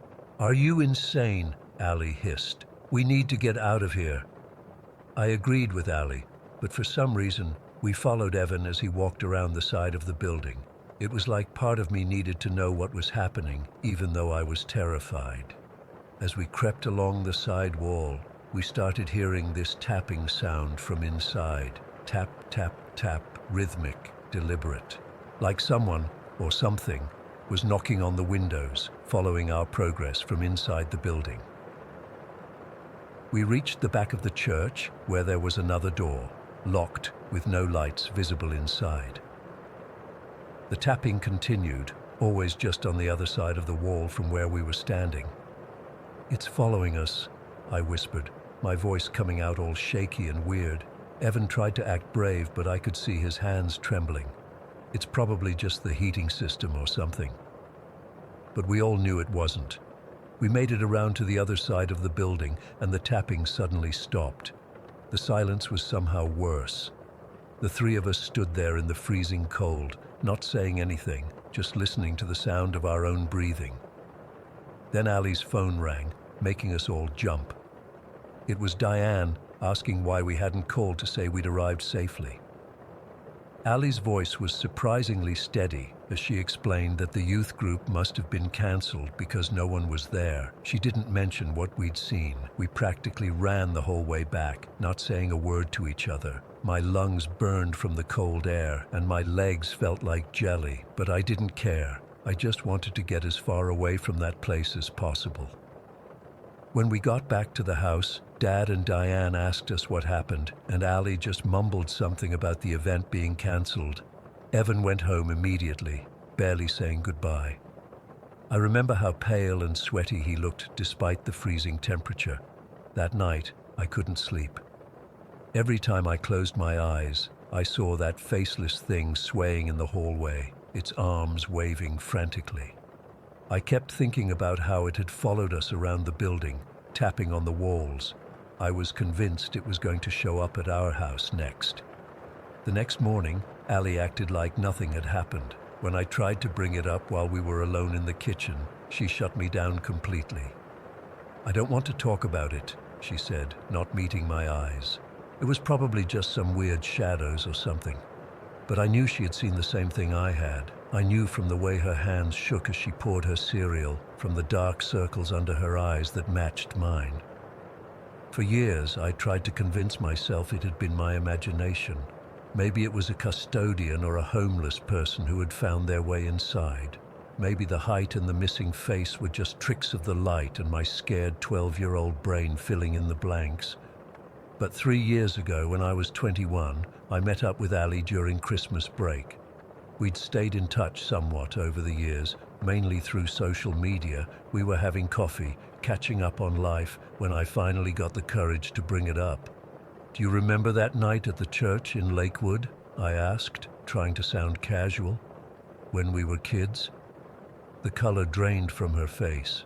She set her coffee cup down so hard that some of it sloshed over the side. "Why would you bring that up?" she whispered.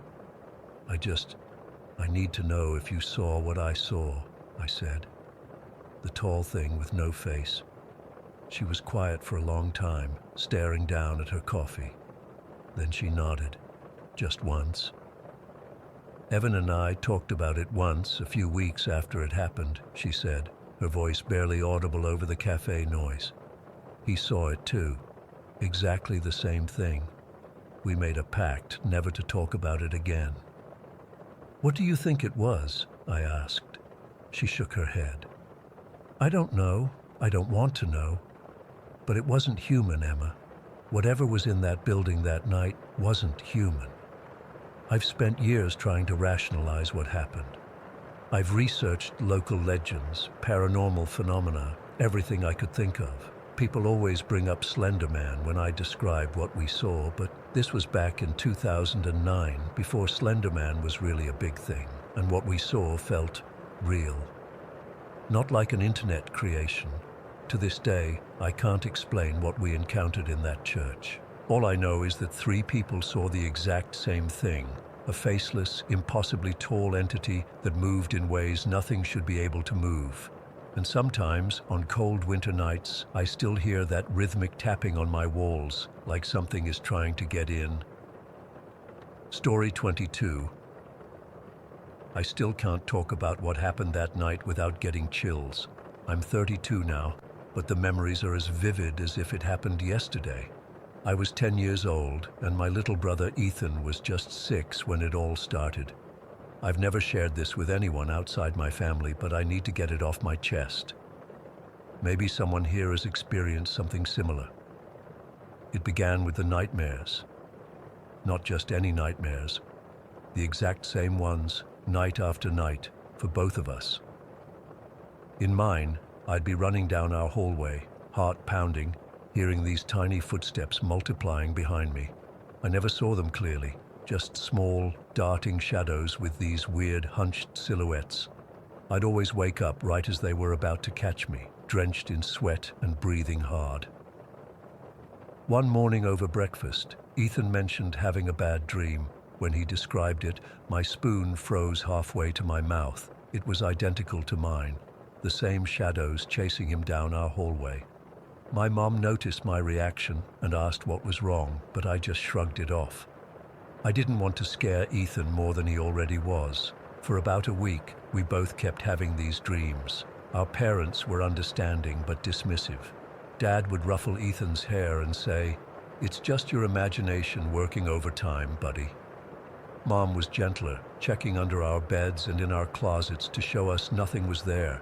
They'd leave the hallway light on and our door cracked open. Their standard response was, "There's nothing to be afraid of." But there was. The night everything escalated is burned into my memory. It was a Tuesday in October. I remember because we'd carved pumpkins that evening, and my hands still smelled like pumpkin guts when I went to bed.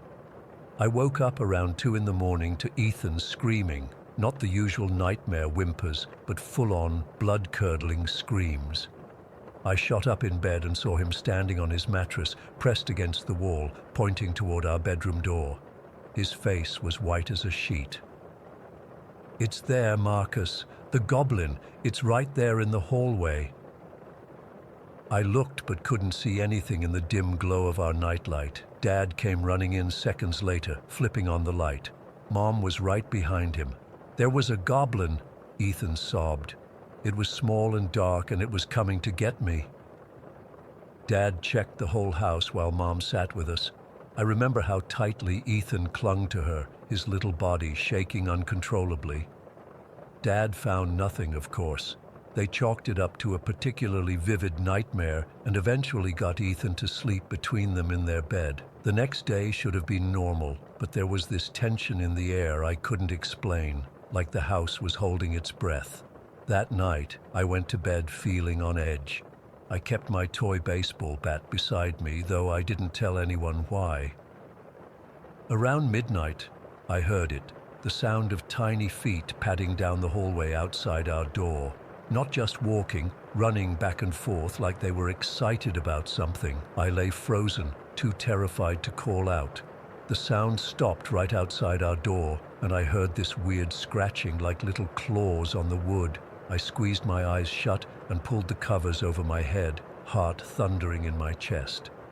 The next morning, I checked the door. There were no marks, but I knew what I'd heard. When I tried to tell Mom, she looked concerned, but not about the creatures. She felt my forehead and said maybe I was coming down with something that was giving me fever dreams. That whole week, things got progressively worse. Ethan would wake up 3 or 4 times a night crying about the goblins in the hallway or scratching at his window. I started hearing them too, not just at night anymore, but during the day when I was alone in a room. Quick footsteps, rustling in the closet, shadows darting just out of my line of sight. One afternoon, I was doing homework at the kitchen table when I distinctly heard someone whisper my name from the pantry. It wasn't Mom or Dad's voice. It was high-pitched and raspy. I bolted outside and didn't come back in until my parents got home from running errands with Ethan. I started making excuses to sleep on the couch in the living room. I told my parents I was staying up late to watch TV, but really, I was too scared to sleep in our room. I'd lie there with all the lights on until I couldn't keep my eyes open anymore. Even then, I'd jerk awake at the slightest sound, convinced they were coming for me. Ethan was getting worse too. Dark circles formed under his eyes from lack of sleep. He wouldn't go anywhere in the house alone, not even the bathroom. He started wetting the bed again, something he hadn't done since he was 4. Our parents were getting genuinely worried, scheduling a doctor's appointment for him. Then came that night, the night everything came to a head. It had been almost 2 weeks since Ethan's first screaming episode. I remember feeling exhausted to my bones. We'd both barely slept, and the constant fear was wearing us down. Mom had finally convinced me to sleep in our room again, thinking maybe my absence was making Ethan more anxious. I fell into a deep sleep almost immediately. When I woke to Ethan's screams, I felt like I was swimming up through syrup. His cries were different this time, not just scared, but in pain. "They're hurting me. Make them stop. Marcus, help me." I lunged toward his bed, knocking over my nightstand in the process. The lamp crashed to the floor, plunging us into darkness. I could hear Ethan thrashing around, still screaming. I reached for him in the dark, my hands finding his arms as he flailed. Our parents burst in and hit the light switch. What I saw then makes my blood run cold even now. Ethan's arms, the ones I was holding, were covered in red welts and scratches. Some were shallow, but others were deep enough to draw blood. They ran in parallel lines down both his arms, his neck, and even his face, like something with claws had been dragging them across his skin. Mom started screaming. Dad grabbed Ethan and ran to the bathroom to clean his wounds. I stood there, paralyzed, staring at the small drops of blood on Ethan's dinosaur sheets. "What happened, Marcus?" Mom asked, her voice shaking as she gripped my shoulders. "Did you do this to your brother?" I was horrified. "No, it was them, the things from our nightmares. I swear I was asleep until he started screaming." The look on her face shifted from accusation to fear. She pulled me close and we followed Dad to the bathroom. Ethan was sitting on the counter while Dad applied antiseptic to the scratches. He was hiccuping between sobs. "They were on me, Daddy," he kept saying. "The goblins were on me. They said they were going to take me away." The scratches weren't like anything I'd ever seen. They weren't random. They formed patterns, almost like symbols in some places. And they'd appeared in seconds while I was fumbling in the dark. No human could have done that. My parents didn't accuse me again. They couldn't explain what had happened, but they knew something was terribly wrong. That night, we all slept in the living room with every light in the house blazing. Dad sat up in a chair all night with a baseball bat, just watching over us. The next day was a blur of frantic activity. Dad called in sick to work. Mom contacted her friend who attended some spiritual church. By afternoon, this woman arrived with sage, crosses, and bottles of holy water. Dad, who'd always scoffed at superstitious nonsense, didn't protest at all. They hung crosses in every room. The woman went through the house burning sage, the smoke making my eyes water as she recited prayers. They sprinkled holy water around our beds, windows, and doorways. Mom's friend said she felt a negative presence, strongest in the hallway, outside our bedroom, and in the attic above it. She spent extra time there, her voice rising as she commanded whatever it was to leave. I remember watching from the doorway of the kitchen, clutching Ethan's hand. He hadn't spoken all day, just stayed glued to my side. The scratches on his arms were angry and red, impossible to ignore or explain away. That night, we all slept in my parents' room. Ethan and me in their bed, Mom on a mattress on the floor, and Dad again in a chair keeping watch. I didn't expect to sleep, but exhaustion won out. For the first time in weeks, there were no nightmares, no scratching sounds, no tiny footsteps in the hallway. The next day felt strange. Like waking up after a long illness. The house seemed brighter somehow, the air easier to breathe. But none of us let our guard down. For weeks, we maintained a rigid routine. Prayers before bed, night lights in every room, doors left open. Ethan and I sleeping together in our parents' room. Gradually, things got back to some version of normal. Ethan's scratches healed, though he has faint scars to this day. We moved back into our own room after a month, but with a baby monitor installed like we were toddlers again. The nightmares never returned, but the fear lingered. 22 years later, I still can't sleep with the closet door open. I check under my bed every night, a habit my wife used to find amusing until I finally told her why. Ethan has it worse. He refuses to watch horror movies or enter old buildings. He sleeps with a light on and has never lived alone. He doesn't talk about that night, but I know he remembers. Whatever was in our house that October, whatever left those marks on my little brother, it changed us forever. Sometimes I catch myself listening for those tiny footsteps, wondering if they're still out there somewhere, waiting. And sometimes in the moment between wakefulness and sleep, I swear I hear someone whisper my name in that same high, raspy voice.